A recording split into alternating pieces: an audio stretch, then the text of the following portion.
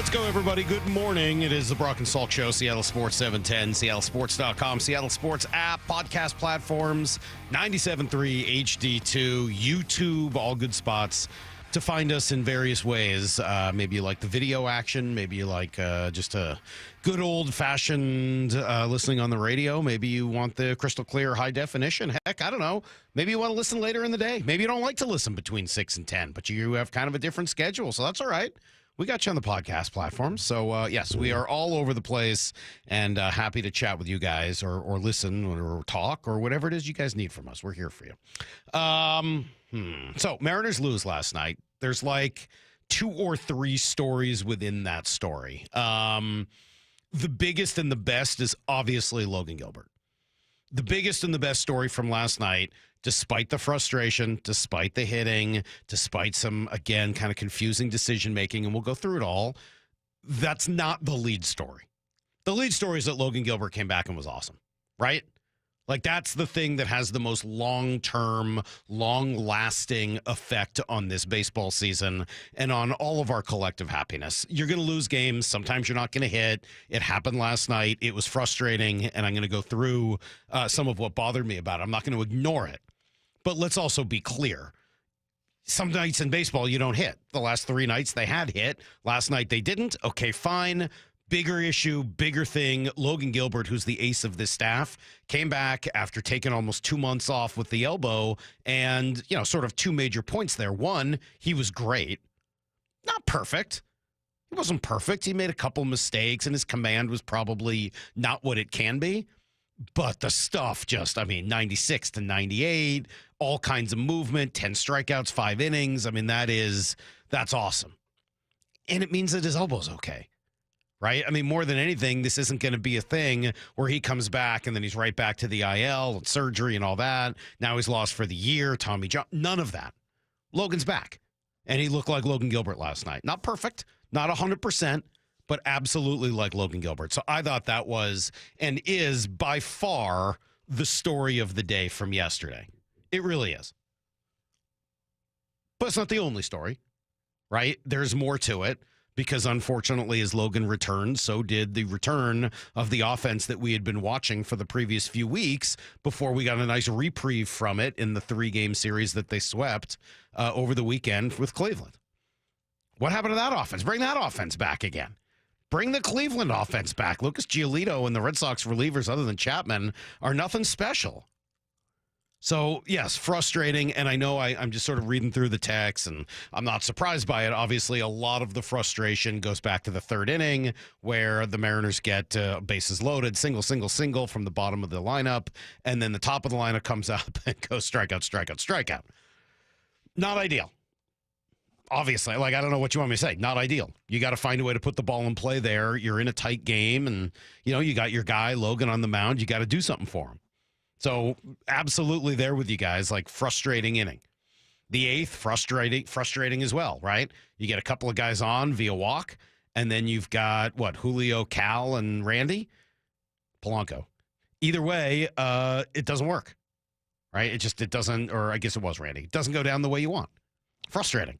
Okay. I'm with you on both of those. Wasn't a whole lot you could do other than just those guys need to execute in those situations. The one that kind of jumps out to me is the 7th. They really only had 3 shots on the night, right? You have bases loaded in the 3rd. You had 2 on, nobody out in the 8th. Both of those you come up empty. But the other one that kind of jumps out to me was the 7th because, look, say what you want. Giolito had good stuff last night. He was the best he's been, whatever that means. You're not going to get to Chapman in all likelihood in the 9th. But let's go back to the 7th for a minute. They brought in Justin Wilson. Justin Wilson is not the greatest relief pitcher. He's a lefty. He's almost an old-school lefty specialist. Not quite, but he's close. So he is kind of what the Red Sox have to bring in the 7th to get them to kind of their leverage guys in the 8th and 9th. So they bring in the lefty, and Jorge Polanco reaches on an infield single to 3rd. Nice job. Good piece of hitting. Right? Polanco hitting right-handed again. This is awesome. Really good news. Love that. Jorge Polanco, the switch hitter, is a much better, flexible aid to this lineup than just Jorge Polanco, the left-handed hitter. So love to see him get another hit right-handed. Jorge reaches on an infield single to third. Great. Randy pops up. Bummer. And then you got the two lefties coming up. And so you bring in Dylan Moore, right? Makes sense. Instead of Tellez at that point. Okay. You want to get another guy on base. You want to try to, get traffic on the bases to try to get to this Justin Wilson character. And so good. It works out. Dylan Moore walks after Polanco steals second. Fantastic. Now you're in business. First and second, one out. It's not perfect. You still have one out, but okay, first and second, one out. Dominic Canzone comes up. Why is Dominic Canzone hitting? You've just pinch hit for one left-hander. Why wouldn't you pinch hit for the other left-hander? And so I went and I looked at Justin Wilson's numbers. And this is just this year. But Justin Wilson has an 809 OPS against him, with right-handers. Left-handers have a 342 OPS. He goes from 342 to 809 against, whether you have a righty or a lefty hitting against him. By the way, later in the game, they do end up pinch hitting Solano, who goes up against Chapman. Well, Chapman's splits are roughly even, actually. He isn't any better against lefties than he is against righties, even though he's left-handed. Both of his splits are about even. They're both in the low 400s in terms of OPS, which is insane in its own right. Chapman is just a beast, and the fact that he still looks like that at 37 is incredible. He looked unhittable. Pretty good. Unhittable. Completely and totally. I don't know how anybody hits that. Totally agree. But here's the problem. Justin Wilson against lefties turns into Aroldis Chapman. Against righties, he's a heel. He's nothing. He's a guy that's out of the league. 802 OPS, 809 OPS against. You're not in the league. Pitchers can't have an 800 OPS against them. They get DFA'd. But Dominic Canzone, the lefty, is hitting there. Rookie lefty. And to me, that's an opportunity to get your right-handed bat in there. And then you keep him in for later in the game. I don't get it. That one, to me, was a bit of a surprise. And, of course, it doesn't go great. Canzone pops up to third. Williamson ends up striking out, and that's the end of the threat there in the seventh. So, again, I'm sure there's some reasoning behind it. Usually there is that I don't understand. I don't think it's just willy-nilly. I don't think it's just gut. But I just the numbers on Justin Wilson are drastically different, whether he's against a righty or a lefty. And you have an opportunity. And by the way, Canzone, a young lefty, so you don't know what he's going to be. And I guess there's an argument to be made that, you want to give a young hitter like that an opportunity to hit in that situation and see if he can hit lefties. But I haven't seen anything in his swing that tells me that's something he's going to be particularly good at. 206 says, who plays right after Solano pinch hits? Dylan Moore. Dylan Moore ended up going into play first. You put Dylan Moore in right, you put Solano at first, you switch the two positions, and you're good to go. Yeah, that was not the issue. That's actually pretty easy. So, look, is that why they lost the game last night? No, of course not. But that, to me, was an opportunity to get to a pitcher who turns pretty mortal against right-handed bats that you had on the bench. So there's a bunch to look at, right? Obviously, Julio and Cal had, as 206 says, tough nights. They did. Obviously, the whole top of the order, I think, went, 0 for 10? JP, Julio, and Cal, I believe, went a combined 0 for 10. Middle of the order went 1 for 10. Bottom of the order went 3 for 8 or 9. So, you only had 4 hits and a couple of walks mixed in there as well. You just weren't able to generate a lot. And so when that happens, you point to the 2 or 3 moments and they get exacerbated and magnified quite a bit. I guess I understand that sometimes guys aren't going to come up big. It happens. Baseball's a game of failure. It stinks when it happens 3 times in a row. I don't understand, though, not putting everyone in the spot to try to maximize your chances to try to score in those situations. And Solano's been hitting the ball, by the way. I know he didn't come up with a hit against Aroldis Chapman. Nobody was going to last night. I don't think Barry Bonds in his prime was going to get a hit off Chapman last night. He was unbelievable. But Solano's been hitting. Get him in there. Opportunity. to use that right-handed bat in that spot. All right, we'll take a quick break. We'll come back. We got a lot to do this morning. Aaron Goldsmith at 6:30. We got Jeff Passan today. I got this crazy article I read yesterday that I want to get to a little bit later in the show. All-star voting is out. How's Cal doing? How's Julio doing? Stick around. We'll talk about it next on Brock and Salk.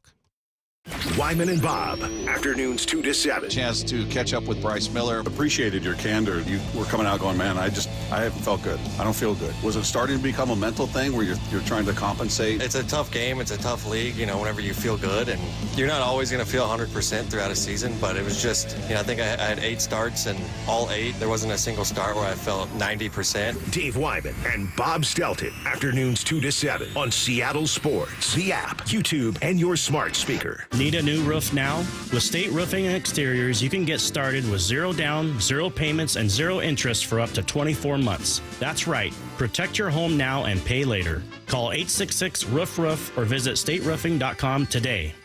Cracked windshields happen, and if your car has a forward-facing camera, it needs to be recalibrated. All-Star Auto Glass is the professional choice for windshield replacement, repair, and recalibration. Call All-Star Auto Glass today.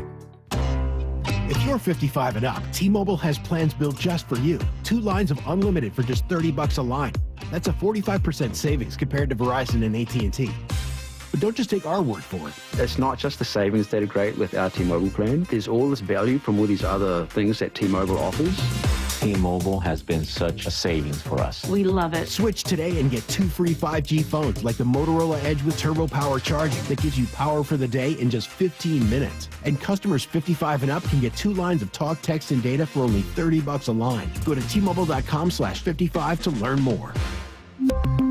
With 24 monthly bill credits and 2 new lines with autopay for well-qualified customers plus taxes, fees, and $35 per line connection charge. Credits end and balance due if you pay off early or cancel. Contact us plus $5 per line without autopay. Debit or bank account required. 45% off 2 lines versus AT&T Starter and Verizon Welcome. Plan benefits vary. See details at T-Mobile.com. Motorola Edge requires 68-watt charger. Charger sold separately. Actual performance will vary based on usage and configuration.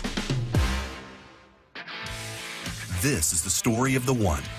As a lineman, he does whatever it takes to keep the power on in his community. And he wants a partner like Grainger who does the same.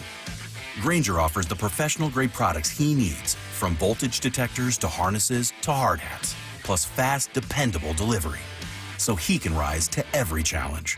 Call 1-800-GRAINGER, click Grainger.com, or just stop by. Grainger, for the ones who get it done. Right now, get a $15 gift card after rebate with the purchase of select AC Pro refrigerant products at O'Reilly Auto Parts. O'Reilly Auto Parts. Go from daydreamer to industry leader with Amazon Business. From office supplies to IT essentials, Amazon Business provides tools that help you save costs and make insight-based decisions. Learn how to bring your visions to life at AmazonBusiness.com. Prescriptions require an online consultation with a healthcare provider who will determine if appropriate. Restrictions apply. See website for details and important safety information. Price varies based on product and subscription plan. Hey guys, let's talk ED because millions of men experience it, but not everyone can access or afford treatments like Viagra. Well, Hims can help. Through Hims.com, you can get a full range of treatment options for ED, including daily or as-needed meds through a 100% online process. It all starts with an online intake form. Get started at hims.com/joy, and from there, a medical provider licensed in your state will determine if ED treatment is right for you. If prescribed, your medication is shipped to you for free. Find the ED treatment that fits your needs with options up to 95% less than the brand names. Millions of men experience ED, but Hims can help. To start your free online visit and save up to 95%, go to hims.com/joy. That's hims.com/joy for your free online visit. HIMS.com/JOY. The home of the Mariners. Lift off to center. It is on its way. Julio, 2-run home run. Hear every pitch on 710 and the Seattle Sports app. Church's Chicken is bringing even more flavor to the neighborhood with our Bremerton location, and we can't wait to share what we've been cooking up. So stop by and try our bold, juicy, flavor-to-the-bone fried chicken with all our only at Church's Fixins. Yeah, your newest fave is waiting with unbeatable deals and unmistakable crunch right here at the Church's Chicken in Bremerton on 4000 Wheaton Way.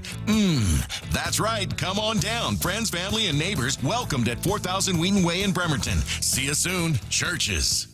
Business leaders know to solve a problem, you gotta look at it in a new way.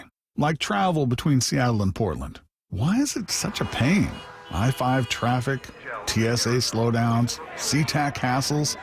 Seaport removes those pain points. We fly out of Boeing Field and a private terminal at PDX. You park for free, steps away from your plane. And with flights every 45 minutes, you're always home for dinner. Problem solved. Seaport Airlines. It's about time. You've heard the saying, you never get a second chance to make a first impression. Since 1926, my family's been helping local businesses make great first, second, and long-term impressions. We know how to make your company look good with quality uniforms, logoed apparel, floor mats, linens, and more. If you're paying for linen service or doing it yourself, let's have the conversation. The information and quote are free, but the savings and service can really add up. Visit suplinen.com. Superior Linen Service. It's what we do. I'm attorney Rob Iddens, proud Marine Corps veteran and owner of Warrior Injury Law. We help all types of injury victims, like Alex. At just 16, she suffered trauma after a broadside collision with a delivery truck. When I came in, they were so nice. They were just like, don't worry about anything. We'll take care of that. It's gonna be okay. Live your high school life. We got your back. And they did. I would recommend Rob because they have a passion for caring for people. If you've been injured, call us at 253-WARRIOR. Warrior Injury Law. Battle tested. This hour is brought to you by Community Transit. Need to know. 15 minutes past every hour with Brock and Salk. Here's what you need to know. Up first. Great to see Logan Gilbert back on the mound last night. Unfortunately, he wasn't the only thing that returned. We'll get to him in a moment. He was very good, but unfortunately the offense was not. Just 4 hits, all singles. On the night, they led to 0 runs. They're shut out. Did have a couple of chances, loaded the bases on 3 singles from the bottom of the order in the 3rd. 3 strikeouts ended that threat. Similar stories in both the 7th and the 8th with 2 on. Unfortunately, not able to get it done. 15 strikeouts overall on the night for the Mariner offense. On the other side, though, Logan Gilbert, he was just great, man. It was great to see him. His evening, he goes 5 innings, gives up all of 2 runs, 1 on a solo shot early. The wind-up and the 2-2 on the way to Anthony. Swing and a fly ball deep into the gap in the right center field. Down can zone, going back, looking up, and goodbye baseball. Roman Anthony with his first Major League home run. And it comes here at T-Mobile Park, and the Red Sox have a 1-0 lead here in the top of the 1st inning. By the way, that wasn't even a bad pitch. It was outside the zone. The dude just has crazy power. He gives up 1 run later on a triple and an infield single, and really, that was it. He goes 5 innings, gives up the 2 runs, as I said, but strikes out 10, throws 84 pitches. Logan set from the stretch. 3 balls, 2 strikes, 2 outs. He's ready. Here's his pitch. Swung on a miss. Another punch out. A slider up in the zone. Strikeout number 8 for Logan Gilbert in his return. And that's it for the Red Sox here in the 4th inning. Yeah, he ended up getting 2 more over the next inning, so he makes it to 5. Pretty great return for Logan, and I think he felt good afterwards. Felt pretty good. Left a couple sliders up. Splitter felt good, and that's a good sign for everything we went through. Fastball, I thought, got some good swing and misses, even for not 98, 99, nothing like that, but got ahead for the most part. Made a couple mistakes that cost us. That's how it goes, 80-something pitches, and it comes down to 2 or 3. That's just baseball. But all in all, I thought for the first one, I'll take it. Not bad. Cal did great back there. Great sequences, great framing, everything. So I felt like we were working pretty good together. Well, all those things are obviously really, really good to hear, and just good to see him out there feeling his best. Fortunately, the A's took care of the Astros late, so the Mariners don't lose any ground. They remain 4.5 games out in the West. Game 2 tonight, 6:40, Brian Wu and Walker Buehler. Here's the second thing you need to know. All-Star voting's been underway for a week or so, and we got our first round of results yesterday. No big surprise. Cal Raleigh running away with the catcher spot. He has just over 1 million votes, second only to Aaron Judge in the AL, one of only 7 players league-wide to break that 1 million mark so far. Not a surprise for a guy that Mike Petriello said yesterday is as good as anyone right now. It's really really hard to find a catcher who can either be an elite stop defensively or a very strong hitter, and to find one who can do both, there just haven't been that many over the last 20 years. I guess we had a couple years of JT Armino, but this is it's sort of a rarity. And if he keeps up this pace, which I know he won't exactly, I do think we're going to end up with one of the best all-around catching seasons of the last, let's say, half century here. Well, it sounds like it's going to also include starting the All-Star game, which is pretty cool. Julio, second on the team with more than 300,000 votes. That would put him ninth among American League outfielders. J.P. Crawford kind of in the hunt at shortstop, but we'll probably need to leapfrog, I think, 3 guys in order to get there. Team did make a roster move yesterday to get Logan Gilbert back up. It was a little unexpected. Jackson Kowar optioned back to Tacoma with Zach Pop staying with the big club. He was used to go multiple innings last night. Maybe that was part of the plan, given that Logan was going to be on a pitch count. Dan was happy with his debut. Yeah, Zach, I thought threw the ball very well. Threw a lot of strikes. That's what we do here. We attack the zone. We get strike one, and he was able to do that. Good velo, and it was good to get him out there and be a part of this bullpen. He's got a kind of an interesting power sinker. We'll see if that is something that they're able to use to get ground balls here over the next however long he finds himself up with the big league team. Here's the third thing you need to know. Well, brace yourself. The Thunder are on the verge of an NBA championship. 15 seconds to go. Oklahoma City as close as they've ever been to a championship since they relocated to Oklahoma. They're going to win Game 5. They're going to go up 3 games to 2. Thunder 120, Indiana 109, and a chance for a championship in Indianapolis on Thursday. Yeah, it's taken 17 years, but they're now 1 win away. They dispatched with the Pacers in Game 5 last night. Led nearly the whole way. They finished up 11. 40 points for Jalen Williams to lead all scorers. You heard it, Game 6 in Indiana on Thursday with a possible Game 7 to be played Sunday if the Pacers can win. Stanley Cup Final will continue tonight. Edmonton needs to win on the road in Florida to stave off elimination. A little curious to see who they're going to start in net. They've gone kind of back and forth, and Skinner's been their guy, but then they got that great performance, and they decided to, I don't know. I would go probably back to Skinner, but who the heck knows what Knobloch's going to do. That's been part of that conversation with that series all the way through, and really just the problem with that Edmonton team is they've just had sketchy goaltending all the way, so that's everything you need to know. We do a quarter past every hour here on the Brock and Salk show.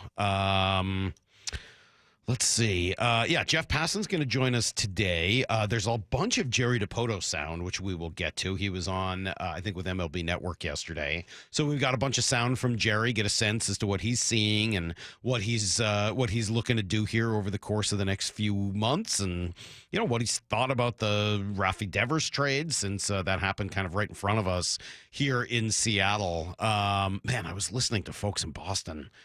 They're like, man, Craig Breslow's not a smart man. Like, they're just killing Craig Breslow and the Red Sox for the trade and this idea. Have you seen the whole conspiracy theory thing that John Henry wants to sign some guy for his soccer team in England, so he had to clear all of Rafi's $250 million in order to have the money to sign the soccer player? Like, ugh, what a big mess. I'm sure all of that, in addition to the challenges in the clubhouse, kind of come together to create kind of a perfect storm there. But what a complete mess that whole thing is. Ugh. I did find myself sort of looking at that Red Sox lineup and thinking, like, man, they spent $250 million, just guys we've talked about. They spent all that money on Devers, they trade him. They spent a lot of money on Alex Bregman, a guy that I would have absolutely loved here and still would. But he's hurt, right? You sign an older player, and right now he's out. They spent all that money on Trevor Story, a guy the Mariners, by all accounts, were in on, and maybe even offered more money than the Red Sox did. He's been essentially a bust there, hasn't done much of anything, and has been hurt most of his time there. It does kind of go back to that idea we sort of discussed just quickly yesterday of like, hey, if you're gonna be the Mariners and jump in on one of these superstars for big money, you better be right. You better choose the right one. And I think they should. I think they should go after one.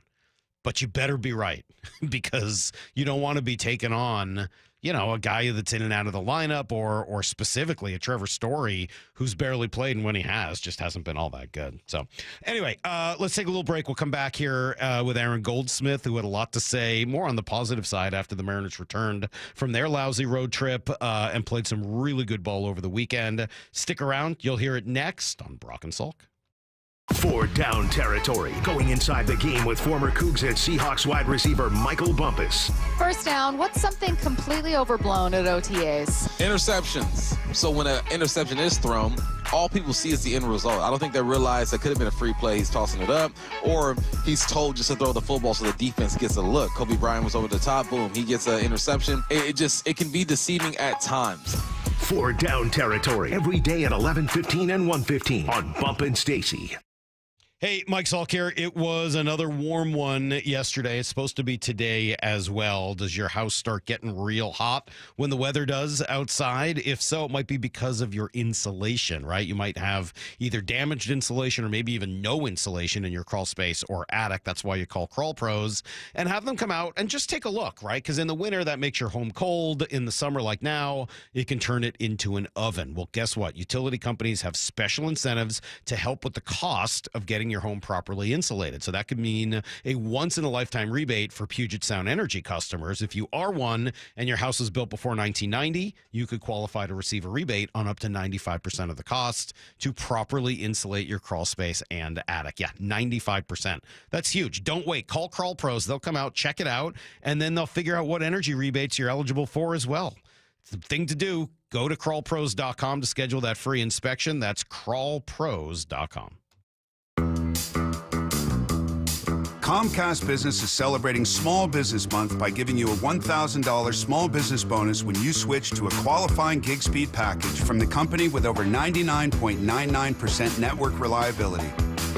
Just imagine the thousands of possibilities of a $1,000 prepaid card. Like possibility number 1, company merch for staff. Styling. Or possibility number 24, the latest software. Upgrade.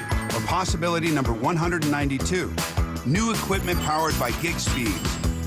Or possibility number 555, a 3D printer. Rapid prototyping, anyone? Switch to Comcast Business for over 99.99% network reliability, advanced cybersecurity, and now get started with a $1,000 small business bonus. Comcast Business, powering possibilities. In 6/22/25, new customers only with 2-year agreement. Other restrictions apply. Progressive presents Employee of the Month. Small Business Edition. Today's recipient from Terry's Tiny Homes, Terry! Sure, as the only employee of her company, Terry was probably the front runner, but saving money getting personalized discounts with a commercial auto quote from Progressive, well, that gave Terry the edge. Over Terry. Terry, Terry. Keep awkwardly chanting your own name, Terry. You deserve it. Woo! Be your own Terry. See if you could save in as little as 7 minutes at progressivecommercial.com. Progressive Casualty Insurance Company and affiliates. Discounts not available in all states or situations. Evan Cohen here. We all know breakfast is an important part of your day. But when you're traveling for work and your hotel doesn't offer any, you're forced to make do with peanuts and an energy bar as you sprint off to your shift. But if you book a room at La Quinta by Wyndham, you can enjoy their free Bright Side breakfast featuring delicious baked goods, fruit, eggs, yogurt, and waffles. They refuse to let you go to work hungry and aim to send you off fueled up. Tonight, La Quinta. Tomorrow you shine. Book direct at LQ.com. Bonneville International radio station contests are open to participants 18 years of age or older that are residents of Washington State unless otherwise specified. Employees or agents of the station, Bonneville International Corporation, other area radio stations, or any entity associated with the contests are not eligible to win unless the station otherwise specifies at its own discretion. Persons who have won in the last 60 days from a station contest or event may not be eligible. Full general contest rules are available on seattlesports.com or in person at the station during regular business hours. The home of the Mariners. One hopper snared at short. On a quick hop by J.P. Crawford. That guy's a magician over there at shortstop. Seattle Sports. Download the Seattle Sports app.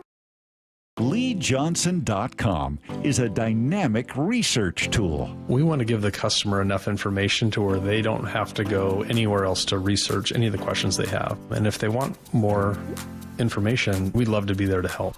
We don't want them to feel like they're dependent on emailing us or texting us or calling us just to get the information they need. So we put it all out there. We call them digital retailing tools. big fancy calculators where you can get in there and change the terms and change the payments and change the cash down. And it'll give you a disclosure of, hey, when you do this, this means here. And a consumer can get on there and do a lot of this themselves. And then if they choose to get us involved, we can actually get involved on the backside of it and help them along the way. We want to give the consumer the same tools that we have and let them understand what we understand. Yup, that's pretty much what you'd expect. The LJ Way is the Lee Johnson Auto family. Heading to the ball game? Don't mess with traffic and pricey parking fees. Make it easy and ride the bus. It's affordable and convenient. No stress, no hassle. And plenty of time to grab a hot dog before first pitch. Community Transit makes riding the bus fun, easy, and affordable. You save money on parking, and kids under 18 ride for free. See where they can take you and plan your trip today. Go to Community Transit at ctgo.org/home run.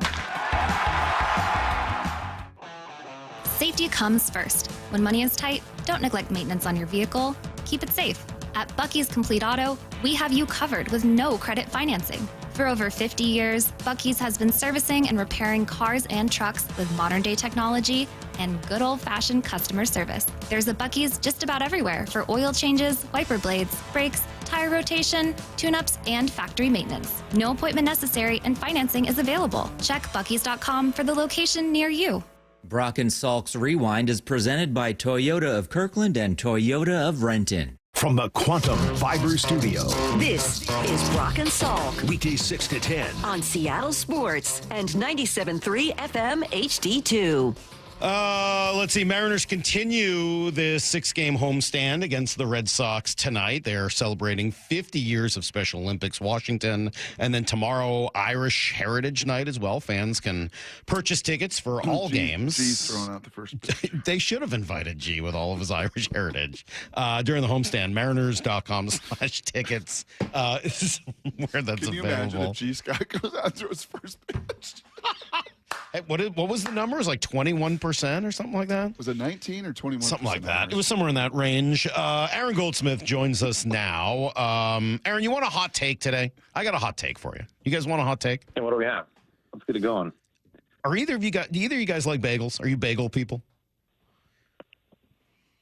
I like bagels, but I don't eat bagels often, but I have nothing against them. All right. Well, so here's a hot bagel take for you.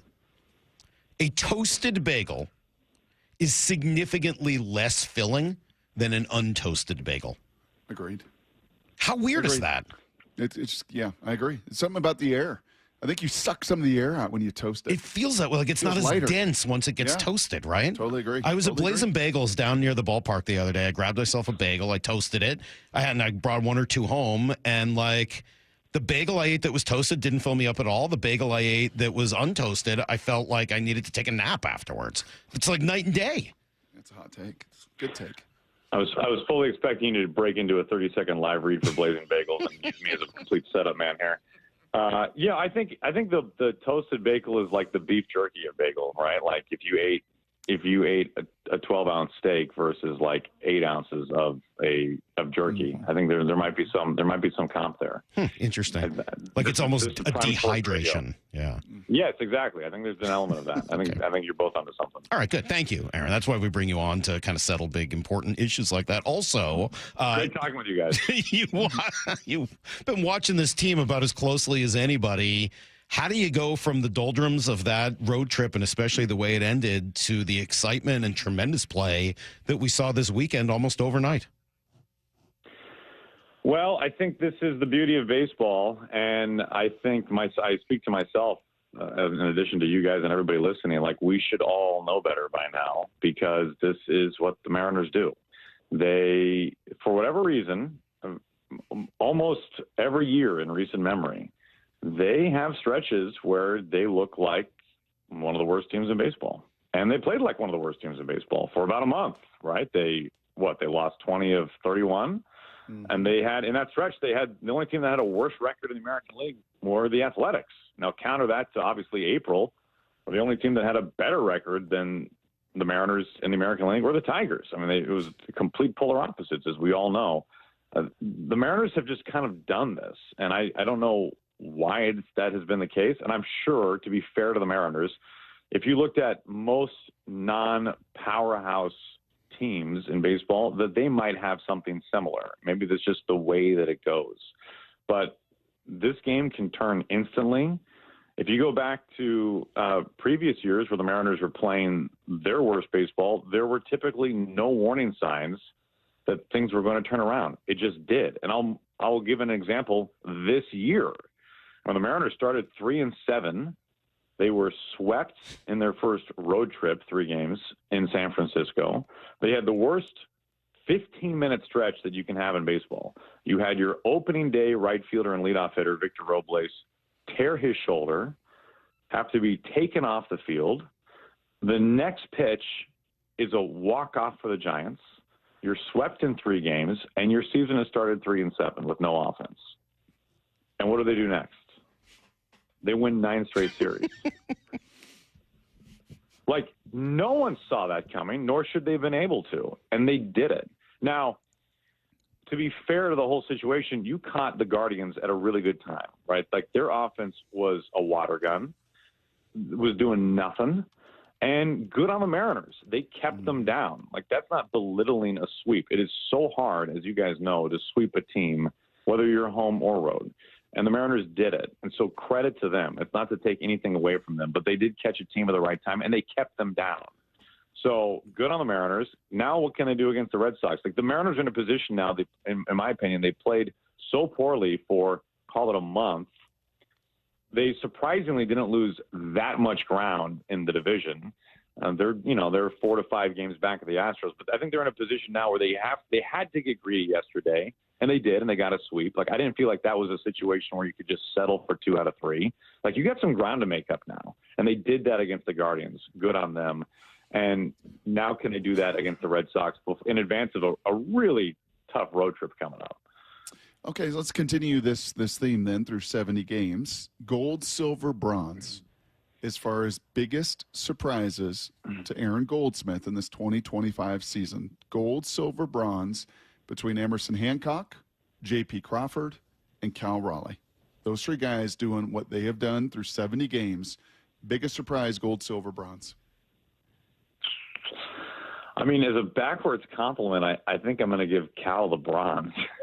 I mean, like, it is really obviously amazing what he's doing, and has a chance to put up the greatest season by a catcher ever. So as I say that out loud, bronze seems a little belittling for him. But if you told me specifically like the home runs, I don't think I'd be like, knock me over with a feather. But what he's doing to become a complete hitter is pretty remarkable. Maybe it'll be helpful if I talk this out first before I assign actual medals. Like, can they all stand up to the side of the podium for a second? They sure can. You could be the Russian judge or the French judge or whatever you want to do. Yep. Yeah. I think for JP, I was looking at his numbers the other day compared to his career season 2 years ago. Average noticeably higher, on base noticeably higher, which is like stunning based on how good he was in those categories 2 years ago. Power is down, not a ton, but he hit almost 20 home runs, and he has 6 now as we near the midway point. I think we'd all agree, like, I don't need J.P. Crawford to hit 20 home runs. It'd be awesome. Don't need him to do it. Would love him just to get on base and spray the ball, and he's doing that better than anybody. If you told me coming into this year that JP's career year would be 2025, not 2023, I'd say, whoa, that is very surprising. My hope for JP is that he could get somewhere, call it like 70% of what he was 2 years ago. I think he would have been an impactful player and a really good year. And then Hancock, for him to get as much run as he has and to be as generally effective as he has and have the best stretch of his career, throw harder than he ever has, and be like truly a stabilizer in the rotation that they've needed. That's a big ask for a guy who had less than a full season's worth of starts in his career in the majors. So now that I've taken half our segment to walk through that with you, as you guys have twiddled your thumbs and eaten like 9 raw bagels, I would say I'll give gold. Man, this is a lot harder than I thought it would be, Brock.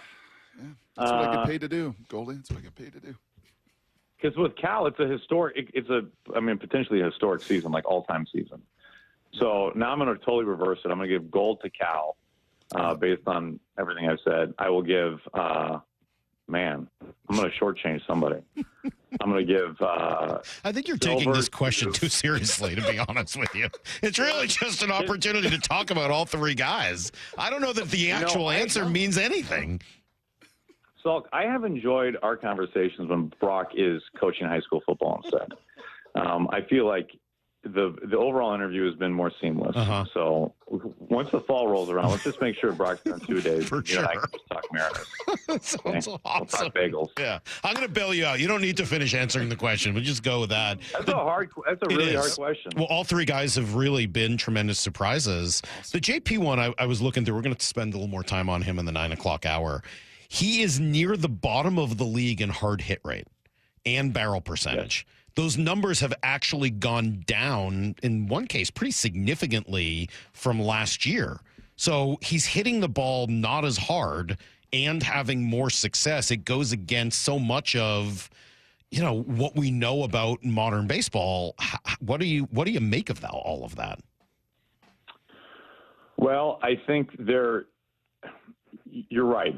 Your odds increase the harder you hit the ball, right? But I would say for JP, he makes up for that with generally making a very good amount of contact.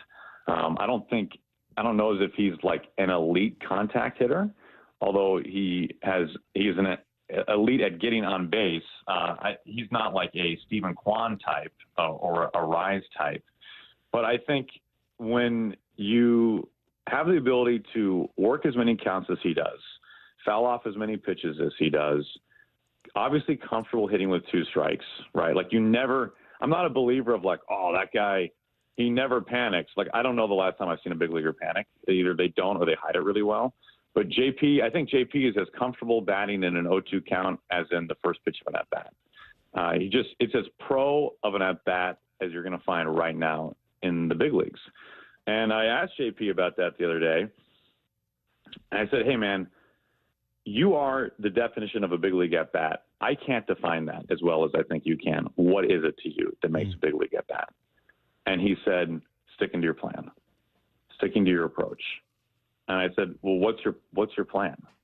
And he said, don't miss the fastball. And I was like, well, there's got to be more than that, right? He's like, don't miss the fastball. Yep. And so I think JP's great strength as a hitter is that he knows himself better than maybe anybody else on that team, or maybe among the most of any hitter in baseball. Like, he knows what his strengths are, and he knows that he's better when he keeps it simple. And a lot of hitters are better when they keep it simple. Like, he's not an outlier there. And so I asked him, what do you like to know when you go up to the plate about a pitcher? And he said, I want to know how hard they throw, and I want to know what their next best pitch is. And I'm like, okay, so he throws 96 and he's got a slider. He's like, that's it. And I said, do you want to know what he does against lefties? He said, nope. I don't want to know. He's like, I don't want anything in my head. Interestingly enough, he said that before the pitch timer, he would find himself stepping out a lot. Get to 2 strikes, foul a ball off, step out, call time, think it over. What's he going to do here? What's he going to attack me with here? Is he going to be down and away? Is he going to be up and in? Like, what's he going to think about? And now he said with the pitch timer, he said he has no choice. He has to just keep it simple, keep it stupid, look for a fastball, don't miss it, spoil anything around the edges.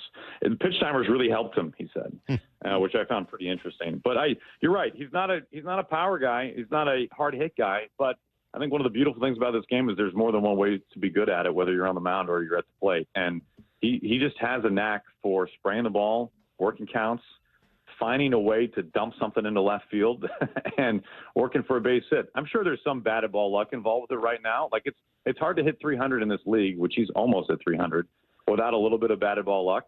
And there are guys who are on the other end of the spectrum who wish they had some better luck, who are hitting closer to 200, right? But that takes nothing away from JP. He's putting together just a pro season.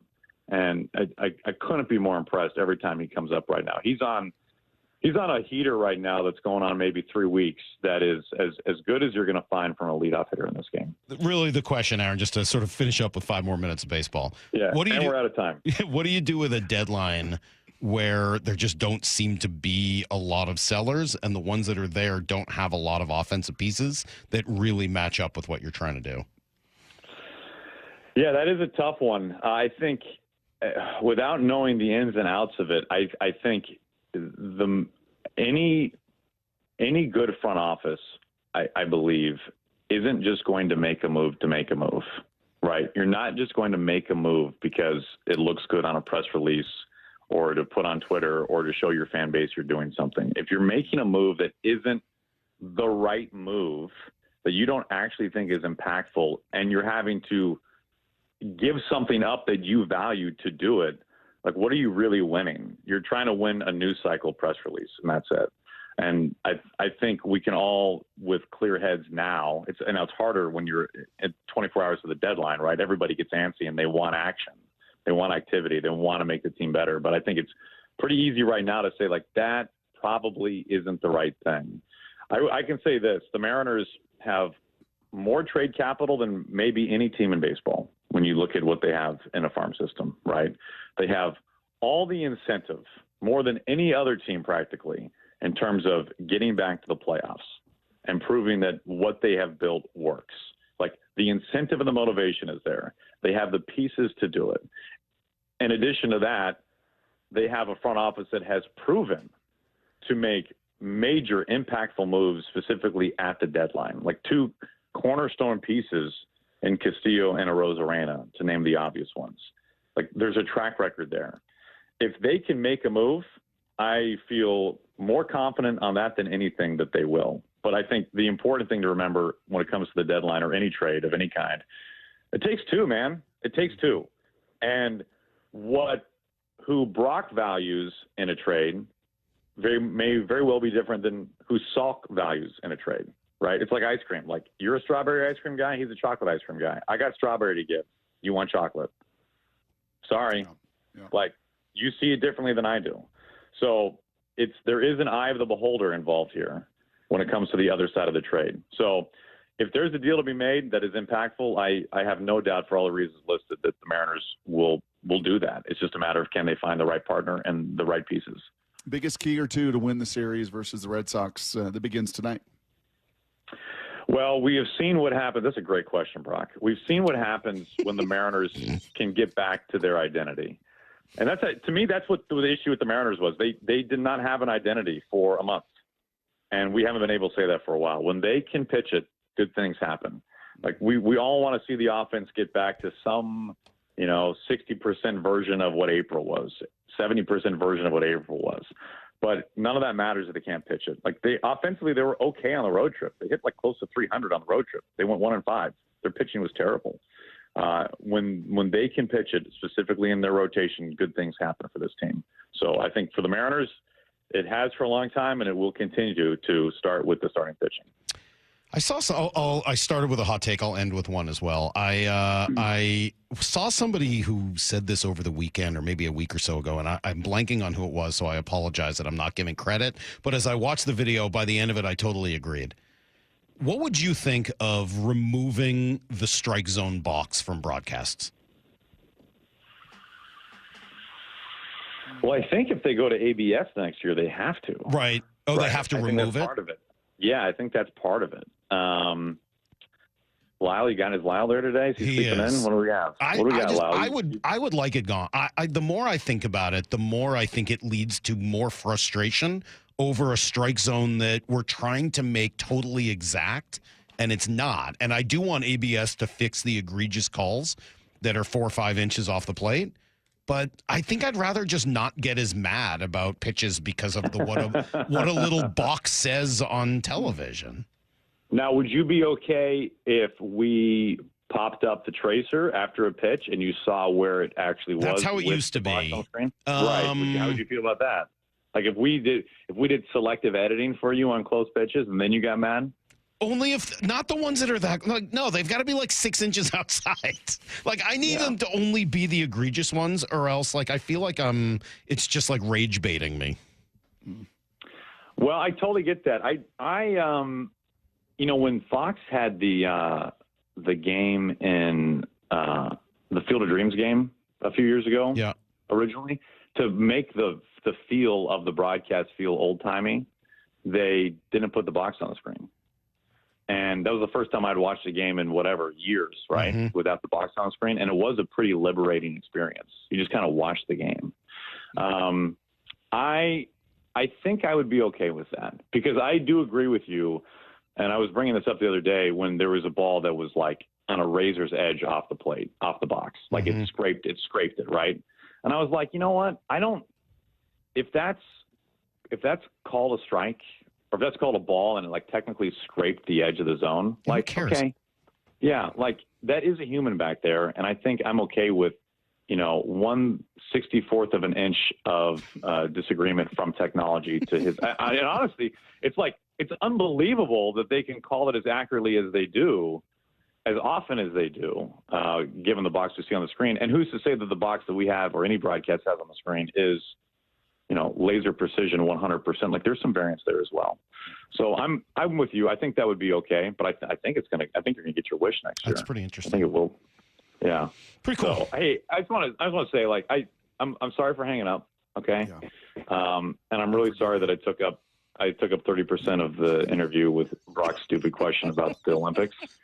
So I think, honestly, this is more, although I am being the bigger man and apologizing, I think this is more of a Brock issue. So I forgive you. Just remember that. And Brock, why don't you go drop your spread offense or something? You guys doing the tush push? You guys tush push trying? I'm gonna take a break. I think what I really want to do is take a break, recompose myself for a few minutes, and then see if we can come back and really fire up for the final hour of this broadcast.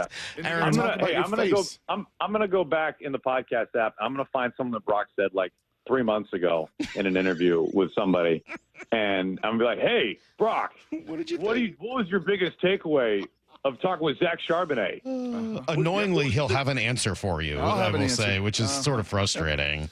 Who's in the booth with you tonight? Who do we got for the Boston series?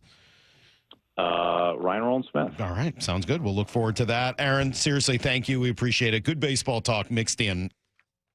That was fun yesterday with Aaron, and called a great game with Ryan last night. Where are you? What do you think? So after thinking about it a little bit, Lyle, are you ready to remove the box?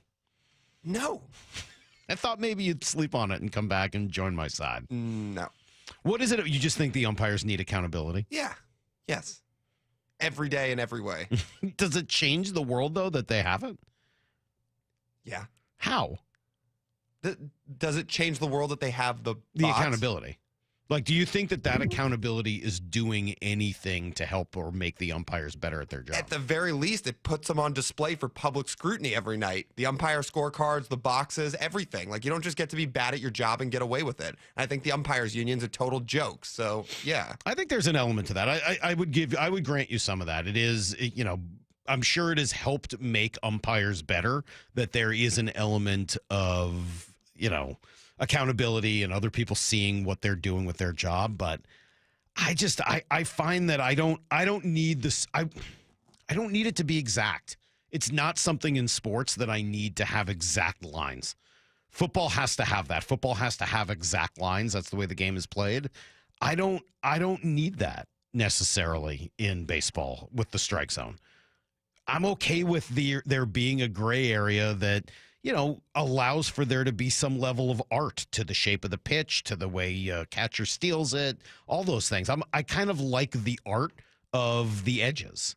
So I don't know. I'm gonna keep saying I would rather they just remove it, or at the very least, the other thing they could do. This was another idea I saw someone say was keep the box, but don't put the little circle on the screen exactly where they think the ball crossed the strike zone. give me the box maybe so you can kind of see for yourself in real time, but maybe you don't need the rage baiting of having this little circle that claims to be exactly where the ball went over. Anyway, all right, we'll take a break. We'll come back. Logan Gilbert was the story yesterday, back on the mound. We'll rate his stuff, we'll rate his command, and we'll tell you what the best part of the whole thing is next on Brock and Salk.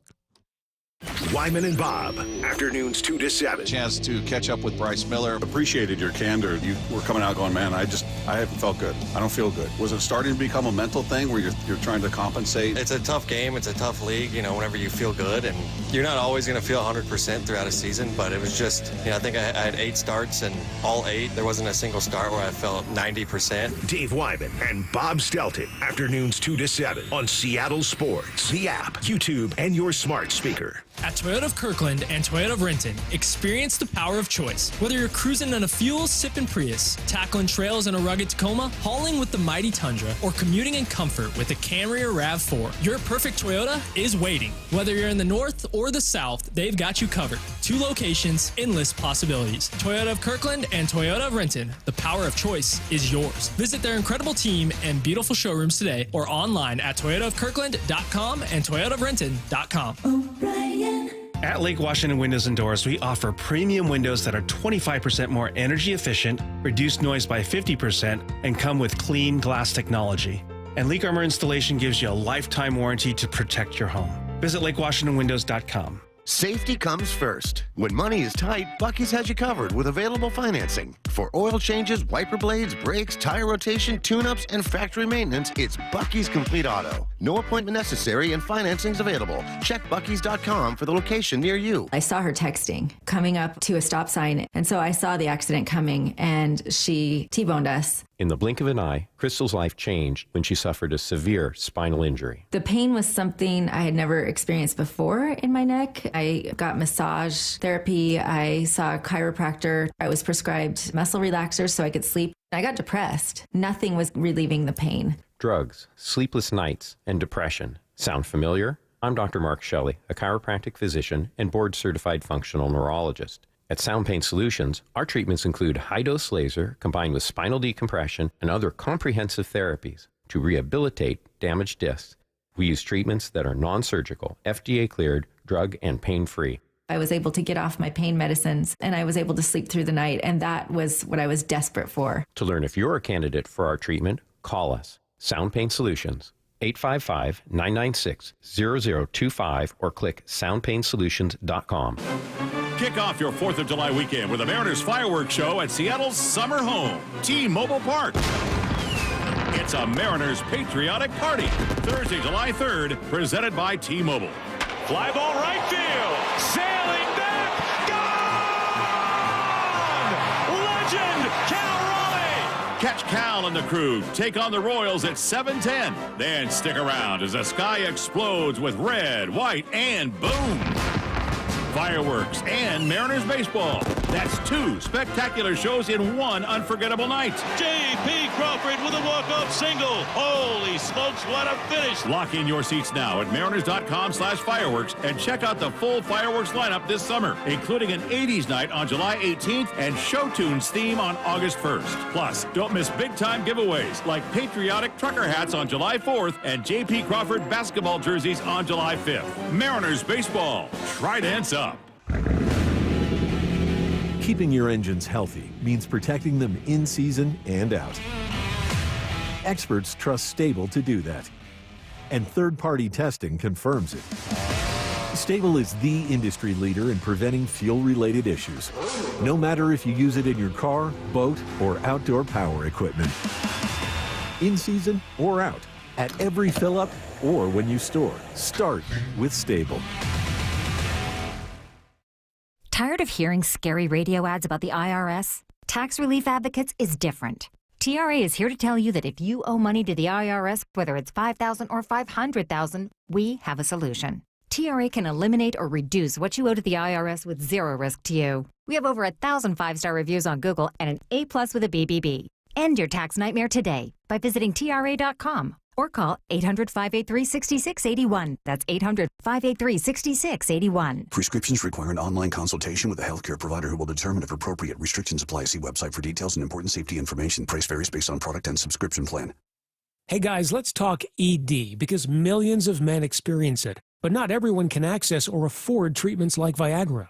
Well, Hims can help. Through Hims.com, you can get a full range of treatment options for ED, including daily or as-needed meds through a 100% online process. It all starts with an online intake form. Get started at Hims.com/joy, and from there, a medical provider licensed in your state will determine if ED treatment is right for you. If prescribed, your medication is shipped to you for free. Find the ED treatment that fits your needs with options up to 95% less than the brand names. Millions of men experience ED, but Hims can help. To start your free online visit and save up to 95%, go to Hims.com/joy. That's Hims.com/joy for your free online visit. HIMS.com/JOY. Let's go! This is Seattle Sports. Streaming through the Seattle Sports app. KIRO AM Seattle. KIRO FM HD2 Tacoma. Home of the Seahawks, Mariners, and everything Seattle sports. Give me a freaking auto! From the Quantum Fiber Studio, this is Brock and Salk on Seattle Sports. Brock Heward and Marcus. Sorry about just Mike. Heward, not exactly Joe Cap there in the pocket. Now here are your hosts, Brock Heward and Mike Salk. It was good to see Logan Gilbert back, Brock. There were... it wasn't the greatest game ever, obviously, and what the offense did and some of the frustration of the squanders. It didn't do. Yeah, exactly. It didn't do, Mike. The 3rd, 7th, and 8th, I'm sure, will frustrate a lot of people, and for a good reason. They were frustrating, but that's not the story of that game last night. I mean, that's a one-night thing that kind of harkens back to some of the problems they'd had over the last month. But seeing Logan Gilbert back on the mound, throwing 96 to 98, I'll admit, I kind of forgot how fun it is to watch Logan when he's really kind of got it going on, which he did last night. Yeah, I mean, Emerson has been just awesome. This revitalization of the Rock, really at home. I mean, at home, he's been very, very good as well. Woo, he's been a little bumpy the last 3 or 4 starts, not as dominant, still, an ace and over the course of the season, tremendous numbers. But yes, you were reminded of Walter. You were reminded of, as you said, the swing and miss that is just different. Just different. I mean, what comes out of that guy's arm and that size and that length and where he throws the ball, and then, to hit 97, 98 in his first start back and to strike out 10 and all the swing and miss, that was tremendously encouraging. Yeah, I thought so as well. I would say stuff-wise, if I had to grade him yesterday, stuff-wise, A. I mean, that looked like A stuff from him. Maybe not quite A+. I guess that would be like those elite days where an ace just has it going and nobody can touch them. But they couldn't hit him last night. I mean, Roman Anthony. That home run that kid hit was kudos to him. 96 on the upper outside corner. It was not a strike. I mean, that guy just reached out and got a hold of that one. But other than that, he made a little mistake on the triple, but they just didn't hit him. They weren't squaring him up. There are tons of swing and miss. I would say stuff-wise, that was a flat A.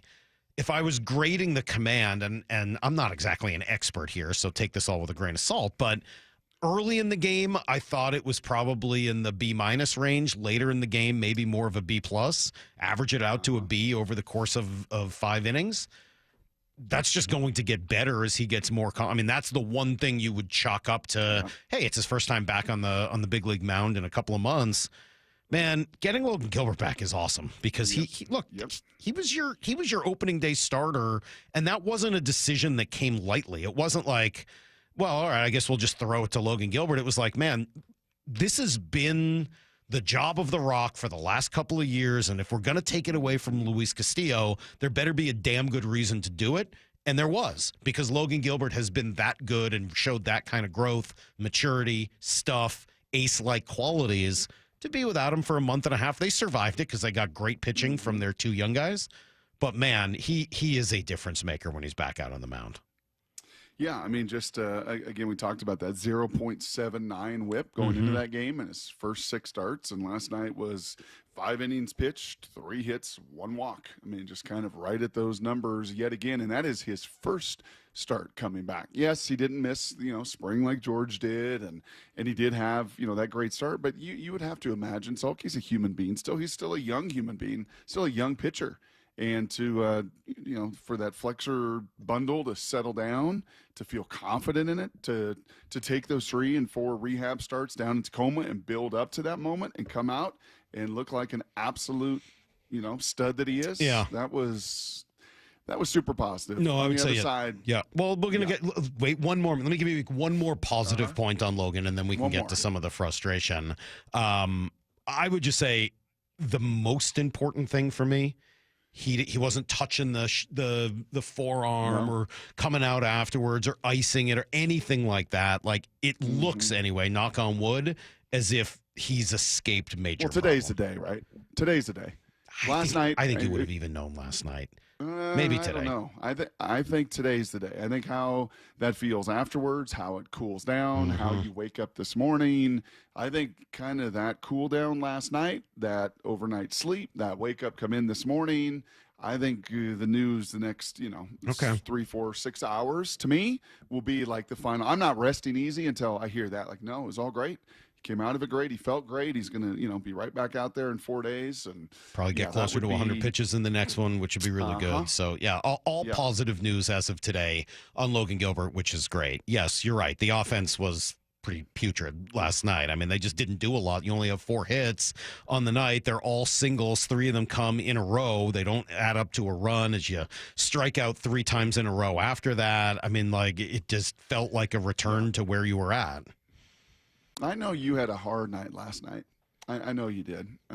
We got a friend in, Ben Hart Sox in. Yeah, you had a hard night last night, Salk. I did? Still, I think so. You were still thinking that Aaron Goldsmith hung up on me yesterday, right? That stung. That stuck with you for quite some time. You were shook for a while. I listened to it again this morning. I still think he hung up on you. No, I got text to prove otherwise. No, he felt bad. I'm sure he did. He felt like he had overreacted. No, nothing like that. No, he was disappointed in his long answer of 11 minutes that pushed Marvin Dem off, and then that his phone went out as well. But I was thinking, honestly, about something he said about JP, and I think it was in that answer. As he was talking about JP, or maybe it was later when you asked him about JP, and he just said, JP has kept it so simple, right? And you're like, come on, it can't be that simple, right? It can't be just hit the fastball. What's his velo? That's all I want to know. It can be. It can be that simple. You can streamline it that much. And I honestly feel like on the other side of that is Julio. And Julio's whole deal of being simple is I'm going to swing. I'm just going to swing. I'm going to go into it thinking they're going to make a mistake, right? And that pitcher is going to leave something over the middle because he swings, Salk. And I know you, and I'm late to this party, and I know you beat this drum relentlessly a year ago. But honestly, I think that is, if that's JP's mindset, I think Julio's mindset this season is I'm just going to swing.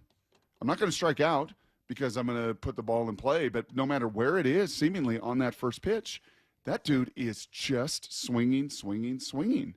And the challenge with that is if you're facing somebody of quality that can throw it on the, inner black and put it on his hands like last night, great. If that guy makes a rare mistake and leaves it over the middle, then he can do something with it. But, man, is he swing? Are you pulling up his swing rate numbers right now? Is it still extraordinarily high? Swing percentage this year is, it's above even last year. Yeah. Let me get the Ebenezer's out here so I can see this small print. Julio just number of swings. This is not whiff percentage, bad swing percentage. This is just the percentage of pitches that he's swinging at. By season, 2022, when he first came up, it was 50.2. The next year, 53.9. Last year, 54.3. This year, 57.1. And Brock, to back up your point about first pitch swing percentage. Yes. Rookie year, be over 60. 39. It's not quite over 60. But it went from 39 to 41.5 to 38.8 to this year, 53.7. Oh my gosh. He's swinging at more than half 54% of the first pitch swings. What do you think baseball averages? Baseball averages probably 38. 30. Oh my gosh. MLB average is 30% first pitch swing percentage.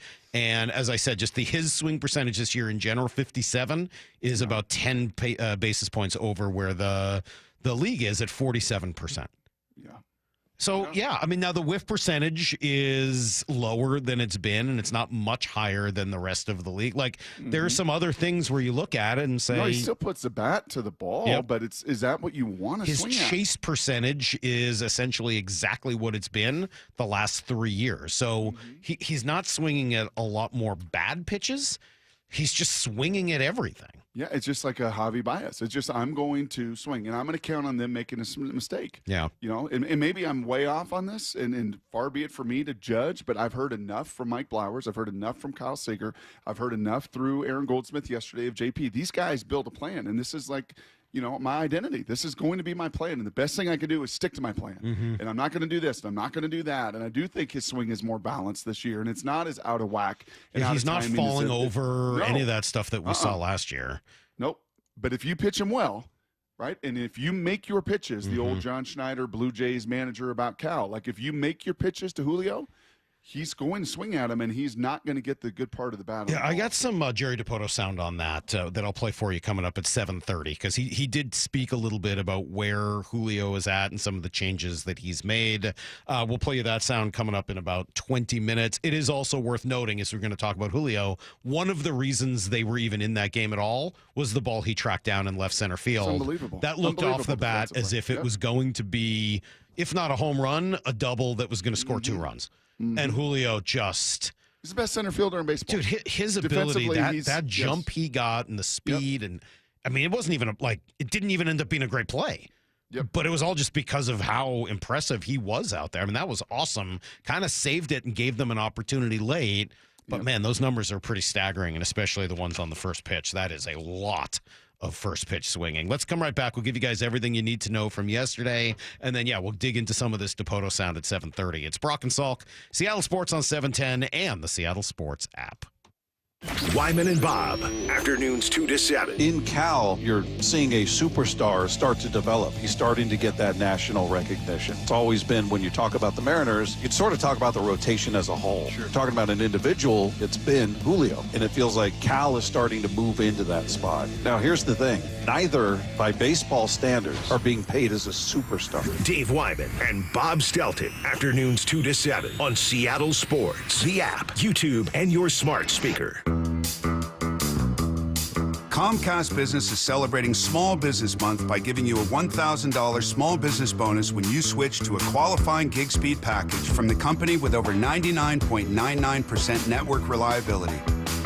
Just imagine the thousands of possibilities of a $1,000 prepaid card. Like possibility number 1, company merch for staff. Styling. Or possibility number 24, the latest software, upgrade. Or possibility number 192, new equipment powered by gig speeds. Or possibility number 555, a 3D printer. Rapid prototyping, anyone? Switch to Comcast Business for over 99.99% network reliability, advanced cybersecurity, and now get started with a $1,000 small business bonus. Comcast Business, powering possibilities. And 6/22/25. New customers only with 2-year agreement. Other restrictions apply. At O'Neill Plumbing, we don't just promise to get the job done, we back it up. No travel charge, no show-up fee, no overinflated pricing, and no out-of-town owners. Just clean, fast, and professional each and every day. O'Neill Plumbing. Stop bugging me pest control. This summer, don't let stinging insects ruin your outdoor fun. Wasps, hornets, get rid of those stinging pests. Call Stop Bugging Me Pest Control. And leave everything to us. What was that? That is business phone bliss with the Ooma Cloud Phone System. It handles all our voice, video, and messaging needs. You sound very... Calm, I am. Ooma has everything I need to run my business more efficiently, like virtual receptionist, call routing, and video conferencing. And it starts at just $19.95 per month per user, plus taxes and fees. Ooma. Nice. Find your business comm at ooma.com/radio. Check engine or ABS light on? Take the guesswork out of your warning lights with O'Reilly Veriscan. It's free. Ask for O'Reilly Veriscan. O'Reilly Auto Parts. How can you free your team from time-consuming office tasks? Amazon Business. Smart business buying tools enable buyers to find and purchase items fast so they can focus on strategy and growth. Free up your teams and focus on your future. Learn more at AmazonBusiness.com. This is the story of the one. As a safety manager at a manufacturing plant, he does everything he can to keep his coworkers safe. From finding ways to reduce risks to keeping safety supplies in stock. And for that, he relies on Grainger.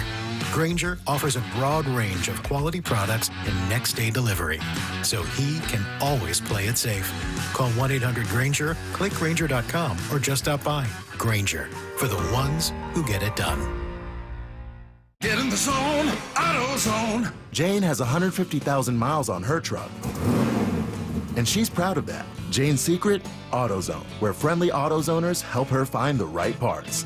Jane's brother Josh only cares that his car starts and goes, but when it doesn't, he also goes to AutoZone, where friendly AutoZoners help with free services.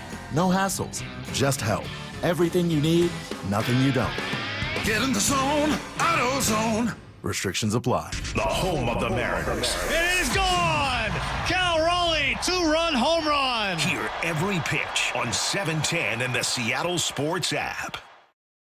I'm attorney Rob Iddens, proud Marine Corps veteran and owner of Warrior Injury Law. We help all types of injury victims like Sean, who was rear-ended in a car accident. They're just easy to work with. They're fast. I like the fact that he had military service. I can see a lot of Marine in Rob. He's very in charge, really gets things done. But I didn't have to do anything. He offered me a settlement, had a number in my head, was nearly double that. I would refer absolutely anybody to Rob. If you've been injured, call us at 253-WARRIOR. Warrior Injury Law. Battle tested. Eddie's!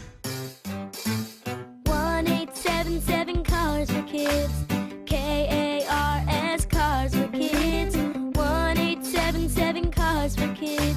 Donate your car today. Donate today at carsforkids.org. That's cars with a K. Your car can be picked up as soon as the next day. Receive a tax deduction and vacation voucher. 1-877 Cars for Kids. Donate your car today. Now accepting donations of land, homes, buildings, or any kind of real estate. Hey, Brock Hewitt here for my friends at PCF Group, or People Come First Construction Group, and that's exactly what they did when we made the call a couple years ago. We wanted to redo our outdoor space, wanted to add a deck, an outdoor living, a television, and a kitchen, and PCF Group, wow, they more than delivered. And if you're interested in building a stunning outdoor area like we did, I cannot recommend them enough. Reach out before the good weather arrives, and their schedule, well, it's going to fill up. So whether you're looking for a complete outdoor living space or a very specific project like an underdeck ceiling, deck, patio cover, railings, PCF has you covered. Design now and pay later. In fact, get 12 months, no interest and no payments, and up to $6,000 off and a $1,000 Amazon gift card. Request a complimentary design and estimate consultation at 425-629-8476 or project ideas. Explore photos at pcfgroup.com. That's 425-629-8476. Need to know. 15 minutes past every hour with Brock and Salk. Here's what you need to know. Up first. Great to see Logan Gilbert. Honestly, it really was just really good to see him back out on the big league mound last night. One of the truly good guys in the game and one of the most fun Mariners to watch every 5. When he goes out there, he's really hard to hit, and I think the Red Sox found that out last night. Logan ready from the belt, the windup, and the 1-2 pitch to Duran. Swing and a miss. He waves at a splitter, strike 3. That's going to retire the side. It is strikeout number 10 for Logan Gilbert in his start after missing about the last 2 months. He has pitched very well tonight. 10 strikeouts in 5 innings of work. Yeah, that stuff was moving. It was very hard to hit. He only allowed a few hits, a couple of walks, Brock, but he was, I thought, really, really good last night. Yeah, three hits, just one walk. And it's one thing that what do we learn about Brian Wu? His release point is that of a 4'10" person or something of that nature. Honestly, that is where that ball releases with that low arm angle. It's another thing when Walter is throwing, just flames and coming at you with his length, and where he lets go of that ball. And when he's got his pitch mix going yesterday, which he did, it is nearly impossible to hit. And, oh, by the way, there's no Cassis. There's no Bregman. Right. There's no Devers. That's a different lineup. It's a very different lineup than the one in April in Boston. I would agree with that. Dan Wilson, though, really happy with what he got from his ace. A low-scoring ball game. I thought Logan looked pretty sharp tonight coming out of the chute. 10 strikeouts in his 5 innings. I thought he had all his pitches tonight. I thought his slider was especially good tonight. Had a good fastball. So really good to see him back out there and throwing the ball well tonight. Yeah, unfortunately, it came with a return of the offense that we'd been watching for the last month. They do next to nothing, load the bases in the 3rd, but then 3 straight strikeouts, couple guys on in both the 7th and the 8th, but those fizzle as well, and so they are shut out. Fortunately, the A's took care of the Astros, Brock, so Mariners lose no ground. They remain 4.5 games out. Game 2 tonight, 6:40, Brian Wu and Walker Buehler. Here's the second thing you need to know. All-Star voting well underway, and we actually got our first round of results yesterday. No big surprise. Cal Raleigh running away with the catcher spot. He has about 1,043,000 votes, roughly, second only to Aaron Judge in the American League. He's one of only 7 players across the league to break the 1 million mark so far. So, yeah, you're talking about him being a superstar. Mike Petriello on yesterday with Bump and Stacy. It's really hard to find a catcher who can either be an elite stop defensively or a very strong hitter, and to find one who can do both, there just haven't been that many over the last 20 years. I guess we had a couple years of JT Armino, but this is it's sort of a rarity. And if he keeps up this pace, which I know he won't exactly, I do think we're going to end up with one of the best all-around catching seasons of the last, let's say, half century here. That would be nice. That would certainly help this crew. We saw it. We saw him carry this team in so many different ways. I did feel like last night, maybe, Salk, maybe for the first time all season long, Cal maybe just pressing a little, right? The home runs were coming so free and easy, and it's been a week now, and just he wants it so badly. He's played at such an unbelievable, frankly, unsustainable level. Mm-hmm. Yeah, but I feel like 3 for his last 18 just kind of, I don't know, maybe just knowing, hey, I got to help this team. I got to do more, right? I don't know whether it's that. I mean, look, guys are going to go up and down over the course of the season. It may just be some of that. It may be that he's pressing. It may be that he's getting tired after playing in all but 1 game so far this year. So I don't know. Maybe that he's not getting many pitches to hit anymore. That would also not be very surprising. Yes. I wouldn't give him very much to hit if I were pitching. So regardless, pretty cool. Julio second. Over 1 million, you said, right? Yeah, over 1 million votes. One of 7. Judge. Julio second on the team with more than 300,000. He's 9th among AL outfielders. J.P. Crawford in the hunt at shortstop, but it would probably take a lot. Roster move yesterday to get Logan Gilbert back, a little unexpected. Jackson Kowar optioned back to Tacoma with Zach Pop staying with the big league club. He was used to throw multiple innings last night. I would assume that was part of the plan, right? Given that Logan was on a pitch count, they wanted somebody that they knew they could go to for multiple innings. Here's the third thing you need to know. Brace yourself, Brock, because the Thunder are on the verge of an NBA championship. It's taken, 17 years, but they're now 1 win away after dispatching with Indiana in Game 5 last night. 15 seconds to go. Oklahoma City as close as they've ever been to a championship since they relocated to Oklahoma. They're going to win Game 5. They're going to go up 3 games to 2. Thunder 120, Indiana 109, and a chance for a championship in Indianapolis on Thursday. 40 points for Jalen Williams to lead all scorers. Yes, Game 6 Thursday. Game 7 would be Sunday if it goes that far. 17 years. Just about when you and I started. The year before, yeah. Yeah, remember all the conversation we had about Sacramento and all the different moving pieces and everything else. They built a really good team. That GM there, is it still Sam Presti? I think he's been there the last 15. He's been there forever. Built a really good team. They're long, they're athletic, they're deep. They've got the MVP. They play a lot of people. They've got different stars like Williams that shows up last night with 40. I think Indiana will win. I think it will be a Game 7. Oh, wow. Yep. I think Quite a Indiana prediction. will win in their building. Yeah, I think they'll Quite win a in their prediction, building. Brock. Sure. Going out on a ledge. I think Do you Edmonton think will win Edmonton tonight. will win? Oh, wow. Actually, 2 Game no, 7s. Nah, I don't feel as good. You don't think so? It'd be nice. I think that home ice in Florida's. Florida plays better on the road. They've been unbelievable on the road. So I don't know. We'll see what happens. Game 6 will be in Florida tonight. That's everything you need to know. 1/4 every hour here on the Brock and Salk Show. Mariners back again tonight against the Red Sox. Tonight is Irish Heritage Night, so fans can purchase tickets for all games during this homestand at mariners.com/tickets. Just 2 left tonight, and then tomorrow a 1 o'clock first pitch. Brutal road trip. Oof. Yeah, where do they go from here? Kind of got to get this one because tomorrow's Crochet, and then it's a day off, and then it's 10-10, and it's the Cubbies who are playing really good baseball. Yeah. The Council out there. And I know that it ends with the Rangers. Oh, it's 4 in Minnesota. So 3 in Chicago, 4 in Minnesota, 3 down in Texas, 10 in 10 days.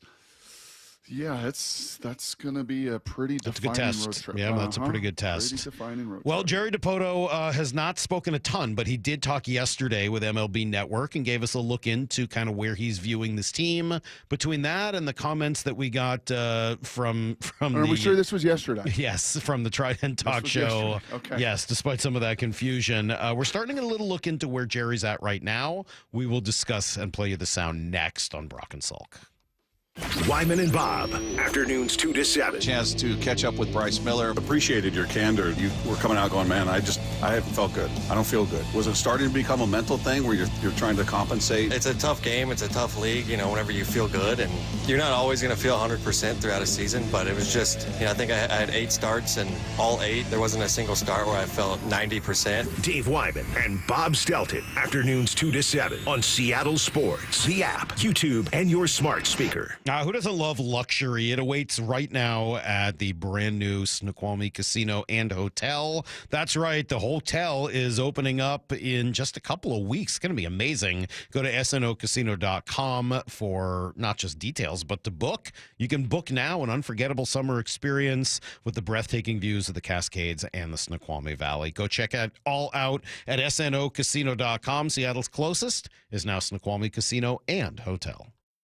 At Toyota of Kirkland and Toyota of Renton, experience the power of choice. Whether you're cruising in a fuel-sipping Prius, tackling trails in a rugged Tacoma, hauling with the mighty Tundra, or commuting in comfort with the Camry or RAV4, your perfect Toyota is waiting. Whether you're in the north or the south, they've got you covered. 2 locations, endless possibilities. Toyota of Kirkland and Toyota of Renton, the power of choice is yours. Visit their incredible team and beautiful showrooms today or online at toyotaofkirkland.com and toyotaofrenton.com. O'Brien. Cracked windshields happen, and if your car has a forward-facing camera, it needs to be recalibrated. All-Star Auto Glass is the professional choice for windshield replacement, repair, and recalibration. Call All-Star Auto Glass today. G. Scott here with former Seahawks Cliff Averill and Doug Baldwin. I heard you guys are having a celebrity pickleball tournament to raise money for nourishing champions. Why pickleball? Obviously, it's a growing sport, but also this model is that we will actually be playing with community. We are the most competitive people, so regardless of how sorry Doug might be, he will be out there competing like it's a Super Bowl. Sign up for the Celebrity Pickleball Tournament, open to all skill levels. For details, go to championsofchangefoundation.org/pickleball. Take advantage of Lake Washington Windows hot savings. $750 off per window and $1,500 off per door with leak armor installation. And enjoy 12 months same as cash financing only through June. Visit LakeWashingtonWindows.com.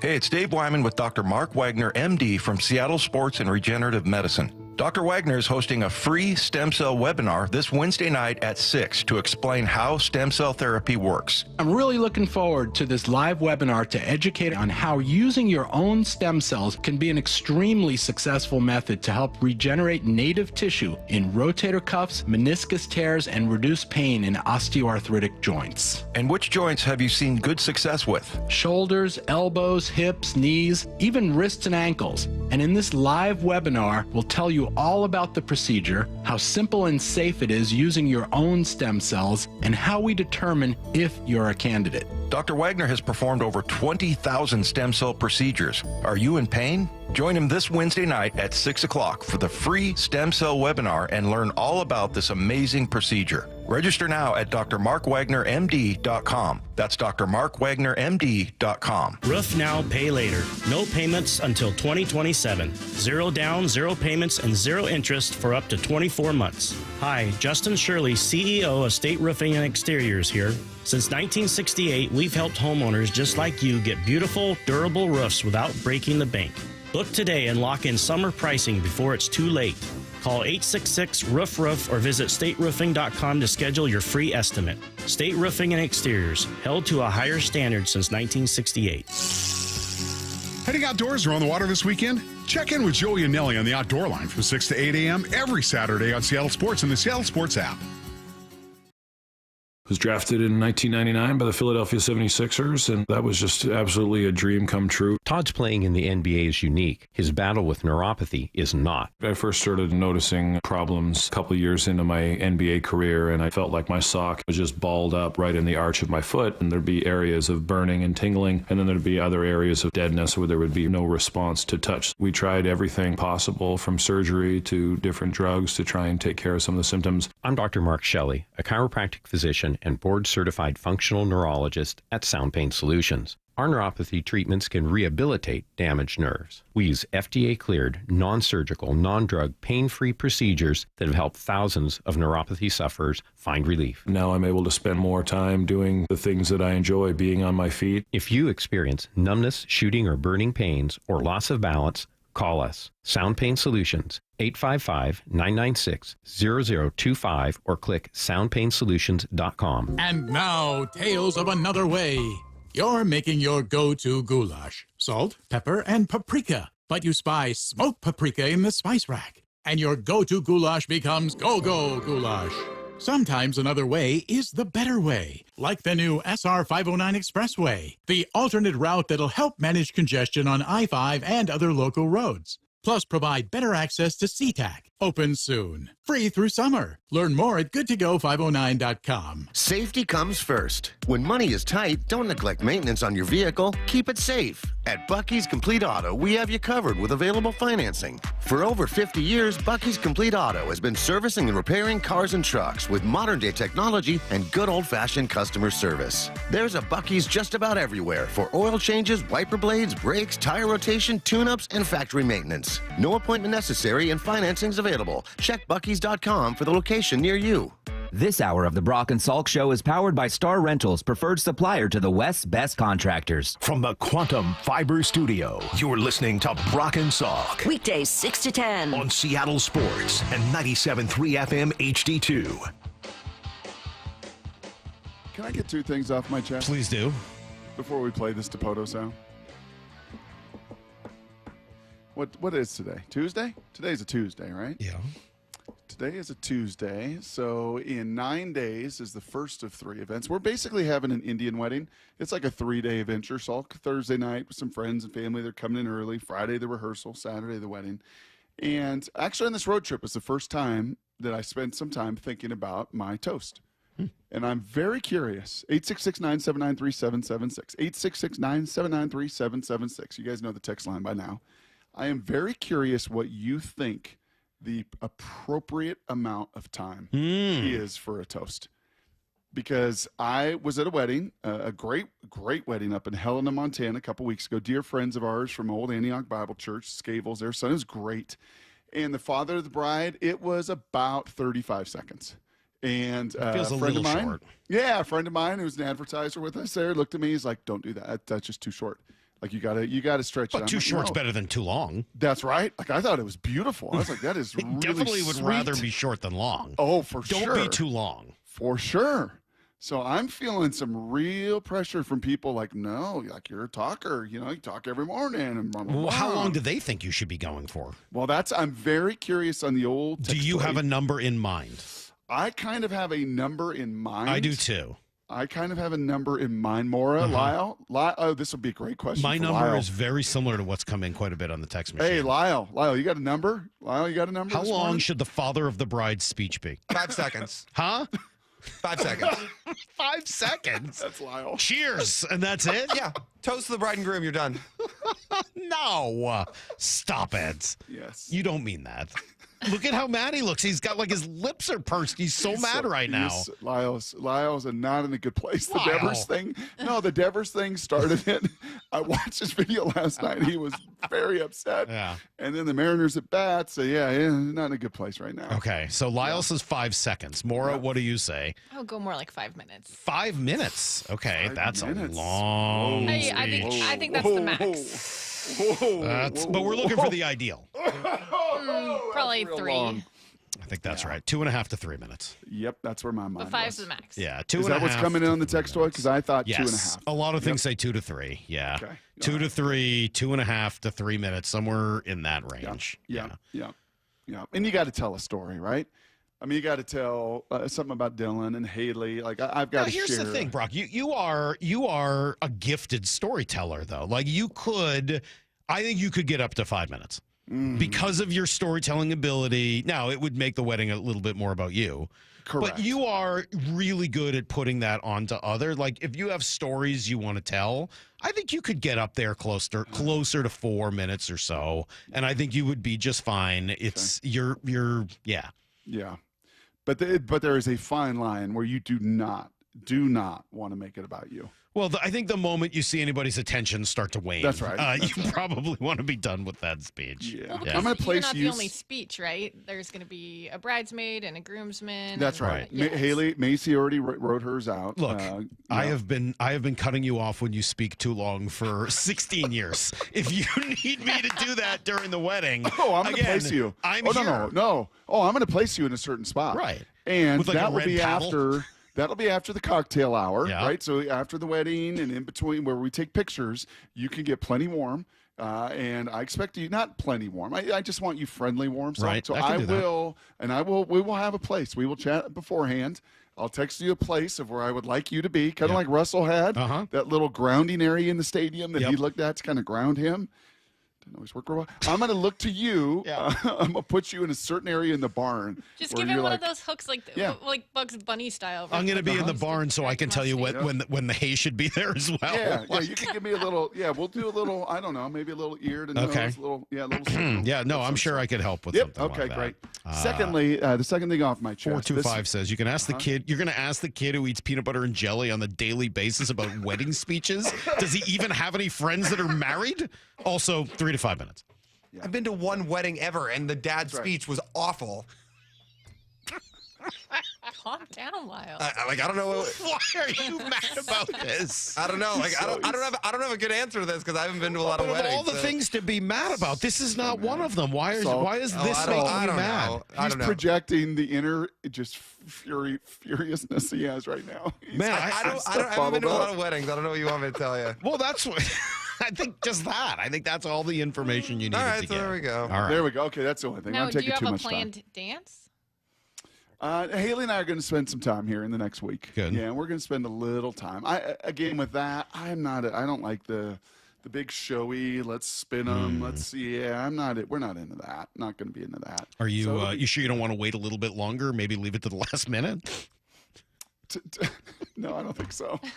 I don't think so. I mean, there's only like a couple of weeks left. You haven't even started with the dancing yet. No, that's Jeez. Yeah, We'll be fine. We'll be fine. All right. Have she and Dylan been dancing? Like, have they done like a dancing class or anything? No, I don't think so. Yeah.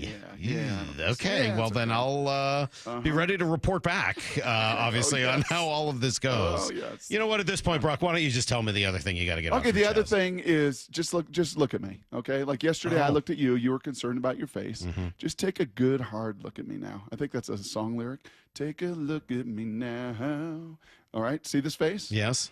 Yeah. So, first facial, noon Pacific time today. Okay. And I'm like honestly deeply concerned about it. I don't think I want to do it.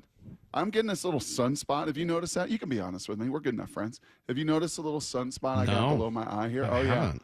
Yeah, I got my first little sunspot because, you know, I love the sunshine. And I don't think they're going to, I'm going to tell the lady, listen, we're not doing anything crazy.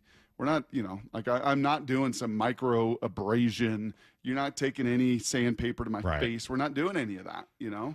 But, oh, yeah. Oh, it's so good. Who is this Phil? Phil, yeah.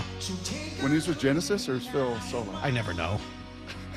I never know which ones are with Genesis and Just which ones says are Phil solo. Collins on the video. Were you mildly impressed that I knew that he was with Genesis? Mildly? I'm mildly impressed that you knew that and that you recognized the voice as Phil Collins. That was pretty remarkable. Yes. Now, since we were talking about Led Zeppelin yesterday, did you know Phil Collins is the one who got Robert Plant to come back finally and perform more music? He like dragged him out of his depression after Bonham died and finally convinced him to go out there and start recording some music again. Lyle, you ever heard the song? Absolutely not. No, you're missing out. Phil was a talented little sucker now. Oh, dude, he had a could play career. Freaking drums. He could play the harmonica. Big he could career. sing. Big career. Yeah, I was going to say, in the I know one Phil Collins song, and it's the one everybody knows. So. Which one is it that everyone knows? Just out of curiosity. In the Air Tonight? Oh, okay. I thought it would be either Suicidio or Invisible Touch. Yeah, I don't know what those are, but In the Air Tonight, In the Air Tonight's gotten pretty famous from The Hangover, so. The way you know music is great. Well, all right. We do have some Jerry Dipoto sound that I did want to get to here. He was listed on Buster Olney's list of MLB GMs under the most pressure. But reading through it, what did pressure mean? I don't know. It wasn't like guys who were pressure / opportunity. That's what I saw. I thought that was mislabeled. When I saw, guys under the most pressure, I thought it meant like, hey, you better make the right deal or else. But then when you read through it, that's not what it meant at all, which I think is appropriate. I mean, it basically said guys who have a team that need to be augmented. And he talks about obviously needing a bat, and he mentions Ryan O'Hearn or Josh Naylor, and I don't know whether Naylor. Oh, by the way, Ryan O'Hearn leading all vote getters with the designated hitter position. He is. Yes, I noticed that. Well, Rafi Devers was just traded. Lyle, I know you were hoping that the Mariners would find a way to bring him here. Here's what Jerry said on whether they considered him. Sure. And it wouldn't even naturally be limited to the last few days. But, players like that, they tend to go other places sometimes. All right. So he at least considered Rafael Devers at some point. But, I mean, that sounds to me like more of we consider everybody, right? I mean, like everyone in the league is a consideration. Yep. But it doesn't sound like they were in on Rafael Devers at all. Asked about who the team has been this season. We've had really two extreme portions of our season. For about 6 weeks, we were really scoring runs like we've not before, at least in my time with the Mariners. And we were up and down 1 through 9 in the lineup, really productive. But historically, we rely on our pitching, and that's who we are. I think that's our personality, our identity is pick up the ground balls, be accurate with our throws, don't make mistakes that beat you, and your pitching drowns your opponent. And, tonight starts that over with Logan back in the mix, and hopefully we are on track to start doing the things that we do. The atypical part of our season so far has been that we've not been driven by our pitching. So, I think as we get into this stretch between, today and the trade deadline, it's establishing what we do as a pitching staff, being a little more Mariner-like in what we're doing there. And I think our offense has really improved. So essentially there have been 2 Mariners, right? The Mariner team that kind of came out of the gates, after the first week or so, and really hit the heck out of the baseball, scored a ton of runs, and then the team that you had for the last month. And then what are you going to be? you're going to be the team that you probably expected to be, is what he's saying. Like, eventually you just need the pitching to take over. The one challenge with that I see right now is just that the bullpen, I don't think right now is capable of that. I mean, you've got your 2-3 guys at the end. Other than that, I don't see a bullpen that has shown me through 2+ months, 2.5 months almost, more, that they're ready to help take over, the next couple of weeks to the next few months. Yeah, I mean, Goldie kind of hit on that yesterday with us with some pretty telling numbers of the first month and the second month and how vastly different those two, I mean, it's just two totally different seasons. Mm-hmm. And you look at it in totality, Salk, you're 6th in the league, American League, in scoring runs. Like, you've scored over 300 runs. Like, you've scored a lot more runs than Texas has, than Houston has in your own division. You're just 10th in runs allowed in the American League. And every team in the American League Central has allowed a lot less than you, as has Texas, as has Houston. So you kind of been a split personality this season. You said it yesterday. You win 50, you lose 50. The other 62 are going to kind of define this thing. Well, we've kind of won a bunch, we've kind of lost a bunch, and now here we go. Well, it's probably and why honestly, you find yourself right around 500, right? Yes, I mean, some have gone your way, some have gone the other way. Yeah, and this honestly, this is, I kind of love it. I think this is going to be an incredibly defining road trip. Even if they go 5-5 on this road trip and they stay right there around 500 and you're right in the mix for the wild card, but this is a big boy. This is a big boy road trip coming up. Let me play you this Let last alone one. finishing this series out. This is tomorrow. Jerry here. You had mentioned Julio and striking out a lot less often, but still swinging at a lot of pitches. Jerry was asked about some of those trade-offs. I mean, part of it is just the evolution of Julio. He wants to be a complete hitter, and every year he tries to pick up something new that he hadn't done before. He's playing his 24-year-old season. I said this before, our expectations of Julio are sky high for a reason. He's got amazing tools. He's a hard worker. He shows up. He does big things. I think as we enter this season, into his 24-year-old season, he's one of the 10 highest WAR players among center fielders in history through the age of 24. And he's trying to figure out who he is. He doesn't want to just be a power hitter. He wants to be a better hitter. He wants to reduce the strikeouts. I think periodically through this season, we've seen higher walk rates than, lower. But one thing that's been pretty standard with Julio, July, August, and September are the months where he really rolls, and that's when you see the power. And I think we'll see it again. I mean, it's just Jerry's got an amazing way. I mean, that all makes sense. And defensively, Salk, he's, there were some years there. Kiermaier, was that his name? That was such a really good center fielder. And obviously, Buxton, when he was healthy before all the litany of injuries, was an amazing center fielder. There have been some really good center fielders in these 4 or 5 years. But Julio's the best center fielder in baseball right now, right? Defensively? Is there anybody that you have seen this season the Mariners have played against that you're like, woof?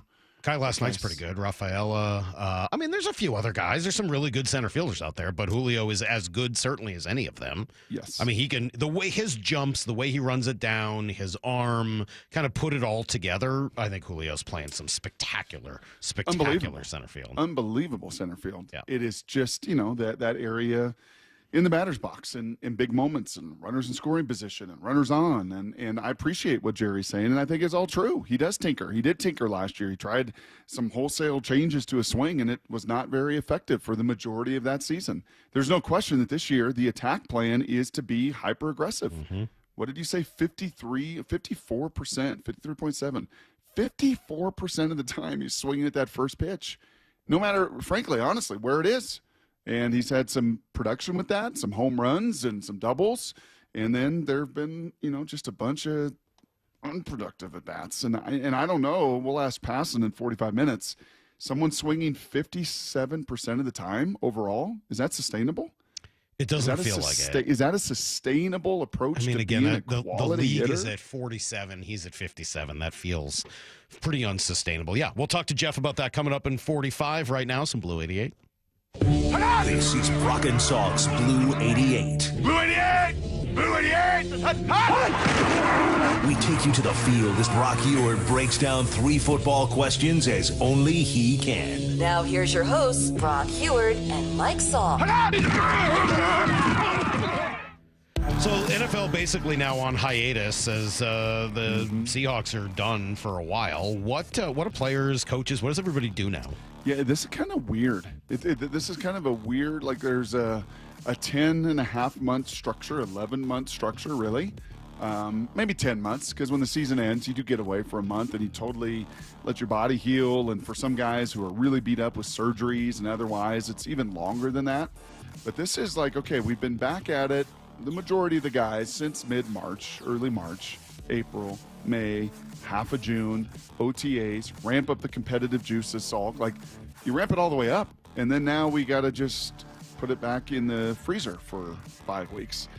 And, I said yesterday to you, like, maybe some of the fear factor for off-the-field decision-making is a little bit lessened because guys have handled money, had real money in their bank accounts and in their pockets collegiately now for the last, 2, 3, 4 years. But as far as injury, I don't think any of those trainers or staff breathe real easy, because what you don't want to do is just now go chill for 3 weeks in Bermuda. Like, you need to get away for a week. And like this week, I'm sure guys are on vacations and getting away, and I see different pictures. But then it's like, okay, you got to stay in this kind of shape. We didn't lean down. We didn't, improve our muscle mass. We didn't do all this work for the last 3 months for you to go spend a month, drinking Busch Lights and getting away from everything. So, yeah, this is kind of a quirky little time for the players. As I said, this week, maybe into the 4th of July, you just kind of relax a little, but then you got to go because you got to hit the ground running July. What is it? 18th, 23rd? 23rd. You've got to be right back up to full speed when training camp begins. All right, question number 2.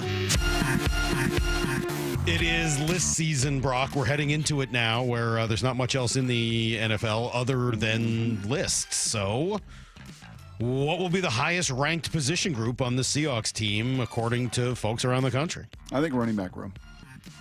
And I saw some little hints at that over the OTA season that put the Seahawks running back room as one of the top 5 running back rooms. I saw it as high as number 3. Morris sent yesterday an article from a fantasy football writer over there at ESPN that pointed actually to Zach Charbonnet as far as a fit in this system and in the fantasy world of scoring touchdowns and being a real physical guy and foot in the ground and understand this system and the details within this system. Maybe a little more than the explosive freelancer that has been Ken Walker over the course of his career. And that doesn't even count in Kenny McIntosh, who last year, when he got his opportunities to eat, did just fine. And certainly Damian Martinez, who was a 7th rounder, is a hyper-productive, very talented player. So, yeah, I think this running back room of all the lists, it won't be tight end, it won't be O-line, it won't be quarterback, it won't be receiver. Maybe D-line will push it a little bit, but there's a lot of other quality D-lines out there, height-wise. Linebacker room, no. I think it's going to be running back room will be the most highly thought of across the country. All right, question number 3. RG3, Brock, is replacing you in the booth at Fox. That's the word. That's the word. That's the word. I remember him as a big Michael Penix fan from when he was out here a couple of years ago. Oh, yeah. He said he's going to be the breakout quarterback in 2025. Will he be? I was trying to peek at some other guys. Sam Darnold was obviously the breakout guy last year. I would think you put Bo Nix, right behind, obviously, Jaden Daniels. I don't see a rookie doing that this year and anywhere near that capacity of those two guys. Yeah, I could see that. Honestly, as I went through that list thinking breakout. Who else would it be? Correct. Like, we already know the majority of the stars. The guy in Carolina. Bryce Young? Yeah, Bryce Young. Don't think he has a supporting cast. Michael's got a tremendous offensive line like he had at Washington. Michael's got a tremendous set of receivers like he had at Washington. He's kind of talented couple running backs back there. Like, he's got a supporting cast around him. If you could have kind of handpicked where you wanted to go, that's a tough spot. How about Caleb Williams? Just with everything they did in Chicago in the offseason, that would be another one that I think you'd have to look at. It would. He's going to be learning a new system, right? He's got a change in coordinator. Michael's got the same coordinator. I think that's a big deal. I think that's important for a young guy, and I think that young coordinator got better as the year went on last year too. So, yeah, Caleb's right there. Caleb would make sense because they too added to their offensive line, and Drake they too May. got some good receivers. I don't think that O-line's going to be that good. All right. Yeah. And I think the NFC, when you're talking about the NFC versus the AFC, I think the road in the NFC and the NFC South in particular is going to be a little easier than it is for those boys in the AFC. All right, there you go. That is today's Blue 88, which, of course, we do every morning at 7:45. Looking at Julio's Baseball Savant page, Brock, 99th percentile right now for fielding run value. Mm-hmm. But kudos to the texter we got. So take a look at Pete Crow Armstrong, 100th percentile. Wow. How about that? Where is he? Chicago, the Cubs. Okay, so we'll get to see him in this series. Okay. Yeah, he's really good.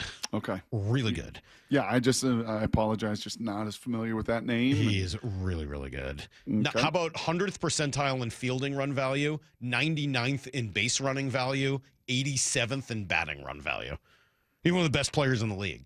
People aren't talking about him a ton. I mean, they are, but not probably as much as they should be. He is a really, really good young player. So, yeah, I mean, I would say, look, I mean, but that you're sort of nitpicking at that point if you want to say that Crow Armstrong, he's among, if not the best outfielder you have going right now in the league, and that is balancing some of the fact that the hitting has been okay. Yeah, I think that's fair the way Jerry said it. He's still, and this is year 4, and you kind of feel like with young stars, right? With young stars, they kind of Abreu. Yeah, maybe it's unfair. Guerrero Jr. Like, it's unfair to put him in that. Most of those guys kind of figure it out. Certainly by year 4, they know what they are. I think that is fair. I think Julio is a big guy. There's a lot of moving parts to that swing, honestly. I mean, he's still, like, to your eye, that's what is extraordinary about him in center field, too. There's not many 6'3", 230-pound thoroughbreds running the way that he runs, right? I mean, it just is different. And, you know, maybe one of the trade-offs is there's a lot of moving parts and stuff to figure out in that batter's box that still very much is a work in progress. All right, coming up, we'll talk to Jeff Passan. We can discuss this in greater detail at 8:30. Before we get there, though, I saw a reason. Brock, you know I'm an optimistic guy. I said yesterday. Oh, we learned that yesterday about the creases in your face. They're so big. Oh, By the way, I shaved. Whoa. I shaved. Look at that. Are they too big? Oh, my gosh. I know they're getting big. I know, especially on the left side, right? Yeah. Did it stop itching after you shaved? Yeah. The good news, Salk, is you won't have to ever worry about filler. You know, you're not going to have to ever put filler in your face. I won't? No. Don't you feel the wrinkles? No, those big you feel the bright cheeks. Yeah, of those yours. cheeks aren't going anywhere. They've been big my whole life. People try to fill the smile lines. Yeah, I think that's what you're too? filling is the smile lines. Yeah, that's actually what I would like to do. Or fill around to pull them up so they're not so deep. Yeah, let's get that done. Well, Brock, as you know, I'm an optimistic, happy-go-lucky kind of guy, and yet my reason for optimism was different from what I read yesterday. You'll hear about that next on Brock and Salk. Wyman and Bob, afternoons 2 to 7. Chance to catch up with Bryce Miller. Appreciated your candor. You were coming out going, man, I haven't felt good. I don't feel good. Was it starting to become a mental thing where you're trying to compensate? It's a tough game. It's a tough league, you know, whenever you feel good. And you're not always going to feel 100% throughout a season, but it was just, you know, I think I had 8 starts, and all 8, there wasn't a single start where I felt 90%. Dave Wyman and Bob Stelton, afternoons 2 to 7 on Seattle Sports, the app, YouTube, and your smart speaker. Eric Johnson here. I spent the past 30 years working to help make our community better informed, better protected when it comes to consumer issues, and better equipped to take on whatever life throws at us. That's why I love the free Washington Accident book series from Davis Law Group. These books keep us better informed about the law, better able to protect ourselves on and off the road, and better off when all is said and done after an accident. Chris Davis didn't have to write these books. He did it because he saw a need. People who were in accidents or other legal situations didn't know what to do, what pictures to take, documents to request. Only a tiny fraction of the people who get these free books will ever become clients of Davis Law Group, but that's not the point. Chris wrote them because it was the right thing to do. The free Washington Accident book series is a must-have for drivers who want to be prepared for whatever the road might throw at them. Get yours at WashingtonAccidentBooks.com. Get 0% financing for 72 months on Cat compact construction equipment at NC Machinery. Built for performance, durability, and comfort. Buy now and take advantage of 0% financing for 72 months at NC Machinery. Introducing frequent flights between Boeing Field and a private terminal at Portland Airport. Seaport Airlines is transforming travel with convenience, comfort, and free parking just steps from your plane. It's about time. Book today at flyseaportair.com. At Washington Energy Services, we take the time to get to know you and your home. We have the passion and commitment to see each project through and to treat our work as more than just a job. For over 65 years, we've offered award-winning home services, from heating and cooling, plumbing and electrical, to windows and doors. Complete home improvement handled from start to comfort. For peace of mind when you need it most, count on Washington Energy Services, bringing good energy to your home. Hey, Brock Ewart here for my friends over at Xfinity. You know, change is always happening. It's part of life. And when it comes to music, we know that change is all around us. Songs are rewritten and remade. Classics are remixed. Bands and artists, well, they come and go. Even our taste in music, as we get older, can change a bit. But no matter how things change in 5 years, there's one thing that will stay the same, and that is the price of your internet. That's right. Xfinity is introducing a 5-year price guarantee. It means you get 5 years of the most reliable Wi-Fi with their best equipment included for a price that stays exactly the same. Are you surprised? Well, life is full of them. One internet price, 5 years, guaranteed. Learn more at Xfinity.com/deals. Now, restrictions apply. New residential customers only. Taxes and fees extra and subject to change. Most reliable Wi-Fi based on Open Signal Awards USA. Fixed Broadband Experience Report, August of 2024. Go check it all out right online at Xfinity.com/deals. At Toyota of Kirkland and Toyota of Renton, experience the power of choice. Whether you're cruising in a fuel-sipping Prius, tackling trails in a rugged Tacoma, hauling with the mighty Tundra, or commuting in comfort with the Camry or RAV4, your perfect Toyota is waiting. Whether you're in the north or the south, they've got you covered. 2 locations, endless possibilities. Toyota of Kirkland and Toyota of Renton, the power of choice is yours. Visit their incredible team and beautiful showrooms today or online at toyotaofkirkland.com and toyotaofrenton.com. O'Brien.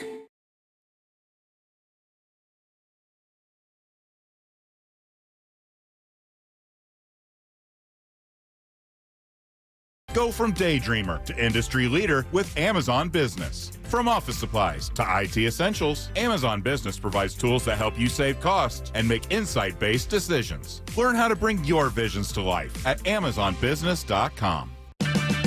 Get a $15 prepaid MasterCard after rebate when you buy 5 quarts of Mobil 1 full synthetic motor oil at O'Reilly Auto Parts. O'Reilly Auto Parts. This is the story of the one.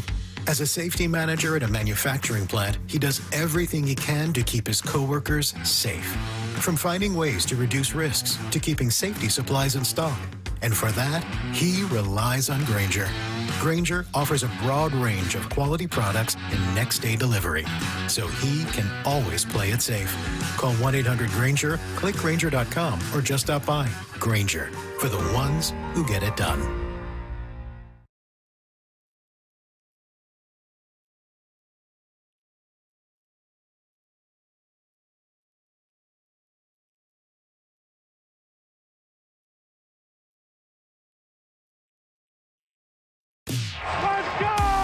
This is Seattle Sports. Streaming through the Seattle Sports app. KIRO AM Seattle. KIRO FM HD2 Tacoma. Home of the Seahawks, Mariners, and everything Seattle sports. Give me a freaking auto! From the Quantum Fiber Studio, this is Brock and Salk on Seattle Sports. Brock Ewart is my hero. Jay Buhner just punched me in the kidney. We're going to see you on there. It doesn't work that way, Sherm. This is a show that has my name on it. It kind of does, though. Now here are your hosts, Brock Ewart and Mike Salk. Hello! Jeff Passan going to be with us in just about 30 minutes to talk some more baseball. And then, I don't know, we got some other interesting stuff in the 9 o'clock hour. We'll go around the NFL, et cetera. But I was, Brock, you know I'm a big PFF guy. Well, maybe not entirely, but I do like kind of checking to this time of year to see their lists and some of the things they have. And I was intrigued as a noted optimist when I saw Pro Football Focus give one reason for optimism for all 32 teams. So obviously they have a nice little thing where you can skip to your team. And so I went right and clicked on SEA, By the way, the Mike Seahawks, McDonald's defense, continuity coming back like Brady Henderson talked about. Isn't that what you Top would have 10 expected? scoring defense in the league, return everybody. Isn't that your biggest reason for optimism? Add DeMarcus Lawrence there, get Uchenna Nwosu back. Yeah, it has to be the defense. It has to be that is the one thing I feel I'm most optimistic about. Kind of talked about them yesterday. Like, I know they're going to be solid. I know they're going to be good.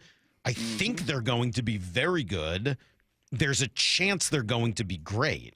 So, like, that to me is where a lot of that optimism falls. Entering year 2 of Mike McDonald, right? Like, what does he add to what we already saw now that he can build on it? Most of the guys are coming back. They're not changing over a tremendous amount on that defense. So to me, who do they lose? Who did they lose? They lost a backup safety. They lost the backup defensive tackle that they kind of let walk as well and moved on from him. Oh, the guy they got, Roy Robertson Harris. Yeah, him, and also the highly paid guy a couple years ago that was a good player from Ohio State and the Denver Broncos. Dre Jones. Yes. So, Dre Jones is out. The backup safety's out. Yeah, you're right. The hyphen is out. But those are all backup role players. Yeah, Sean Jenkins. Yeah, they're going to be. They should be a better team. The guys that left are guys they didn't seem to really want, other than maybe Roy Robertson Harris, who was a little too expensive for them. But I kind of looked at him and was like, okay, I feel like this is a team that is really on the rise defensively. So of course, when I read through the Pro Football Focus thing and I see Seattle Seahawks, Klint Kubiak, I was like, okay. Here's what they wrote. Seattle has seen a ton of offensive turnover this season. That unit's next era will be led by former Saints offensive coordinator Klint Kubiak, who did a nice job of creating production when he had a viable starting quarterback in New Orleans last season. Flanking Kubiak in Seattle will be quarterback Sam Darnold, as you know, who played in San Francisco with Kubiak as quarterback's coach in 23. If Darnold can maintain the 80.7 PFF overall grade he recorded in a similar offense last season, the Seahawks offense could be in good shape. I understand what they wrote. I don't disagree with any of that. But to me, that sounds more like X factor, things that will what you're waiting to see on, reasons for questions, etc. Optimism? I don't know whether I quite see it that way. Yeah, I think I would disagree with that. I like it, and I certainly like that this is the third time around the sun for him. This is not his first time. This is not his second time. He's had kind of multiple experiences with different quarterbacks, veteran guys, young guys. Last year, a whole turnstile at that position. And I love that bevy of experience that's coming in here. It's still a younger guy. I mean, this is not a 50-something, 60-something that is so set in his ways. This is a 30-something that I think still has some creativity and some ingenuity, but he's also really experienced. And I like all those things. Like, they check a lot of boxes. But overall team optimism, if I had to write that little piece, it comes from the defense, right? Yeah, I don't think I can go there, brother. It's just too big of an unknown, I think, is really the point. Yes, I do. I know exactly what you're saying. It's not that it's bad. It's just that it's more of an unknown. And, the one thing, Mike McDonald showed us more than anything last year, this dude knows defense. I mean, I like a lot of the things he's doing as the head coach of the Seahawks, and I don't really have a ton of complaint. Again, I thought his in-game coaching was without flaw, essentially, last year. I mean, it felt like he made the right call during games all the time. A-?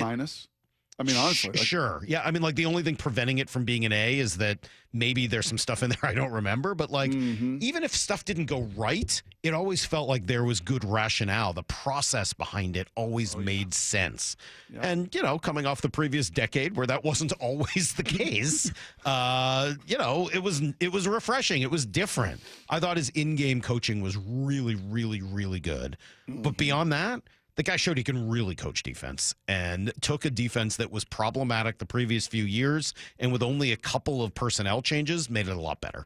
Yeah. So a second year of that, I would think that's the reason, which is why I keep beating the drum to try to make it even better, to try to get a Trey Hendrickson and improve it even more. If I had to support this, I'll give you a funny little story, and I got to make sure I keep names out of this.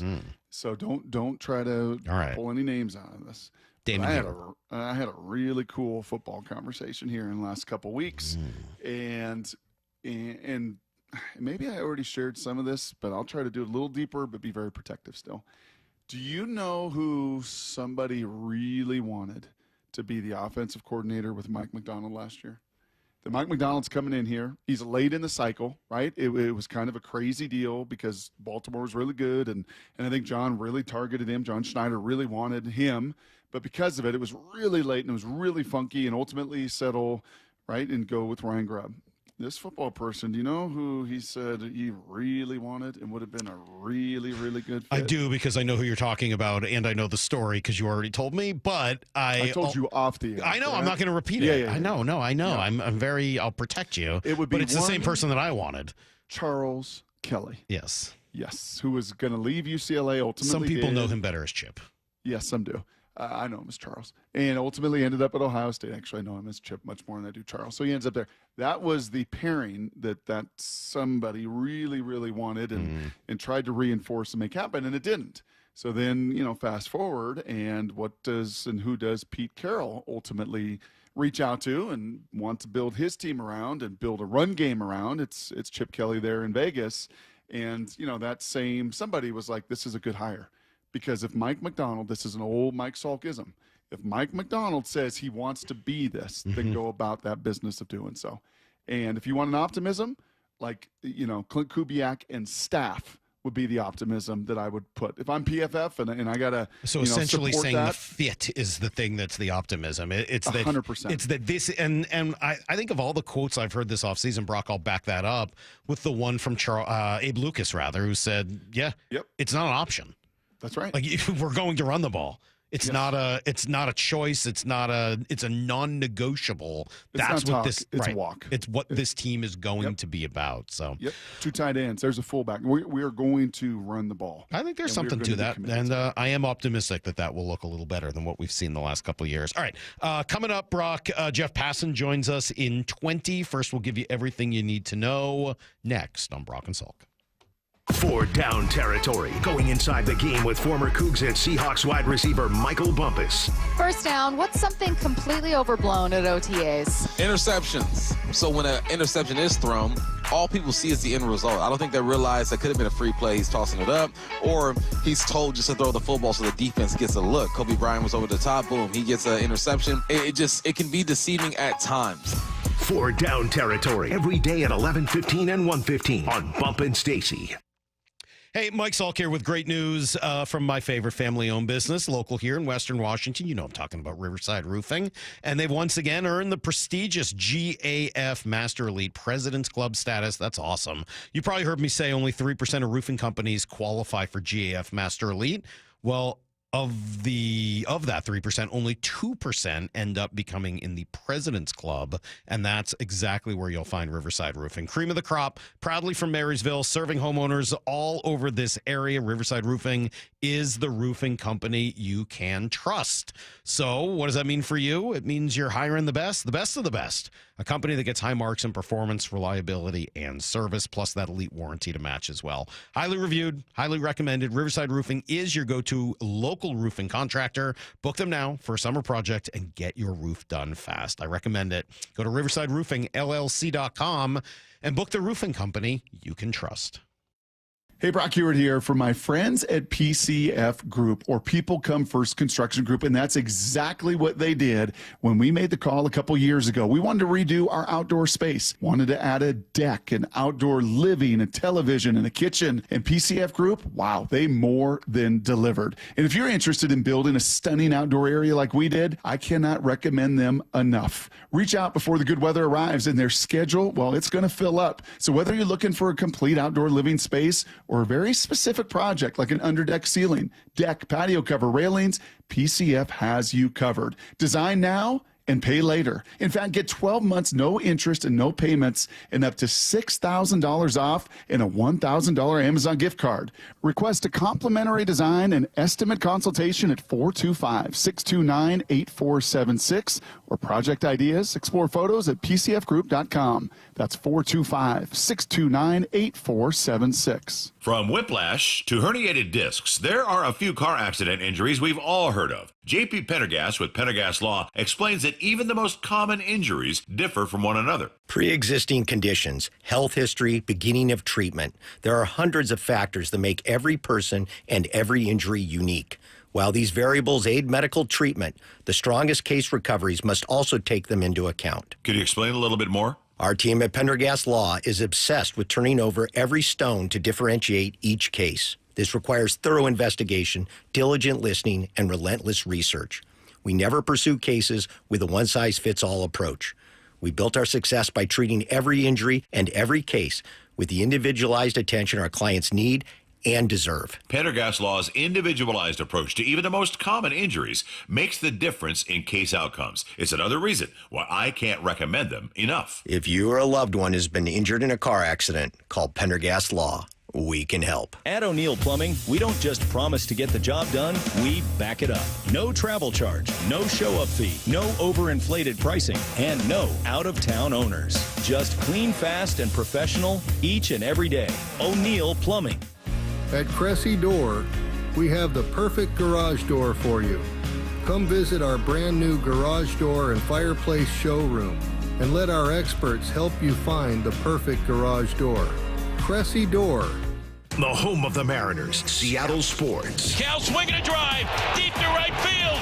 Every pitch of every Mariners game is on the Seattle Sports app. I'm attorney Rob Iddens, proud Marine Corps veteran and owner of Warrior Injury Law. We help all types of injury victims, like Alex. At just 16, she suffered trauma after a broadside collision with a delivery truck. When I came in, they were so nice. They were just like, don't worry about anything. We'll take care of that. It's gonna be okay. Live your high school life. We got your back. And they did. I would recommend Rob because they have a passion for caring for people. If you've been injured, call us at 253-WARRIOR. Warrior Injury Law. Battle tested. Rick Riz here for the Pello Windows and Doors of Western Washington's Improve Your Play program. Many of our local youth sports teams need help with field enhancements, training, and equipment. Local Pello owners Keith Dashafy and Luke Wilson are stepping up to donate $5,000 to 2 deserving teams. We need your help finding them. Head to seattlesports.com/play to nominate a deserving team in need. Let's help our local youth improve their play this year with Pello Windows and Doors of Western Washington. Contest and rules at seattlesports.com/play. This is for all you guys on Viagra. ED pills are no longer needed. The brutal side effects like 4-hour headaches, blurred vision, and that flush feeling can all be put behind you with our treatment. Here at West Coast Men's Health, we have a better approach to ED. Acoustic wave therapy creates blood flow circulation by safely removing the plaque in your arteries and restoring function naturally. Guys, let me be clear. Pills will never fix your problem. Our equipment is the latest technology, and our medical staff is the best in the industry. So give West Coast Men's Health a call today. Speak with our clinic manager. Ask him any question you like, how it works, the science behind it, and even the cost. If you suffer from ED or Peyronie's disease, give West Coast Men's Health a call today. It's not just about better health. It's about a better life. With clinics in Redmond and Tacoma, call 206-519-6541. That's 206-519-6541. Online at westcoastmenshealth.com. Need to know. 15 minutes past every hour with Brock and Salk. Here's what you need to know. Up first. Yeah, Logan Gilbert last night, Brock. That's what you needed to see, right? Didn't you just want him to come out, throw hard, have that movement, see the stuff? I thought the stuff was A level or A minus. I mean, it was really good. Missing bats, had all of the movement, had all of the velo that you're looking for. Command took a couple of innings, I thought, to kind of get to where he would want it to be.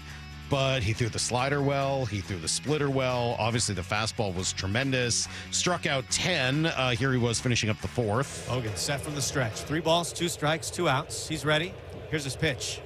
Swung on a miss. Another punch out. A slider up in the zone. Strikeout number 8 for Logan Gilbert in his return. And that's it for the Red Sox here in the 4th inning. Yeah, that was 8. He ended up adding 2 more in the 5th to get to 10. Felt pretty good.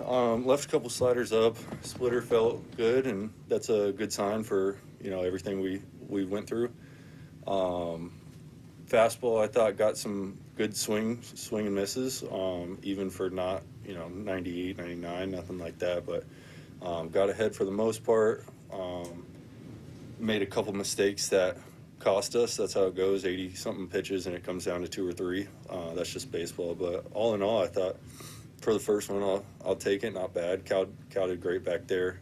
Great sequences, great framing, everything. So I felt like we were working pretty good together.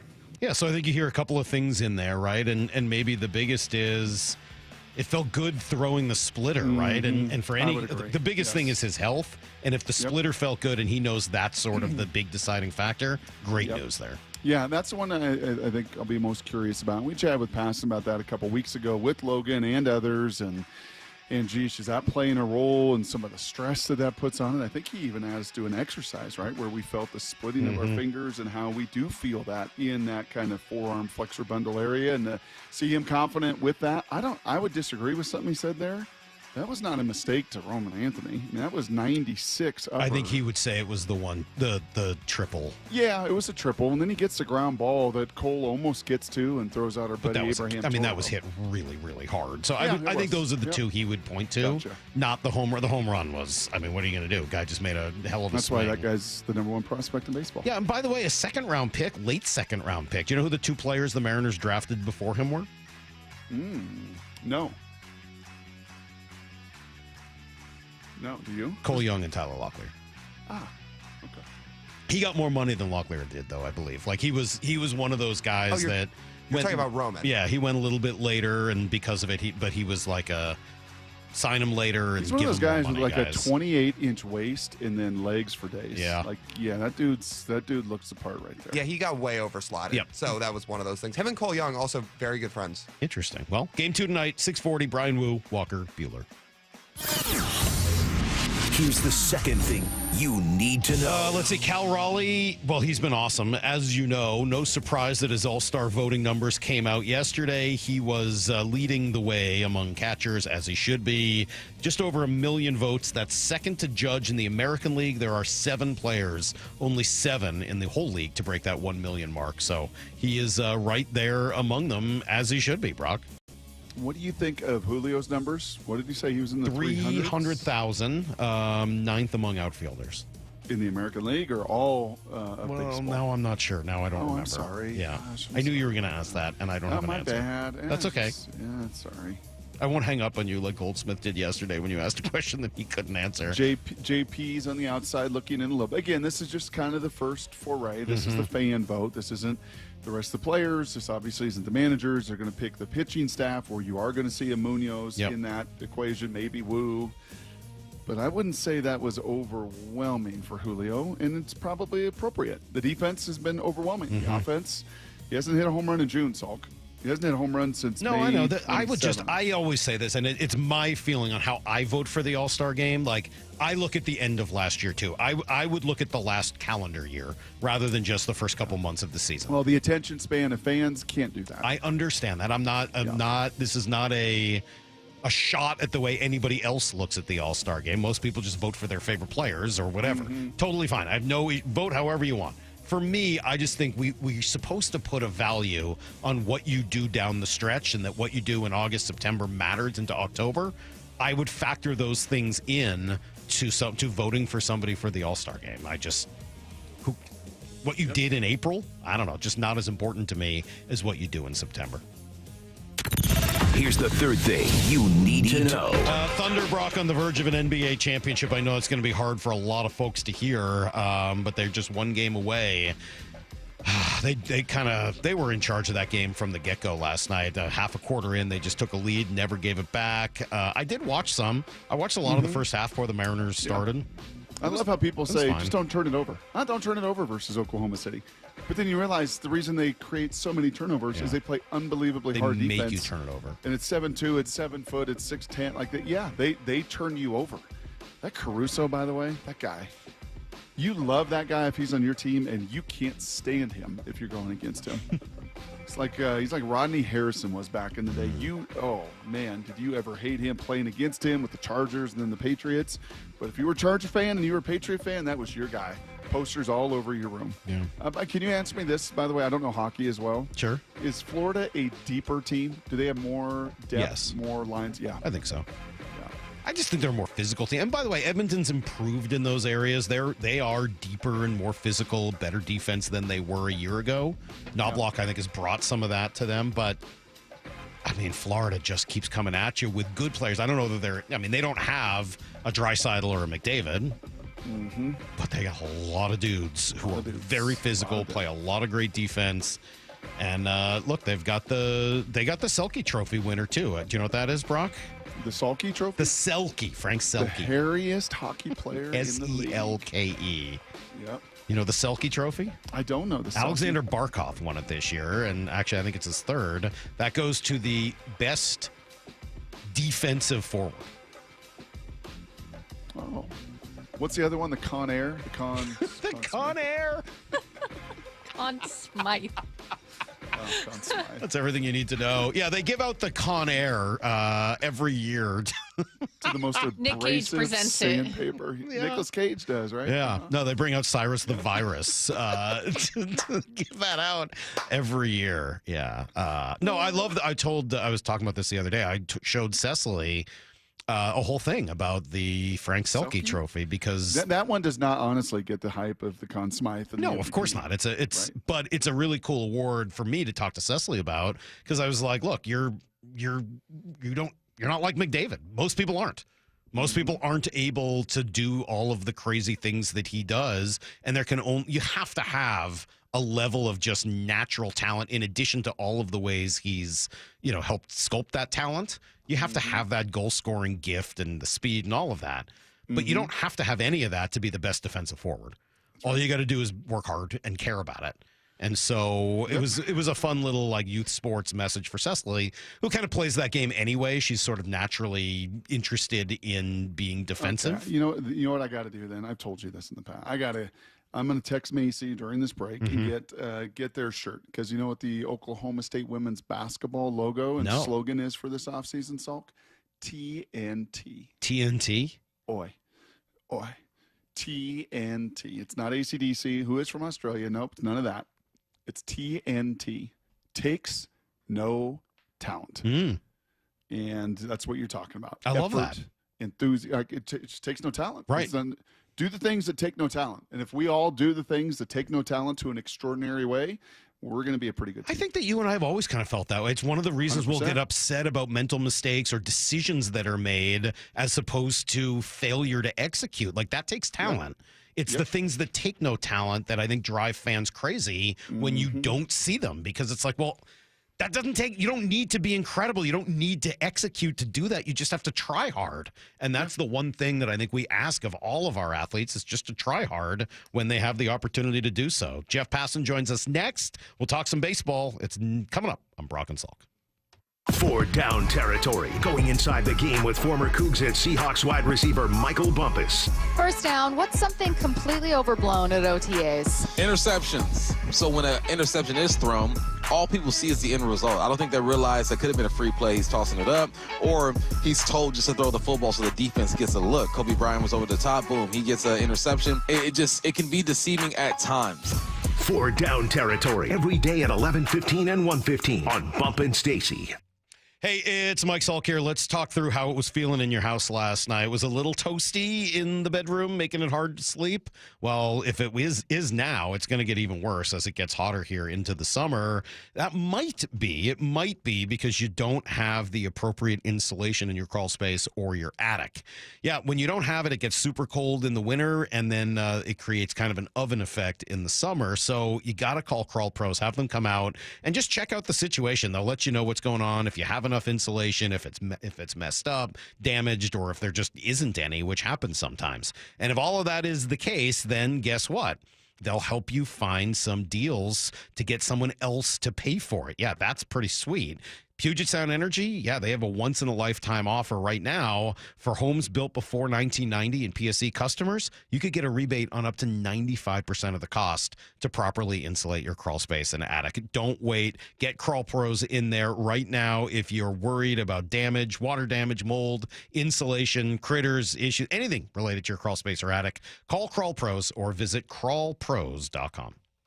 When it comes to the security of your business, doubts can creep in about who you're trusting to protect it. At Bay Alarm, we got you. For nearly 80 years, we've been putting our customers' minds at ease with our advanced technology and personalized support. Feeling insecure about your current security service? Visit bayalarm.com today. Jaden Schwartz for Techline Roofing. Summer is the perfect time for a new roof. Take advantage of our easy financing, summer specials, and the best warranty in the business. Have a great summer. See you next hockey season. Trust Techline.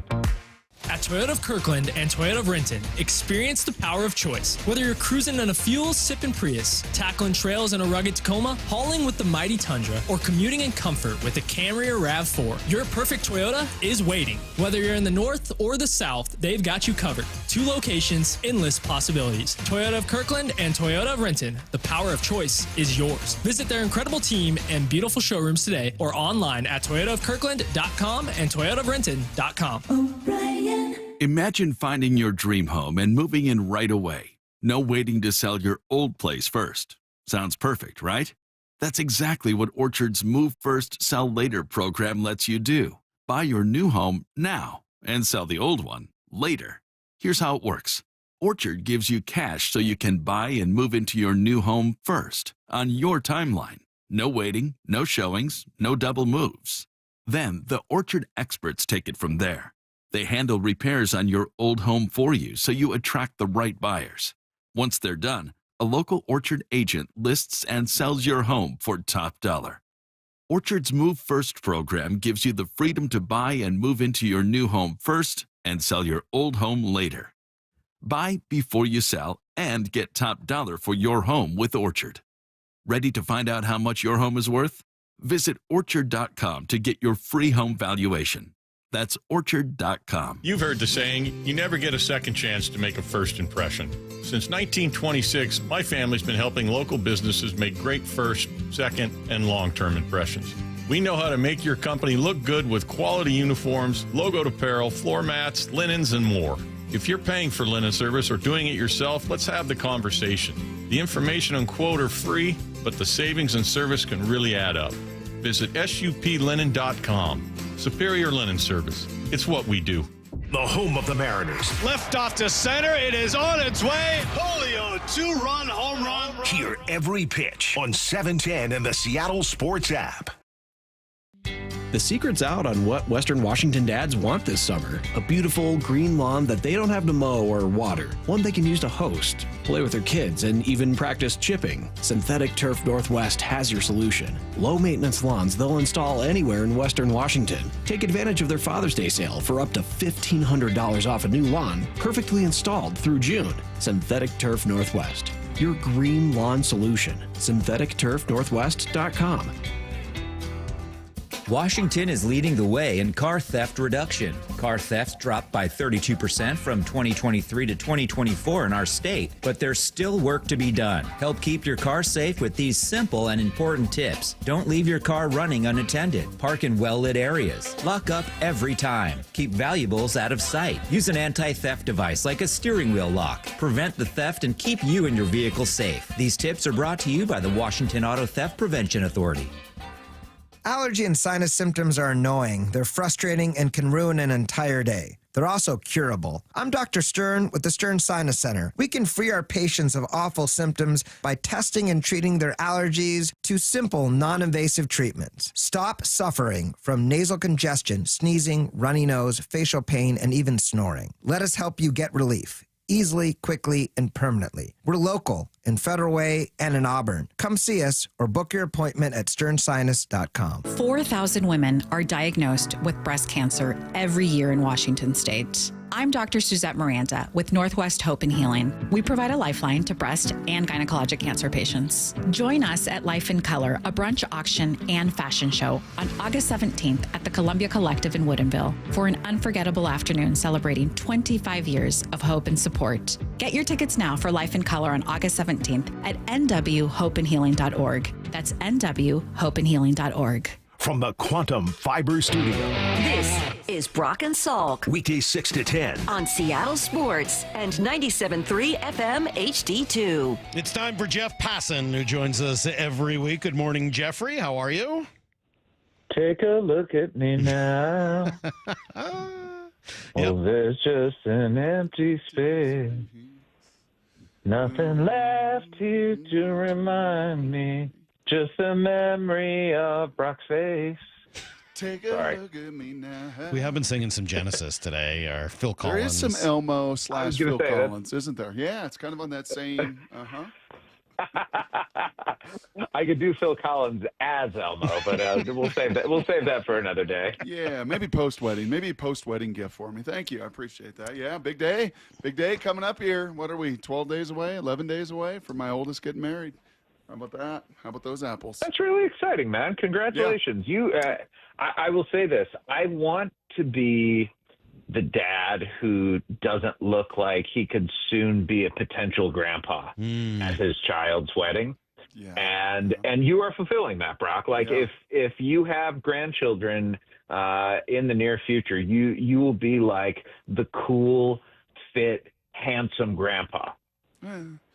Yeah, maybe not all of those. Handsome may feel like a little reach. Cool, there's a lot of debate about that. Come on. Don't be humble. You've got the quarterback face, man. You know what's crazy about this too, and we'll get to the Mariners. You know what's crazy about this, Salk? I was looking back at it. I was married, Molly and I, in 1999. Makes it easy for the anniversaries. Grandpa Mike, my dad, was born in 1950, 49 years old. I will be 49 in 12 days still. Same exact age as Grandpa Mike. Now, he did look a little more grandpa-y. Really? He didn't age quite as well. Yeah, I mean, just coaching does that to you. It just ages you. Broadcasting, a lot easier, Jeff. Broadcasting, a lot easier than the old coaching. But now, coach looked great then. But yeah, 49, same exact age. So there you go. Anywho, that's what's going on here. That's what we're doing on the Brock and Salk Show. What's going on in your life? We're Jeff? talking a little bit about the let's start with the All-Star team. And Cal, one of 7 players with a million plus votes. He's in all likelihood going to start the All-Star game, which is great. What do you make of the top 7 guys and specifically Cal being among them? I think it's a great sign that fans are recognizing Cal Raleigh for being one of the best players in Major League Baseball. And I suppose it's easy for them to do so when you're leading the big leagues in home runs and, about to set a record for first half home runs for a catcher. And this hasn't been the best week for Cal Raleigh. And yet I look at his numbers, guys, and even in a bad week, he's still taking walks. He's not striking out all that much. At the end of the day, and it's funny to say this because we've said it about another player in the past, the Mariners are going to go as far as Cal Raleigh can take him. He is the franchise now, and that fans around the country see that, I think, is a great sign for him and for baseball, frankly, because if he weren't starting the All-Star game this year, it would be an absolute farce. I don't know whether I can put JP on the, guys that are getting overlooked list. I think that's probably a bit of a stretch.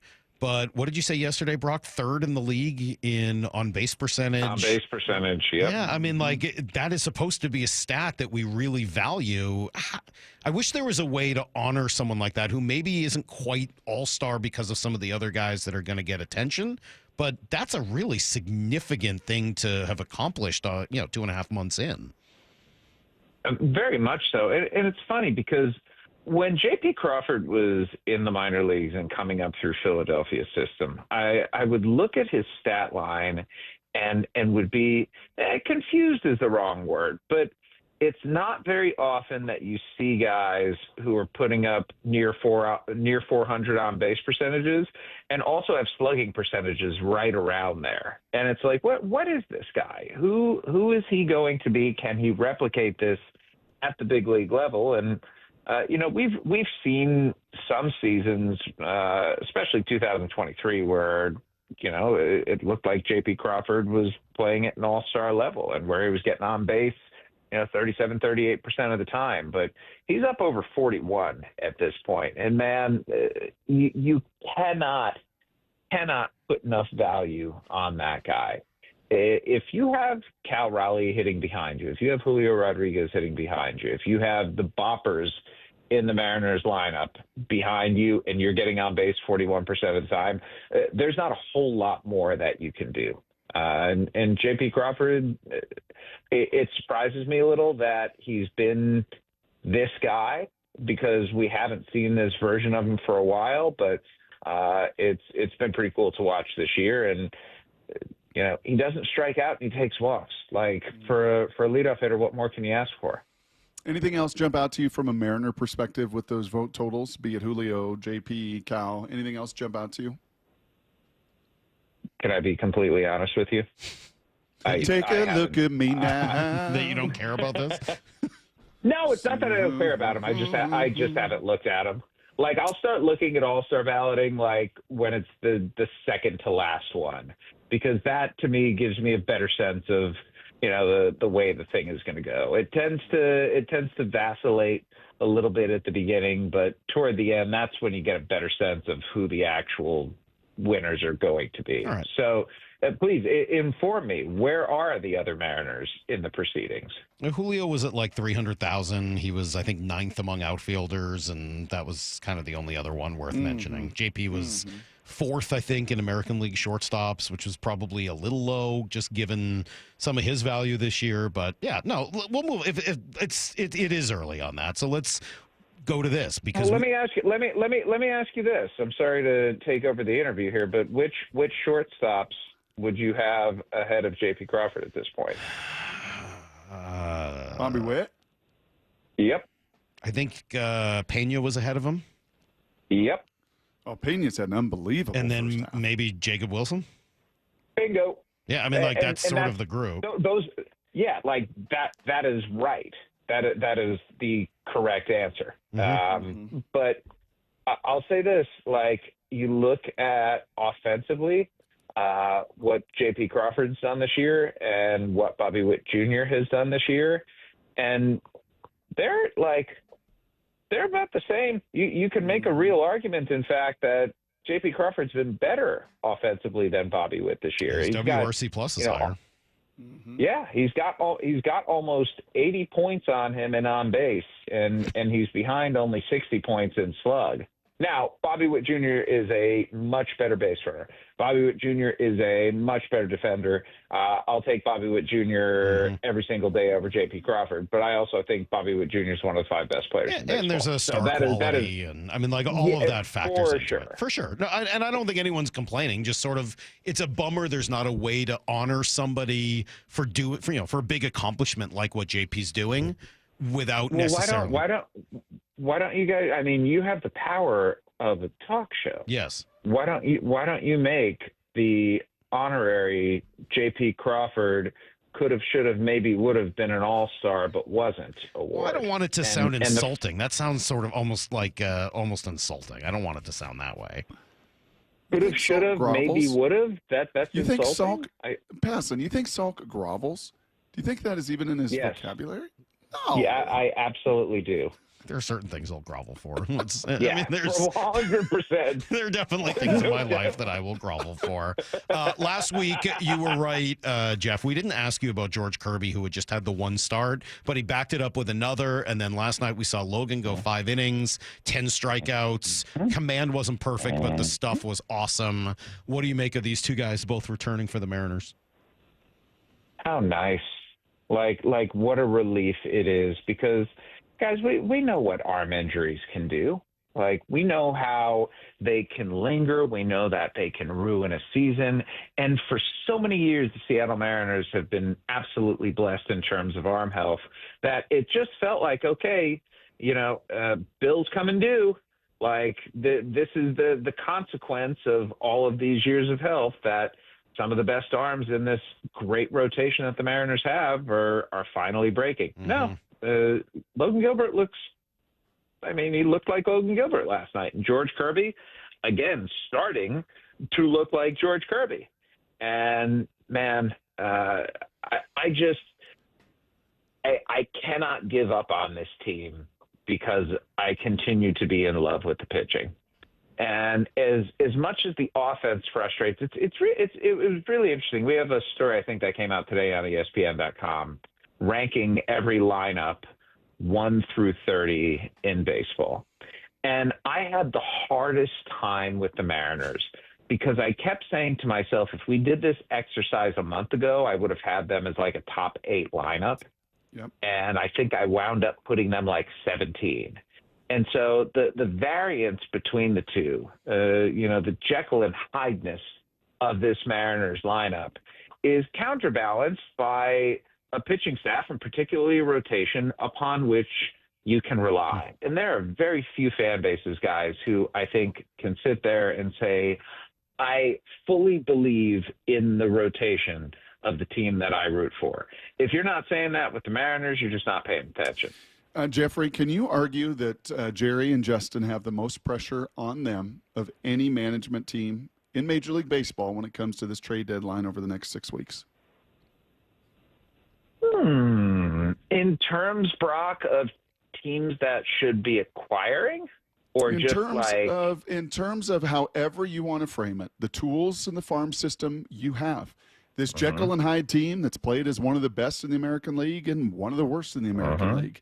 A pitching rotation that, now extends to an Emerson Hancock and a Logan Evans. And, just all of the pieces that you have. And the number of times that Jeffrey Passan has come on this show over 3 years and say, it's go time, it's go time, it's go time. And I think you can make a fairly compelling case of any GM decision maker in baseball over the next 6 weeks because of that. There may be more pressure on Jerry than anybody else. I'll buy it. I think that's reasonable. I look at other teams. The Giants just added Rafi Devers. How much more are they going to compound on top of that? But Buster, but doesn't Buster have equity? Doesn't he have an office? I was listening to you. I was driving across Kansas listening to you on national radio, and you were talking about, Buster Posey and this decision, and they were about the only team that could kind of pull this off. He's got kind of young equity. He's a former player there. Like, Jerry's been here a long time. This fan base wants more, right? I think you throw that into this pot in this equation as well. Okay, so you're talking more about, like, the future standing of executives. I think that's pretty fair, actually. I think that's a good call by you. Just because we saw it a couple of years ago. We saw what this was supposed to be, and for the last 2 years, it hasn't been there. And so, it's one thing, guys, to get into the postseason and snap a 20-year streak. It's a completely different thing to put a sustainably winning team out on the field. And that's where the Mariners should be at this point. They should be a team that's at the top of the American League West standings, not a team that's got the Texas Rangers breathing down their necks, and a team that's got a negative run differential, and a team that, as good as it has looked at points this season, has looked equally bad. There just needs to be more consistency, and that's what this team is lacking, and maybe that's what they can address at the deadline. So let's talk through the deadline then. I was looking the other day, Jeff, and I saw this might have changed since last night or 2 nights ago, but there were only 7 teams in all of baseball that were more than 6 games out. Maybe something, I don't know where the Orioles are at today, but you get my idea. Like, the Orioles were close enough that I couldn't put them in the definitively selling category. And the Diamondbacks, we had Mike Hazen say they're not going to sell. If anything, he wants to buy. I looked through the 7 teams looking for anything that I thought would help the Mariners. And that, dude, it's grim. It's very grim. So I'll ask you, is there any chance Miami would deal Jesus Sanchez? Oh, yeah, for sure. That was like the one name that jumped out to me that would fit this roster, plays right field, can hit. It's still 3 years of club control, so you're not just paying for a rental. What would it take, or would it be worth it to go after someone like Jesus Sanchez? I don't think it would take he's not all that good, man. He's okay. As I said, this is the best I could come up with. It was I recognize that it was grim. It's grim.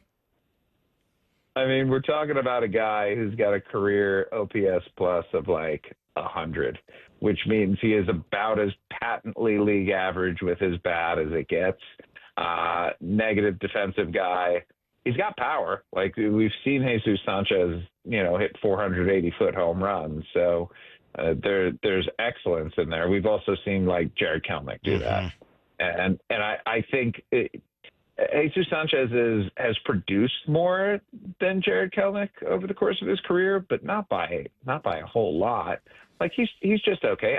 I don't honestly know how much of an upgrade he is over what they've All right, put the Grim Reaper away. Put it away. I mean, Isaiah Kiner-Falefa was another, totally different type of player, and helps in maybe a different way. But those 7 teams just don't have much.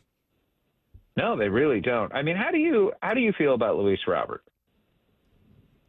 I don't think that's what they need. I think that would be again. I don't hate it, especially now, because I don't think you'd have to give up a whole heck of a lot to get him.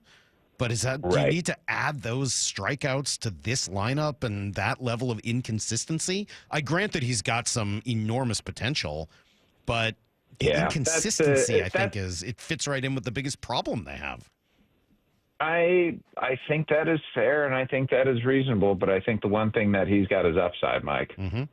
Let's not forget 2 years ago he hit 38 home runs and stole 20 bases. And I think the Mariners, when we look back in hindsight, did a good job of buying relatively low on Randy Arozarena. And I know the guys that they gave up, like Hopkins, Smith, they have a chance to be something. But you want to talk about prospect depth. That's what the Mariners have. And we're getting to the point now where if they don't get aggressive here at the deadline, because there is such a paucity of impact-type players out there, they may wind up just dealing for guys who aren't a whole lot better than the ones they have right now, and that's the last thing you want to do. If you're going to make an upgrade, then I think you swing for the fences at the deadline. All right, so then I'll ask you the question Lyle is probably banging on the glass in the other room to ask. Should they have been in on Rafael Devers this past week, if that was even a possibility? Was he offered league-wide? Well, yes, of course they should have been in on him, but these are the Mariners we're talking about. Right? Like, do you think John Stanton's going to commit $250 million to a guy? That's not a rhetorical question, by the way. Do you think he would? I think they've tried. Mike, come on. The answer is no. They're not going to do that. What have they done to prove to you? My dog even thinks that he wouldn't do it. But seriously, what have they done to show you at this point that they would even entertain the possibility of doing that? At least with the Giants. The Giants went after Aaron Judge. The Giants went after Shohei Ohtani. The Giants made efforts on these big bats. The Mariners never even entertained that. 250 is a lot. I mean, the only name I would have looked at would have been Trevor Story, who they did make that kind of offer to, but even that was closer to 150, not 250. Now, Mike, fairly, you can make an argument that the $250 million that Rafael Devers is owed is too much, especially if he is a designated hitter or a first baseman. But the Mariners have a pretty gaping hole at third base. No disrespect to Ben Williamson, but Rafael Devers would be an upgrade there. Mm-hmm. And so I get the reticence. The models around baseball say that this is an underwater contract and it is not going to age well. And, I don't necessarily disagree with that. But, man, think about this lineup with Rafael Devers in it. Mm-hmm. How much better would it look if he were batting second or if he were batting third? And I think people don't recognize, the guy in ways is getting better. You look at Rafael Devers in the past, and he was somebody who would walk enough and would strike out a lot. This year, he's leading the American League in walks when he got traded. His patience has gotten so much better, and that just makes him a more dangerous hitter. And having J.P. Crawford and Rafael Devers back-to-back, 2 400-plus on-base percentage guys back-to-back at the top of the lineup in front of Cal Raleigh, that's a delicious treat right there. So in your view, but one that only happens in fantasy land. So in your view, he's out of Boston. In your view, he's out of Boston because the money or because of the personality / whatever went on this year with moving around and sort of his issues with becoming a DH and then moving to first? Yes. So it's all of it. Mm-hmm. All the above. So I guess that's the other question: is if you are going to spend $250 million, if you're an owner, if you're a GM who doesn't, who doesn't have Dodger money, is that the guy that you want to take your one big risk on? A, with the, as you said, some of the fear about how the contract will age, but B, like, is that the personality that you want for the guy that you're going to make your highest paid player by far?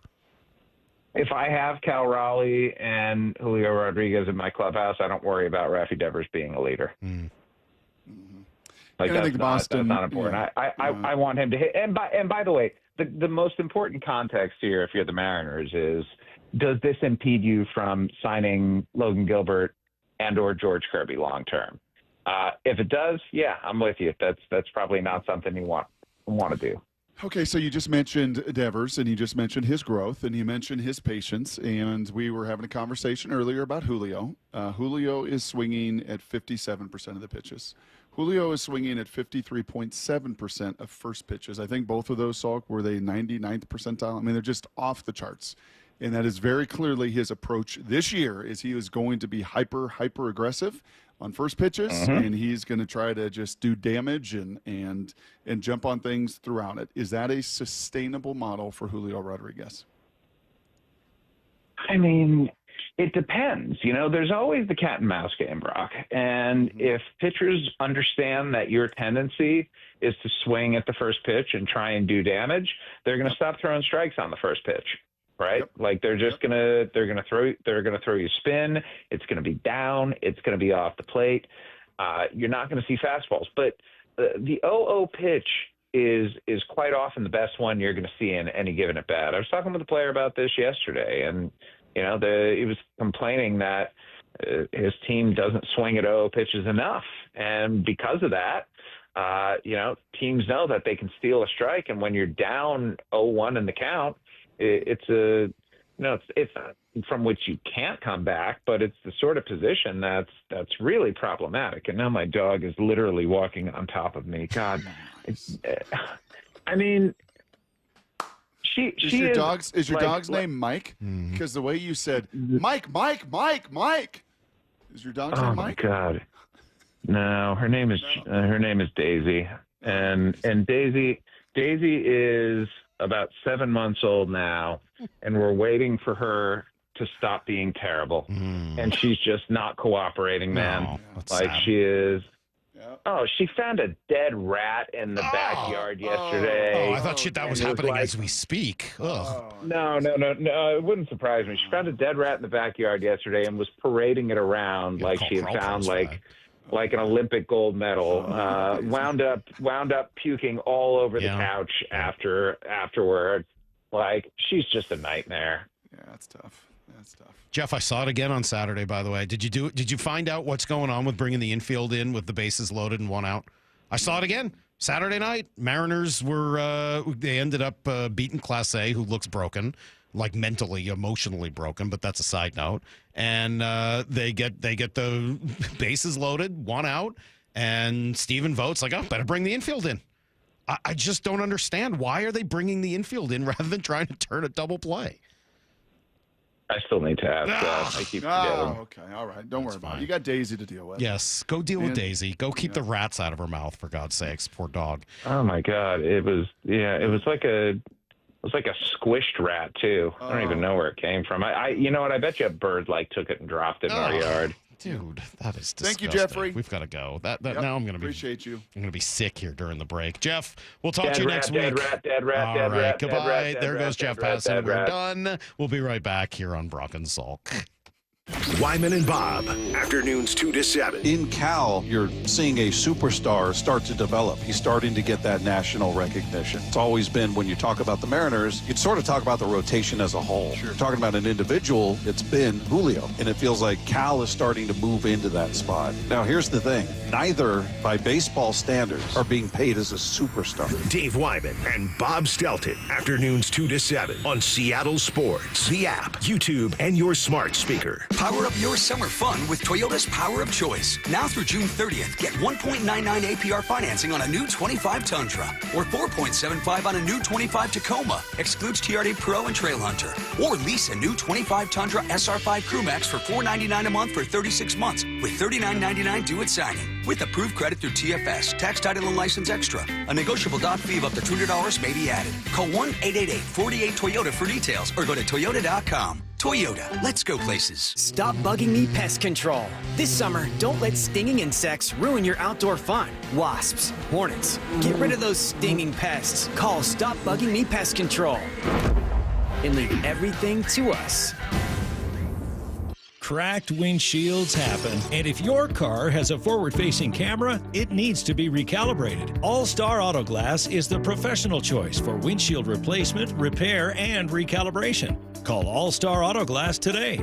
I saw her texting, coming up to a stop sign, and so I saw the accident coming, and she T-boned us. In the blink of an eye, Crystal's life changed when she suffered a severe spinal injury. The pain was something I had never experienced before in my neck. I got massage therapy. I saw a chiropractor. I was prescribed muscle relaxers so I could sleep. I got depressed. Nothing was relieving the pain. Drugs, sleepless nights, and depression. Sound familiar? I'm Dr. Mark Shelley, a chiropractic physician and board-certified functional neurologist. At Sound Pain Solutions, our treatments include high-dose laser combined with spinal decompression and other comprehensive therapies to rehabilitate damaged discs. We use treatments that are non-surgical, FDA-cleared, drug and pain-free. I was able to get off my pain medicines, and I was able to sleep through the night, and that was what I was desperate for. To learn if you're a candidate for our treatment, call us. Sound Pain Solutions, 855-996-0025, or click soundpainsolutions.com. Hey, it's Mike Rohn. If I have a choice, I like to do business with companies that actually stand for something. That's why I switched from Verizon to Pure Talk. No offense to Verizon, I'm sure they stand for something. I just don't know what it is. Pure Talk, on the other hand, is a veteran-owned company that supports our military in a big way, and I appreciate that. Yeah, I also appreciate unlimited talk and text and plenty of data for half the cost of the big guys, and I do like being on America's most dependable 5G network for just $20 a month, but what I really appreciate is no contract, no cancellation fees, and Pure Talk's commitment to handle all their customer service in this country. I saw it for myself. I went to Georgia, I got a tour of their headquarters, I met their CEO, and I talked to the same customer service folks that you'll talk to when you dial pound 250 and say keyword micro. Switch today and save 50% off your first month when you dial pound 250 and say keyword micro. Pure Talk. A wireless company that actually stands for something. Ready to order? Yes. We're earning unlimited 3% cash back on dining and entertainment with a Capital One Saver card, so let's just get one of everything. Everything? Fire everything. The Capital One Saver card is at table 27, and they're earning unlimited 3% cash back. Yes, Chef! This is so nice. Had a feeling you'd want 3% cash back on dessert. Ooh, tiramisu. Earn unlimited 3% cash back on dining and entertainment with the Capital One Saver card. Capital One, what's in your wallet? Terms apply. See CapitalOne.com for details. Why choose a Sleep Number smart bed? Can I make my side softer? Can I make my side firmer? Can we sleep cooler? Sleep Number does that. Cools up to 8 times faster and lets you choose your ideal comfort on either side. Your Sleep Number setting. It's the Sleep Number 4th of July sale. Save over $600 on our King P5 smart bed, our lowest price of the season. Limited time. All Sleep Number smart beds offer temperature solutions for your best sleep. Check it out at a Sleep Number store or sleepnumber.com today. It is that time of year. I cannot wait for the weather to get warm like it is now on consecutive days. That means I can break the motorcycle out, ride to work, ride all over the place, and I love it more than just about anything. But I also know that it's not a matter of if, but when you get in an accident, what are you going to do? Well, I'll tell you, when you're injured in a motorcycle crash, don't settle for firms that say they're motorcycle lawyers. Trust the ones who live it. Law Tigers has been a part of the writing community for nearly 25 years nationwide. They are here 24/7, 365 days a year because writers deserve real support when they need it. Law Tigers is the resource writers can turn to when they are in need. Law Tigers is out at all the events and supporting all clubs and shops. The Law Tigers are always by your side. Your case evaluation is always free. There are no fees until your case settles. The Law Tigers, you never ride alone. Law Tigers, Washington's motorcycle lawyers. Jimmy Cook, 539 Broadway, Unit 104, Tacoma, Washington, 98402. This is Seattle Sports. Streaming through the Seattle Sports app. KIRO AM Seattle. KIRO FM HD2 Tacoma. Home of the Seahawks, Mariners, and everything Seattle sports. Get his freaking auto! From the Quantum Fiber Studio, this is Brock and Salk on Seattle Sports. I don't read the internet, guys. Take the bull by the hands. And Brooke, you are. And Brooke, you are. Now here are your hosts, Brock Heward and Mike Salk. 425 says, sometimes I worry about how silly and unprofessional you guys can be with national guys like Jeff Passan. Then he finishes a call shouting dead rat repeatedly. So never mind. I love it. Thanks, 425. Appreciate that. Look, I don't know how to answer Jeff's question. They haven't spent $25 million on a player. So, I mean, in a year. So in that way, there's no way to answer yes, right? I mean, like, they haven't done that. Would they do it for the right player? I guess I hold out hope that would be there. Can you give me cut 12? Because I think this is an important one. And obviously we got into Daisy and her rat and her love of rats, so we couldn't play this Jerry Dipoto cut. But this was yesterday on the MLB Network talking about Cal, and I think this is an important element to how they view team building. You know, during the time, first 6 weeks of the season, when our offense was really clicking, Cal was there every night, picking up the runs, doing the big things that make, crooked numbers on the scoreboard. And during the time of the season, here in these last 3 or 4 weeks, when our offense has gone quiet, he's the one who comes up with a big hit that kind of gets something done. And he's a leader. He's very involved in the community. He's awesome in the clubhouse. He believes in what we do organizationally. And I really think that if you invest in players like we have in the core of this team, grow them from the minor leagues, promote them to the big leagues, they learn how to play and love playing with one another. Cal kind of embodies all of those things for us. Nobody washes a car like the owner. You can ask Larry about that at the wedding, so nobody does. And it's my firm belief in all these years of covering all the different teams we have, from collegiate teams to professional teams, through the transfer portal and everything else. Like, yeah, there's those guys. There's the rare guys. There's the rare Michael Penix. That wasn't homegrown. He was from Tampa to Indiana to Seattle, but man, did he just fit. And it can happen. And you added him to Roger Rosengarten and Roma Dunze and all the other homegrown pieces. And it was the cherry on top and nearly a national championship. But it's got to be done, and the foundation's got to be built with your own. It does. I see. This will be probably, there's a little nuance to this, and I'm sure it will just enrage a certain group of people, but I'll say it anyway because, here I am.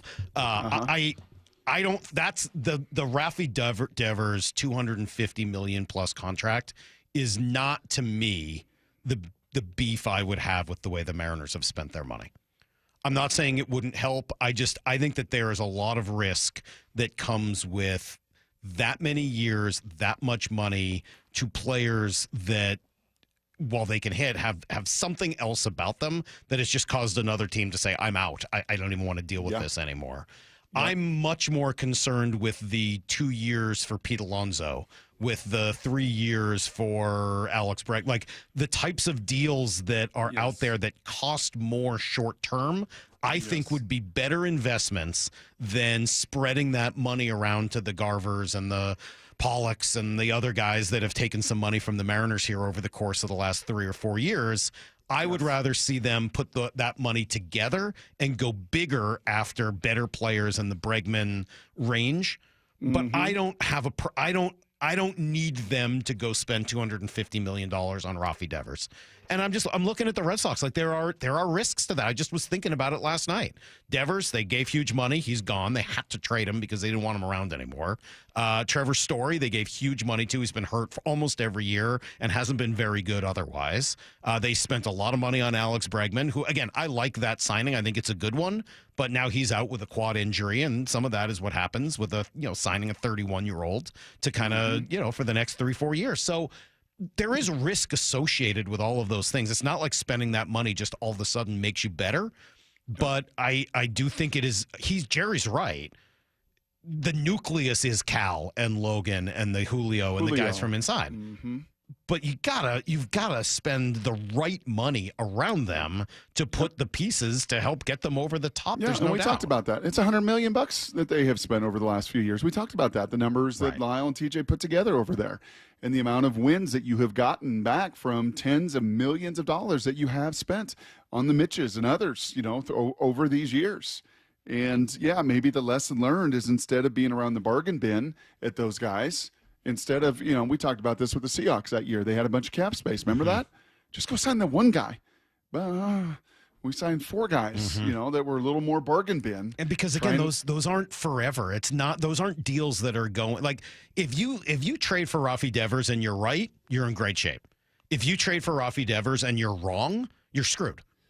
I mean, like you've screwed up the entirety of this whole nucleus that you've built. So I don't personally have a problem with that one.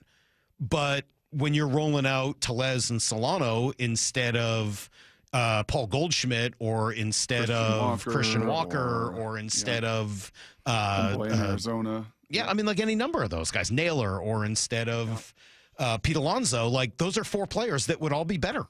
Mm-hmm. I mean, like that to me is the difference. I'm not beating down the door for Devers. I think there's too much risk there personally, but I would very, very much say that that doesn't mean you're spending the money the right way. I think, and it's really, really, really, really, really, really easy for us to spend other people's money. It really is. Mm-hmm. And I think of 2 guys that come to my mind. Salk, and this is a little bit older for the older iteration out there of the show. But I remember Prime the Pump Man, Prince Fielder Jr. Sign him. Prince Fielder Jr. But got to Prime the Pump Man, got to spend it. At that point, I mean, hundreds of millions of dollars, and the poor guy's got a vertebrae sticking out of his neck. He's done. Yeah, thank God. And they then, did that. I mean, and then Boy Howdy's guy. I mean, you should hear him be talked about in the Denver market. Chris Bryant, he sleeps on a mattress wrong, Salk. He's out 6 months. Yep. His poor back is done. He's done. There's a lot of risk, Brock. This is why I don't sit here and complain about payroll. I complain about how you spend payroll. Yep. I feel pretty strongly about it. Your payroll is what it is. You can win. Now, Trey Turner, would you have spent $300 million on Trey Turner? In retrospect, yes, that one absolutely has worked out for Philadelphia. Yep. I don't know that at the time that one was not my preference. And he was never going to go anywhere other than Philadelphia anyway. So unfortunately, that one wasn't really an option. But yeah, I mean, in retrospect, that one would have been very much worth it. And Trey Turner has been a dynamic force. But you got to be getting a Trey Turner. You got to be getting a Bryce Harper. You got to be getting a guy that's going to do that. And in Devers' case, I don't know that I would believe that that's necessarily the case. Lyle does not agree. Lyle's so mad. He's so not. mad. He's okay. No, he's so He's shaking his head. He's so mad he can't talk. I'm going to get myself in trouble if I talk about this segment. So let me just bow out of this. Why Rafi Devers? Because he's one of the 10 best hitters in the sport. The Mariners never get the chance to sign guys like this because guys don't want to play here. Rafi Devers doesn't have a no trade clause. You had a chance to trade for him, and he doesn't have a choice. He has to come play here. The Mariners don't get bats like this. And if it's not going to be him, I know he's my guy, and I know I talk about him all the time. But if it's not going to be Devers, then go dump out everything for Kyle Tucker this winter. But I would rather do that. Okay, fine. I mean, like that you could sell me on. Kyle Tucker, I trust. Fine. Rafi Devers was just dumped. That's fine. I don't trust the guy that was just dumped. So if you want to argue for Tucker, like constant 140 WRC plus hitter, walks more than he strikes out, aircraft carrier, good clubhouse guy, and is only 28 years old. That I would absolutely, I'd be right there with you. To me, that is closer to Trey Turner or what the Mets did with the shortstop Lindor, who I always want to call Rafael Furcal. Sorry about that. Lindor.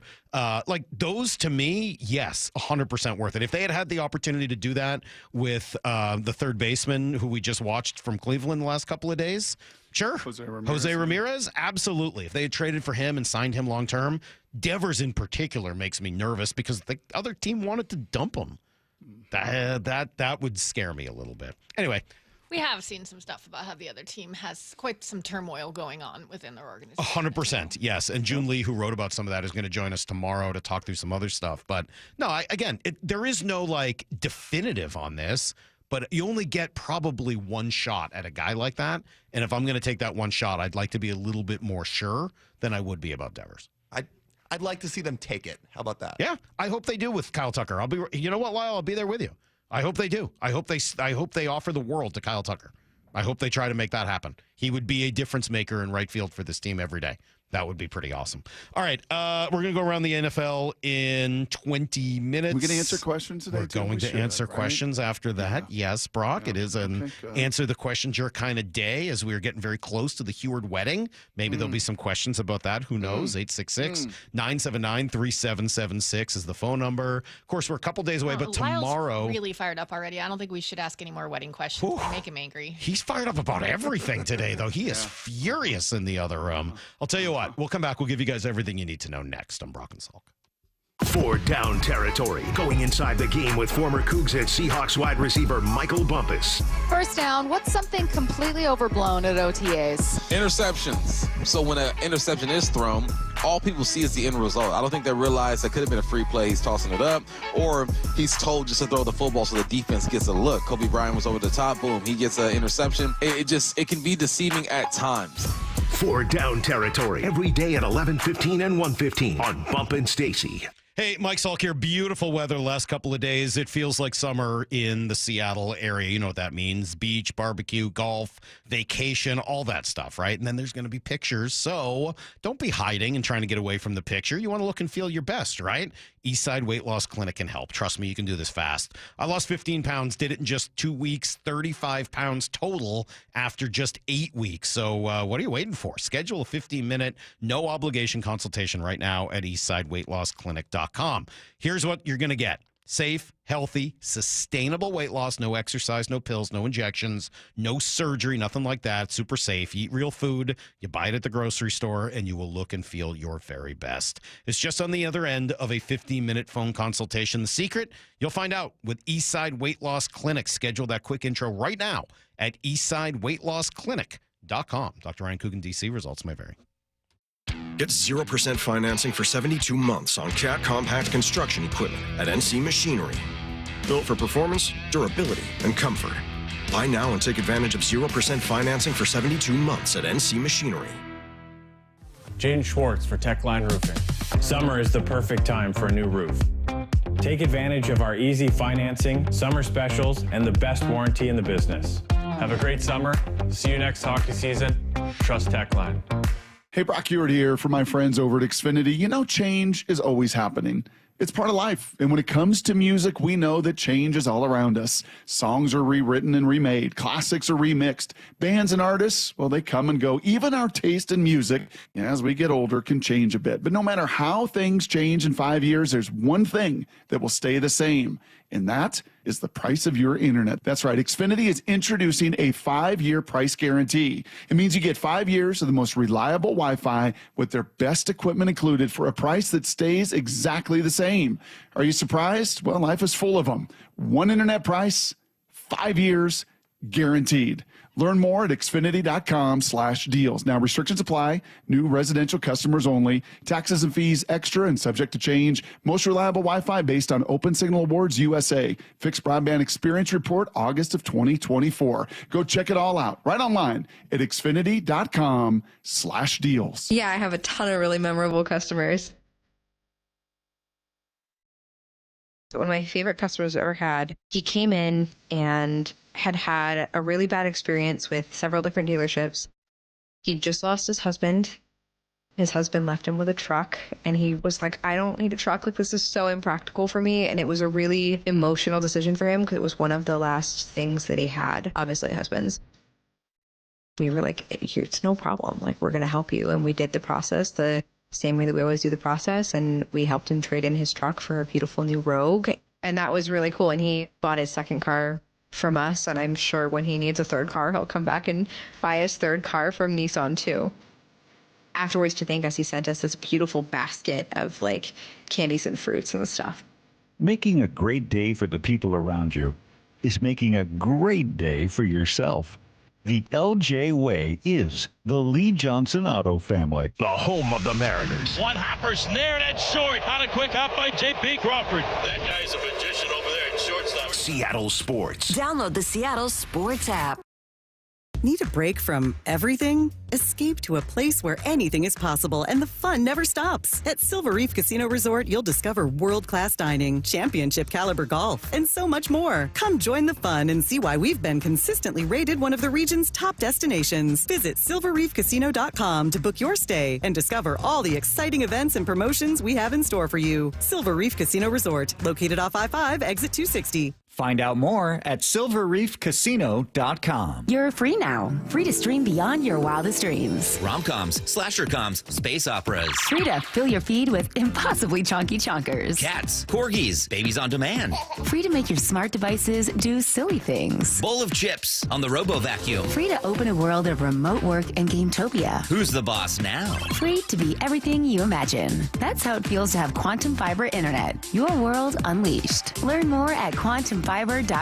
Limited availability, service in select locations only. $5,000. That's the average amount of money people in the U.S. are now spending on gas in a year. $5,000. That's crazy. If you drive, you have to download Upside, the free app that gives you cash back every time you get gas. That's right. You can earn real cash back with Upside just by buying the gas you're already buying. You can literally start earning cash back today. I use Upside every time I fill up, and I've already made around $300. You're putting gas in your car anyway. Why not get real cash back? If you like free money, download Upside. I'm saving the cash I earn from using Upside to help pay for a vacation later this year. Download the free Upside app now to earn cash back every time you buy gas. Use promo code POWER to get an extra 25 cents per gallon on your first tank. You can cash out anytime right to your bank, PayPal, or a gift card for Amazon and other brands. Just download the free Upside app and use promo code POWER for a 25 cents per gallon bonus on your first tank. That's code POWER for a 25 cents per gallon bonus.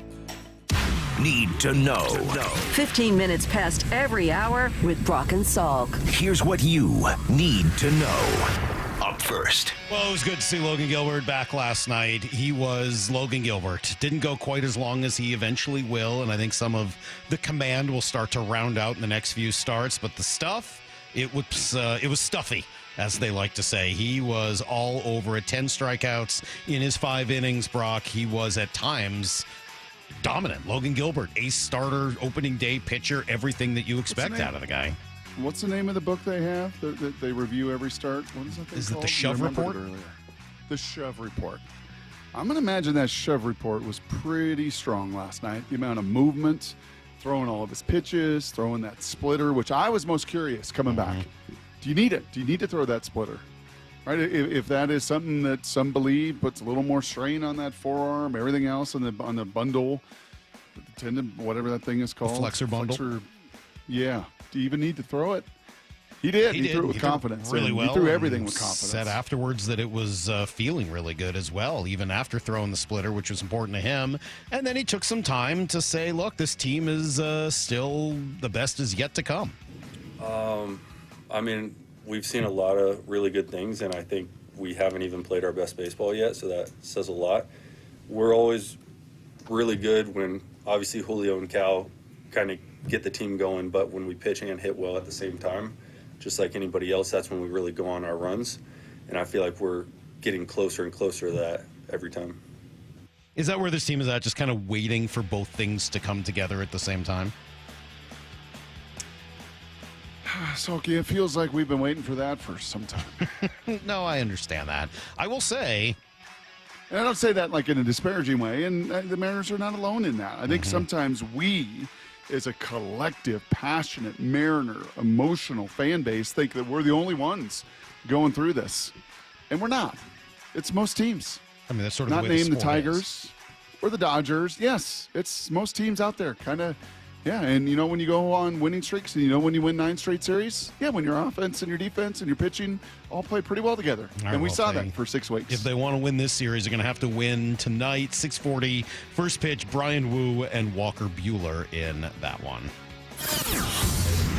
Here's the second thing you need to know. By the way, A's beat the Astros last night, so the Mariners did not lose any ground. All-Star voting underway. You heard Jeff Passan say it's still pretty early to be taking it too seriously, but nice job by Cal Raleigh. Just over 1 million votes. He was second to Aaron Judge in the American League, obviously the leader at the catcher position and one of only 7 players in the league to break the 1 million mark, and that feels about right? Cal, one of the 7 players that you should be taking note of right now. Yep, and as Jeff said, even in a bad week, and this has been a week where the ball has not flown off of his bat the way it did the first, 12 weeks of the season. He's still drawing walks, still find a way to hit a double, get himself on base a handful of times, still be a presence in there. I just kind of I got a little watch until the All-Star break, Salky. I got a little watch on how much now people are not going to give him stuff to hit. As good as JP has been and getting on base 41% of the time, Julio is still up and down. And, if you're facing the Mariners, why would you give him anything to hit? Ever. And I will kind of be watching to see if the league, like those 1 million votes that he got, is starting to understand that this dude is indeed a difference maker. A little roster move yesterday to get Logan Gilbert back on, maybe unexpected. Jackson Kowar optioned back to Tacoma in order to make room. Zach Pop was the one who ended up staying with the big club, and he has been in the big leagues. He was with Toronto. I think he was also with Colorado. He's kind of been around a little bit. He's a sinker ball guy, and I think you got to see some of that last night, just trying to throw ground balls. Afterwards, Dan Wilson said this. Yeah, Zach, I thought threw the ball very well. Threw a lot of strikes.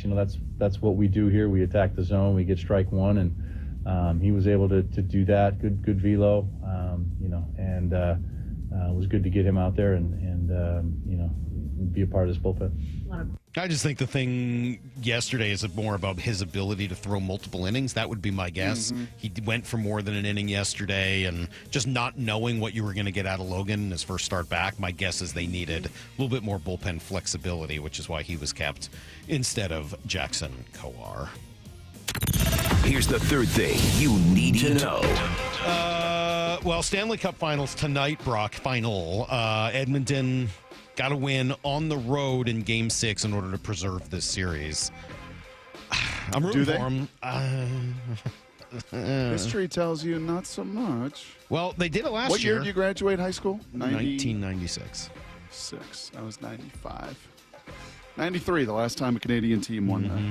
Edmonton's got a little resilience, though. I mean, last year they were down 3-0 and found their way back into that series and forced a Game 7. So with their backs against the wall, they've actually had a pretty good amount of success. So hopefully they're able to do that. If nothing else, then just to get us a Game 7, that environment in Edmonton would be awesome for Game 7. I don't know whether you got to see any of the Thunder? national anthem the other night from Edmonton. Did you see any of that?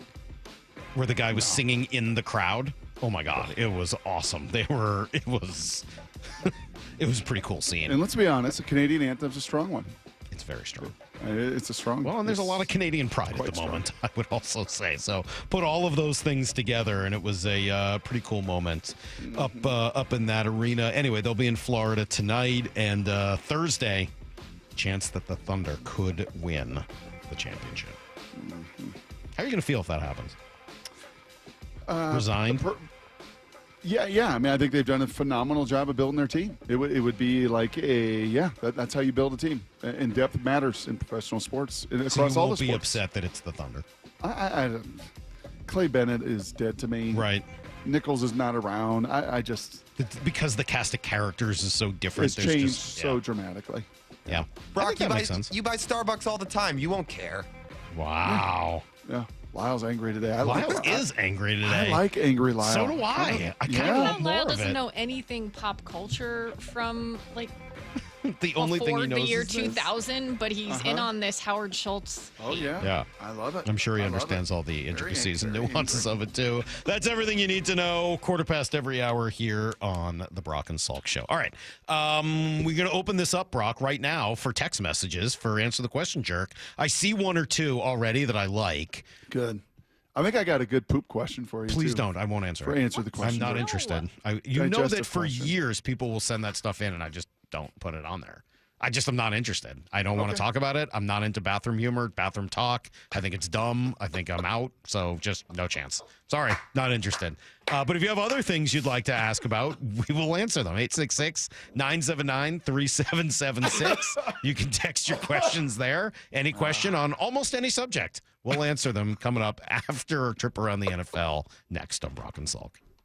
For Down Territory, going inside the game with former Cougs and Seahawks wide receiver Michael Bumpus. First down, what's something completely overblown at OTAs? Interceptions. So when an interception is thrown, all people see is the end result. I don't think they realize that could have been a free play. He's tossing it up, or he's told just to throw the football so the defense gets a look. Kobe Bryant was over the top. Boom, he gets an interception. It can be deceiving at times.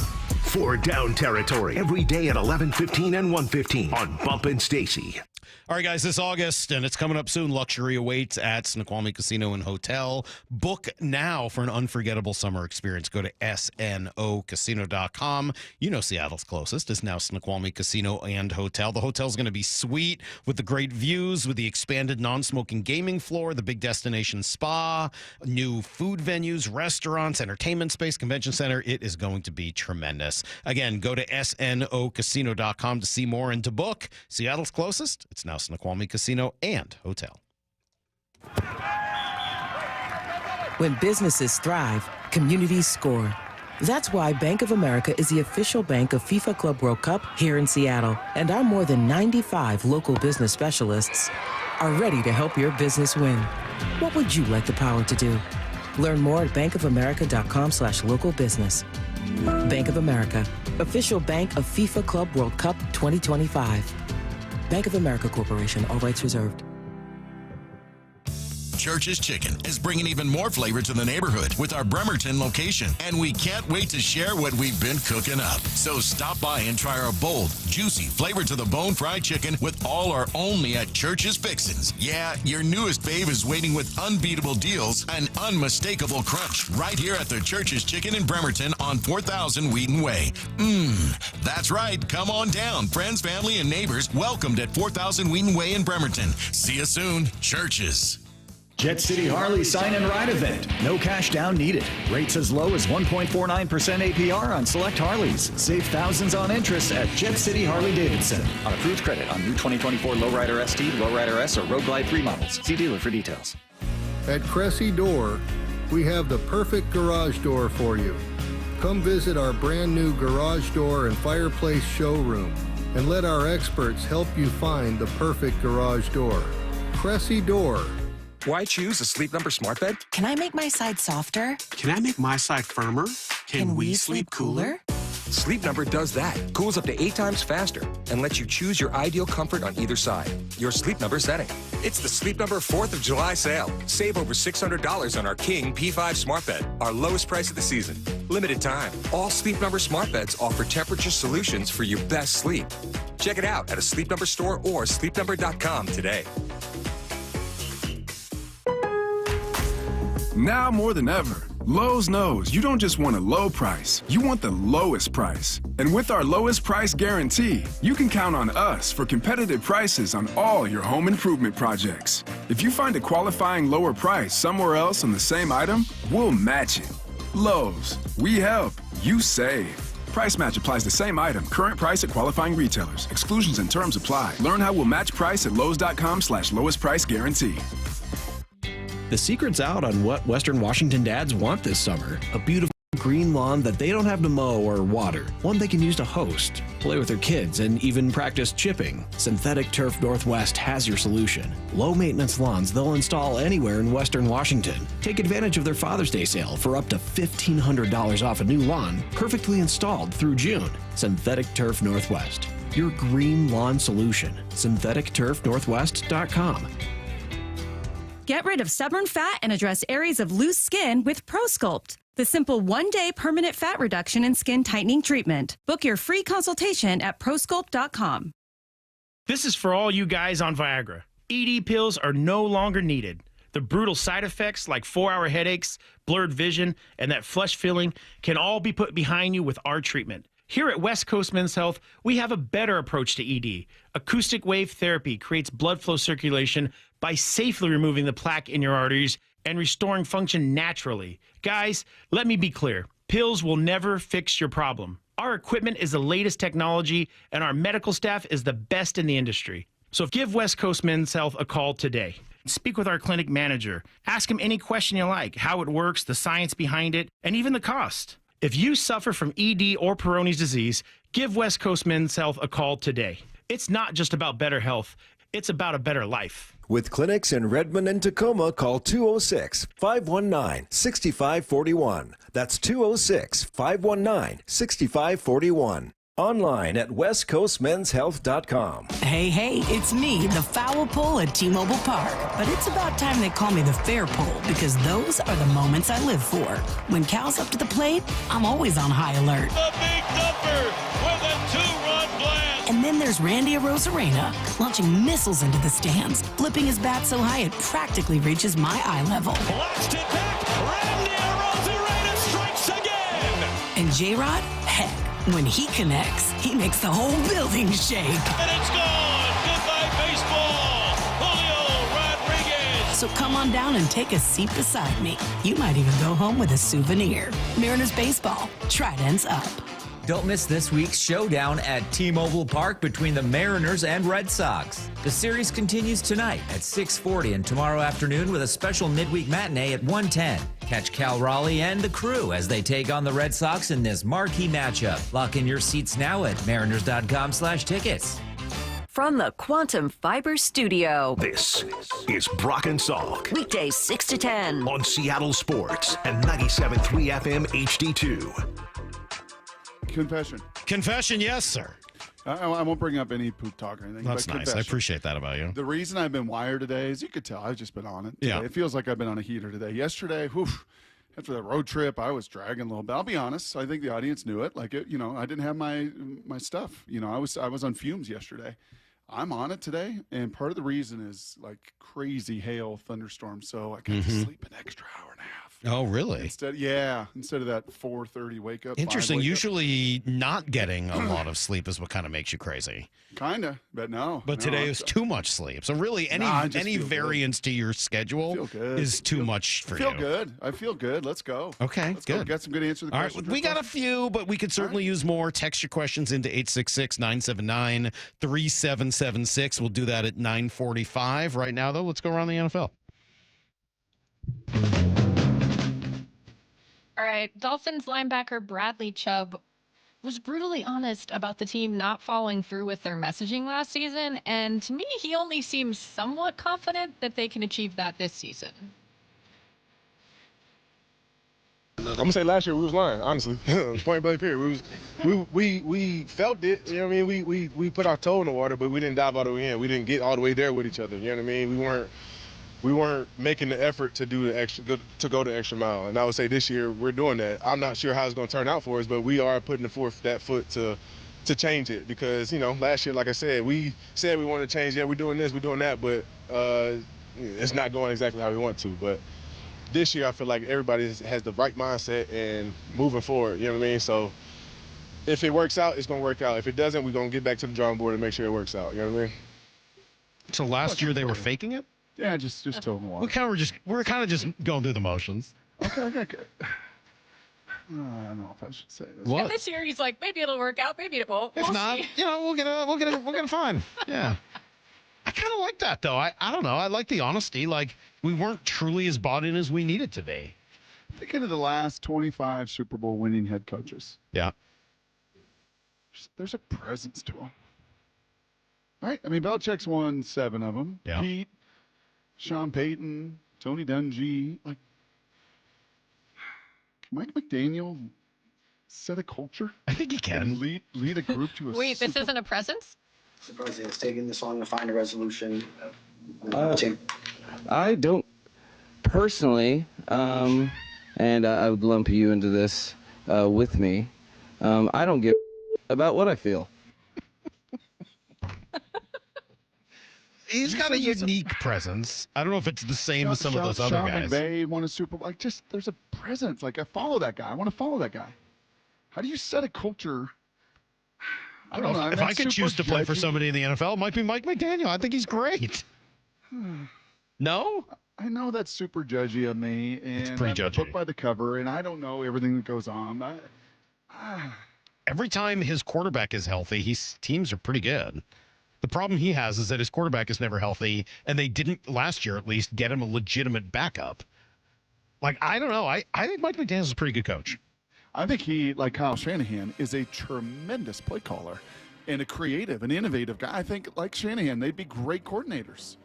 We've But said that's this not about Kyle it's a not the lot. world we live in anymore, right? You don't get to just be a great offensive coordinator because somebody else is going to sign you for more money That's to be right. a head coach. But 100%. I don't know. Yeah, I think they can win with him. I'm not saying they're going to win a Super Bowl, but if they don't, I don't think it's going to be because of him as a head coach. I think it has much more to do with their quarterback situation than anything else. All right. Mary Kay Cabot, who has been reporting on the Browns for years now, says that. More calling her Her old. and Shelley Smith started in the Oh no, 60s, she's I just believe. very she's very good. That's She's fine, very good, calling and her old. I can't imagine No, it's having fine, to. I can't imagine having to be closely tied to that team for this long. If Honestly. you say the She does a word good job. Browns, one of the first things I would say is Mary Kay Cabot. Yeah, I think that's what I'm trying to say. She's synonymous yeah. with covering that team. And she says that they will strongly consider keeping all 4 quarterbacks for much or all of the season. No. Basically because she says that the way the cap numbers work out, they barely have to pay anything for all 4 of them, and then they could see if they could trade one of them by the deadline. Nope, and nope. That's not going to happen, and it's nothing to do with money. It is entirely to do with roster spots. You're just not going to waste. Well, yeah, she said they'd have to take one from somewhere else. You're just not going to waste That's not 4 gonna roster spots on quarterbacks. 3 is a reach most times now in the NFL. There's no way they're going to do 4. That is posturing to try to trade one of those 4 quarterbacks, probably Kenny Pickett. Don't even know why I'm here. You've gotten so smart. I mean, but that's pretty obvious, right? Yeah, yes. No. It's not a rhetorical question, Brock. So the Washington then Redskins did it with Kirk Cousins and RG3. Mm-hmm. They drafted Kirk that year in the 4th round after taking RG3, in the top 5? Number 2, I think. Yeah. And they kept 2 rookies. Not very often do you have 2 drafted. First of all, 2 draft pick. Right. I think they'll keep both rookies. I think they could too. Either Kenny Pickett or Joe Flacco's not going to be on And that then you team. make a decision on one of those 2 guys. All right. Next. All right. Cowboys quarterback Dak Prescott made his priorities clear when talking with reporters over the weekend on if his legacy is important to him. Yeah, I want to win a championship. The legacy, the things, whatever comes after I finish playing will take care of itself. I want to win a championship. Be damned if it's just for my legacy or for this team, for my personal being, for my sanity. Yeah, the legacy will take care of itself. I have to stay where my feet are. What did he say? He just wants to win a championship. Did he say be damned? Yeah. Oh, he did? Yeah. Legacy be damned. Okay, gotcha. Yeah. Just won a championship. Huh? Can you see Dak Prescott winning a championship? Not now. I could have. I think. Shoddy. Huh? So can you see? No, I don't. I don't see Dak it. Not Prescott at this lifting age. the Lombardi Trophy. Not at this age. Not with his knee. Not any of that anymore. But I could have. I think if Dak had been in the right spot, not in Dallas, and not with the circus around had him. he been in Philly? Like a young Dak Prescott, absolutely could have won a Super Bowl. 100%. But the guy now, I think that's probably Not much difference between him and Jalen, to be honest with you. Great dudes. Yeah. Strong, tough, awesome leaders. Both not the purest of throwers, but good Jalen's enough. been able to stay healthy. Dak's unfortunately lost a lot of that leg strength and power and things that Mm-hmm. Yeah, and hard to imagine that can happen in Dallas. You realize he's making $60 million? It's a lot of money. Expensive QB. It's a lot of money. The Cowboys always wait to pay everyone until everybody else at that position has been paid. They're about to do it with Micah Parsons, too, so they pay premium. Yeah, yes, they do. Salk won't be happy to hear this, but Jeremy Fowler reported Sunday that the Bengals and Trey Hendrickson have resumed talks about his contract extension after months of a stalemate. But should Trey Hendrickson even want to stay in Cincinnati? Chris Canty of Unsportsmanlike, the show on before us, talked a little bit about his low expectations for them this year. There is no margin for error. Joe Burrow has to be perfect. And he damn near was last year, and it wasn't good enough. And so I don't understand why people would think that this year is all of a sudden going to be different because you got a higher price tag on T. Higgins and Jamar Chase. I'm skeptical of the Cincinnati Bengals. They've had more years on the outside of the playoffs than in with Joe Burrow as their quarterback. And defense, outside of being able to bring in Al Golden as your new defensive coordinator, I don't think that they're going to be markedly better. There's a lot of things in flux for the Cincinnati Bengals, and I don't know that that's the place that you think the franchise should be in. Keep demanding a trade, man. Just say you want out. Come out to the West Coast, the best coast. Get him out here. He's going to get his money. They cut the linebacker Pratt, who signed with Pete in Vegas. They freed up a little bit of money. Don't be negative. Don't crush my dreams. Yeah, it's crushed. It's Cincinnati. There's still a chance that that'll get screwed up. I'm not buying that that's a done deal yet. I'm not buying it. Not yet. You know what's remarkable, Salky? What? The Broncos are spending $180 million, and the Penner family is the richest owners in, I think, all of sports, so they can do that, at least the major sports here. And they're building a new practice facility. Right? We see the Seahawks. The Seahawks need a new cold tubs and hot tubs, and they rip things up, and they're going to have, and that facility is just world class. The Star in Frisco, Baltimore. You can just go around and around and around. Mm-hmm. The Bengals practice at their football state, like they've crossed the street from their stadium. They have to walk. Their meeting rooms are in their stadium. It is these poor players that go from the SEC. We were in Nebraska. We were at Kansas State facilities. I mean, they're not even close to Kansas State facilities. Excuse me, I'm spitting all over my mic. Texas Tech, Iowa State. You could be in Ames, Iowa, and have better facilities than the Cincinnati Bengals do, and you don't have to pay for your second jockstrap. I just don't get it. So he should demand to leave. Come here. It's beautiful here. He'd love it here. Trade for Trey Hendrickson. Last time you wore a jockstrap. You've asked me this many, many times. High school? No. Earlier than that, I think. You never wore a jock in high school even? Maybe in high school. I don't know. Dude, who cares? Right. Why are you asking me about this? Next. Here we go. Just answer the question, Jared. No. Goodness. I'm not going to. Not from you. Well, you, And does Pop still wear one in the swimming pool? Does Pop still swim? I'm not going. So my parents the other day. That's personal. My parents the other day, I called them. And they had to call me back. They're like, "Oh, sorry, we were just out at the pool party in their little community that they live in outside of Boston." They're like, "Oh, we were at a pool party," and I was like, "Anybody go in the pool at that party?" "Oh no, absolutely not." So anybody wearing a bathing suit at that party? Absolutely not. No way. Absolutely not. It's just decor. I was like, so why do you call it a pool party? It's just a party near a pool. Yeah, that's where the barbecues are, so that's where everybody's gathering. But there's nothing about it that's a pool party. I was imagining a moment where all these 70-year-old people are throwing off their hats and all jumping in the pool together like in Caddyshack or something. Wow. Can you imagine? My parents' little community, they're having a pool party. Like, that's not a pool party. Maura looks for a pool party for all of her first dates. She's like, "Oh, first date, we're going to go to a pool party." I went on one first date that was paddleboarding last year. Gosh. Hey, Maura, I'd like to take you out for the first time. Are we going to be swimming? Wasn't my no. idea. Well, then I'm out. I said I liked paddleboarding. He was a firefighter. Apparently, he was fine with having his shirt off. I bet he was. That's the only first date I went on in a bathing suit. All right, it was your second date with Chris that was in a bathing And suit. third. Third. Sorry. And third. First with him, second and third with Chris, so that would make it 3 You straight should go dates. to one of my parents' pool parties. You can wear your bathing suit, jump in the water. The rest of the 75-year-old yentas looking at you like you're crazy. Wait, are they in Arizona right now? No, they're in Boston Okay, I was right going to say, now. how is no one dying of heat?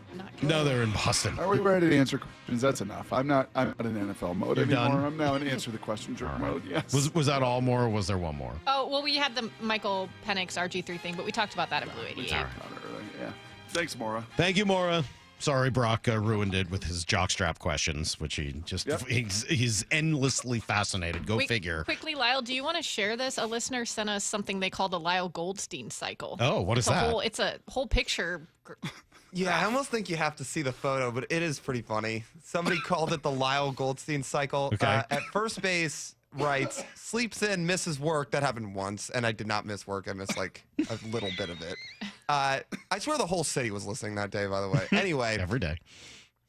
Second base, doesn't know obvious pop culture content. Third base, makes wild statement provoking listeners. And at home plate says, upstages Salk or TJ trying to boost their ego. Yep, that's good. All right. Solid effort. Oh, actually, there's some small text here, too. Spends a few mornings extra quiet, going from third to home. Surprisingly awake at 6 a.m., going from home to first. Yeah. I appreciate the effort. I like the days where Lyles literally has his eyes closed at 6 a.m. Those are my favorite. I don't think today was one of those days. Lyles too fired up and mad about Rafael Devers to even go there. Let's answer some of your questions. This is Brock and Salk's Answer the Question, Jerk. Keep asking questions. Come on, I'll answer them. Come on, I'm here. I'm going to answer your questions, dang it. Answer my question! The question, jerk! Well, don't just stand there. Answer the question, jerk! Salk really thought his parents were living a scene from Cocoon. There's no way Lyle knows what that is, that's for sure. You know who Wilford Brimley is, Lyle? Absolutely not. You don't know about diabetes? No. I hear it gets wild. Is it the Villages down there in Florida? No, I bet that gets wild in its own weird way. Diabetes. All right, Brock, we got questions from people. This is my favorite. Will there be a spittoon at the Heward wedding in Montana? I don't think so. No spittoon? I don't think a spittoon. That's too bad. What should I spit my dip into? When was the last time you dipped? I When never I dip, liked you to dip. We dip. High school, and only once or twice I hated it. Not for Lyle, me. you ever dip? Playing baseball, you ever dipper? Never. No. Chew? Never. No. No. Zin? No. Oh. Never. Mora? Oh, speaking of dip, Ew, though. no. Speaking of dip and speaking of Rafi Devers, man, that guy. Big old dipper. Oh, my God. Big, he just pack a lipper. That's it. Did people still call that? That was what it was called back in growing up. Packing a You know lipper. what, Josh Booty, what I tried one time? So I've told the story of Grandma Peg making us all dip because our neighbor's dad dipped, and Luke swallowed it and puked. I got all dizzy, hated it. Damon acted like a cool guy. And I played golf with Josh Booty, Southern boy, Louisiana boy. Beech nut, like the big beech nut leaf. Okay. That was decent, but still, it's just the dizziness. Well, you got to get through that. I mean, that's the thing with tobacco, nicotine. Like, you got to get through the initial dizziness the first couple times you try it, and then it gets great. That's when it really kicks in and gets awesome. I know I was a smoker. Sorry, different. Let's see, jerks. Maybe this one's for Lyle. Should baseball add a bunting contest during the All-Star game? Oh. Lyle, would you like to see a bunting for accuracy contest? I think they do that in Japan or Korea, right? Yeah. Yeah. Do I get to walk up and just storm out before it starts? Yeah. Do whatever you want. So you don't want to see one. You'd be against a bunting competition? This may surprise everybody listening. No. So the percentage of your short peer answers group, from Lyle today. Percentage of your peer group in college that smoke cigarettes? 60%. Really? Wow. Yeah. Interesting. At Pomona? Yeah. As soon as we'd leave everything, I'm gonna go light a cigarette. That was life. Yeah, probably 60%. 50, Your 60. parents never smoked? Not before I was born. Yeah. Just when my mom was pregnant, no big deal. It doesn't explain anything. I don't know what you're talking about. Oh, Jane is so mad right now. Yeah. No, I'm just kidding. Son. All right, jerks. Cross-country road trip. You got to choose one person to be the driver. It'll just be the two of you in the car. Earl Thomas or Richard Sherman? Oh. Oh. Oh. Richard. I don't think Richard would let me stay in the car. I think I'd have to go with Earl, even though it would be, I think, dangerous.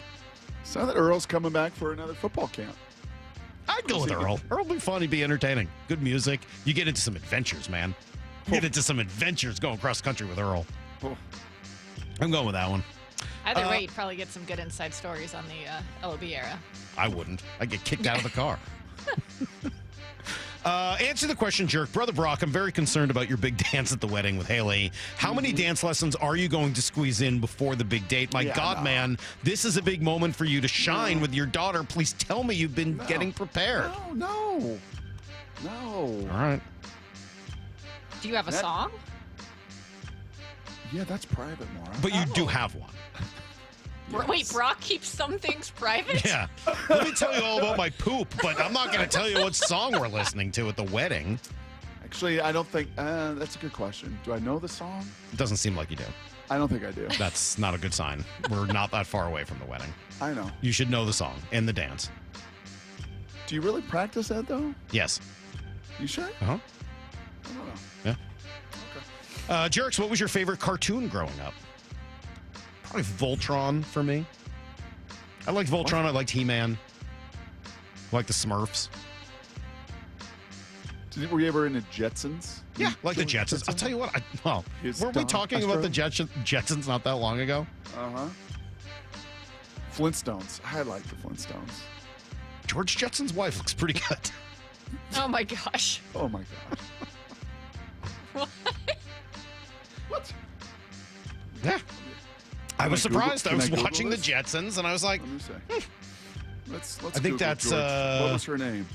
I don't remember whether George Judy is the wife or the daughter. His boy, Elroy. Right.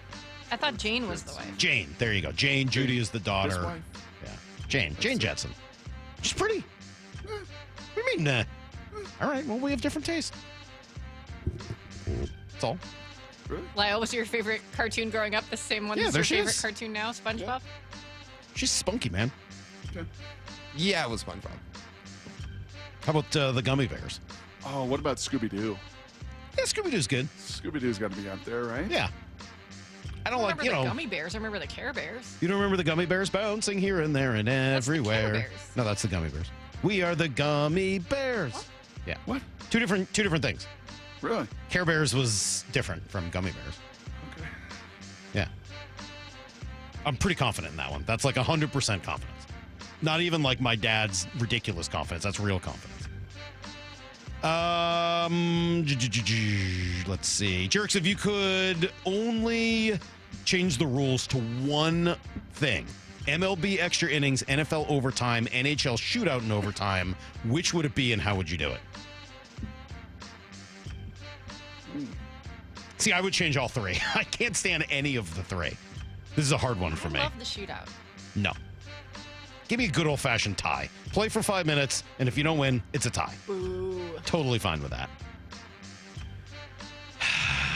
I hate the unfairness of the NFL overtime, but I think, honestly, for me, it would be getting rid of the stupid zombie runner. I just hate it. It's just totally unnecessary. You? Yep. With me? Yeah. No. But the problem is, as we saw, I mean, you could have 20 inning games. So? What's wrong with that? That's fun. Do a morning radio? Yeah, no problems with that. No problems with that. Right. I like the long games. I think that's fun. That's when it gets entertaining. Answer the question, jerks. Does Brock talk more about Haley and the groom at the wedding or coaching high school football? Tough one. I mean, one's going to end soon. I haven't even brought anything up today. Is that true? Nothing? No, nothing. Nothing? Nothing, I don't think. Doesn't sound right. I mean, you brought up the wedding today. Uh-huh. Like 10 times. Yeah, but not the high school football today. No, not today. Tomorrow? You have a practice tomorrow morning? Tomorrow we put in Ford and Chevy. Those are yeah. our dry packages. It's gonna be We'll so hear about it good. tomorrow. So Let's see. I have Salk. to say, I've been stuck on this. In my mind, I was convinced it was Care Bears, but you're right here. Gummy bears bouncing here and there and everywhere, doing something without compare. Do you think many of the writers of those cartoons did much drugs? Like Hanna-Barbera? I'm going to guess yeah. But not the guys who did the Smurfs. That was totally above board. We got to get out of here. We're done. Bump and Stacy are coming up next. We're going to have an interesting conversation tomorrow with a guy named June Lee. If you have some time to read his New York Times opinion piece yesterday, read it. Do you like it, Brock? Do you think it was interesting? It was, and I saw some folks kind of catching on to that and talking about it. I like actually, it. I think it's a guy named Michael Mulvihill at Fox, who's our big media. He's good. Yep, he retweeted it. It's good. It's going to be a article. good conversation, kind of about where sports are at. We'll do it first and then talk to him at 9:30. Bump and Stacy up next. We'll see you tomorrow morning at 6. Until then, the hay. Barnes. See you, everybody. Get to the chopper!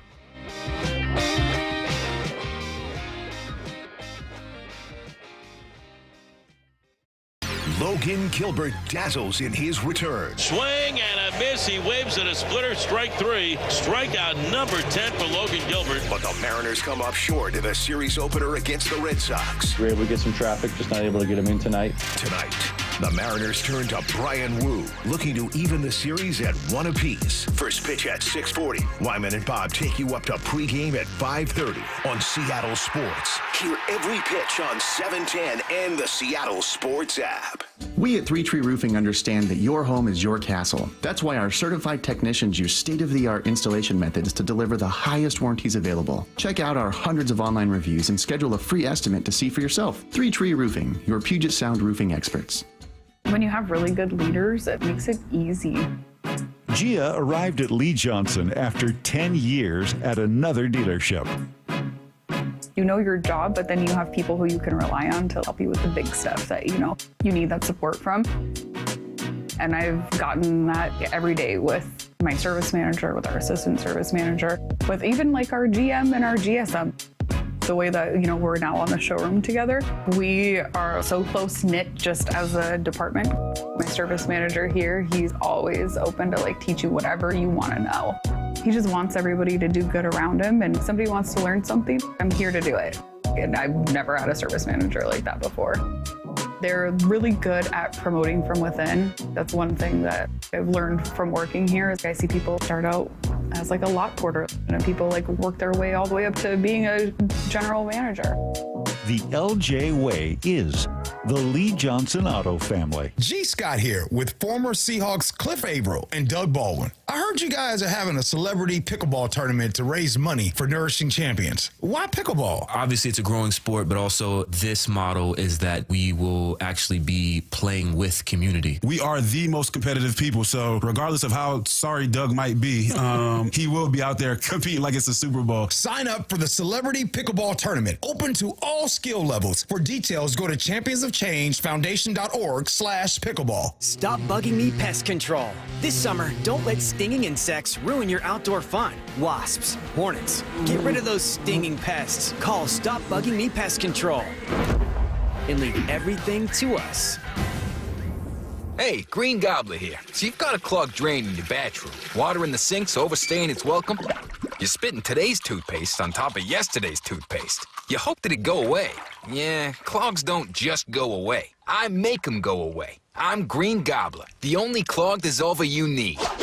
I'm bleach-free, safe for your pipes, and I work. Guaranteed or your money back. Because I never met a clog that was gonna unclog itself. Green Gobbler. Let the gobbler get it.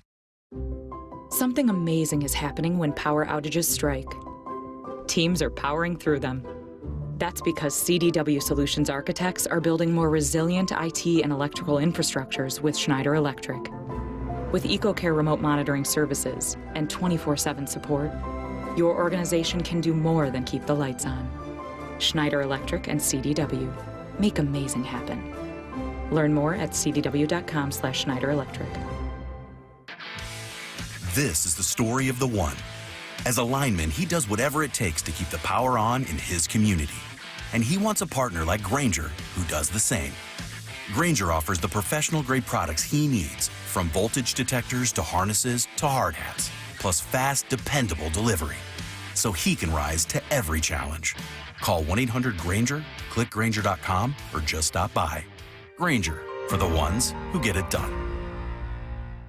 Get in the zone, AutoZone. Jane has 150,000 miles on her truck, and she's proud of that. Jane's secret? AutoZone, where friendly AutoZoners help her find the right parts.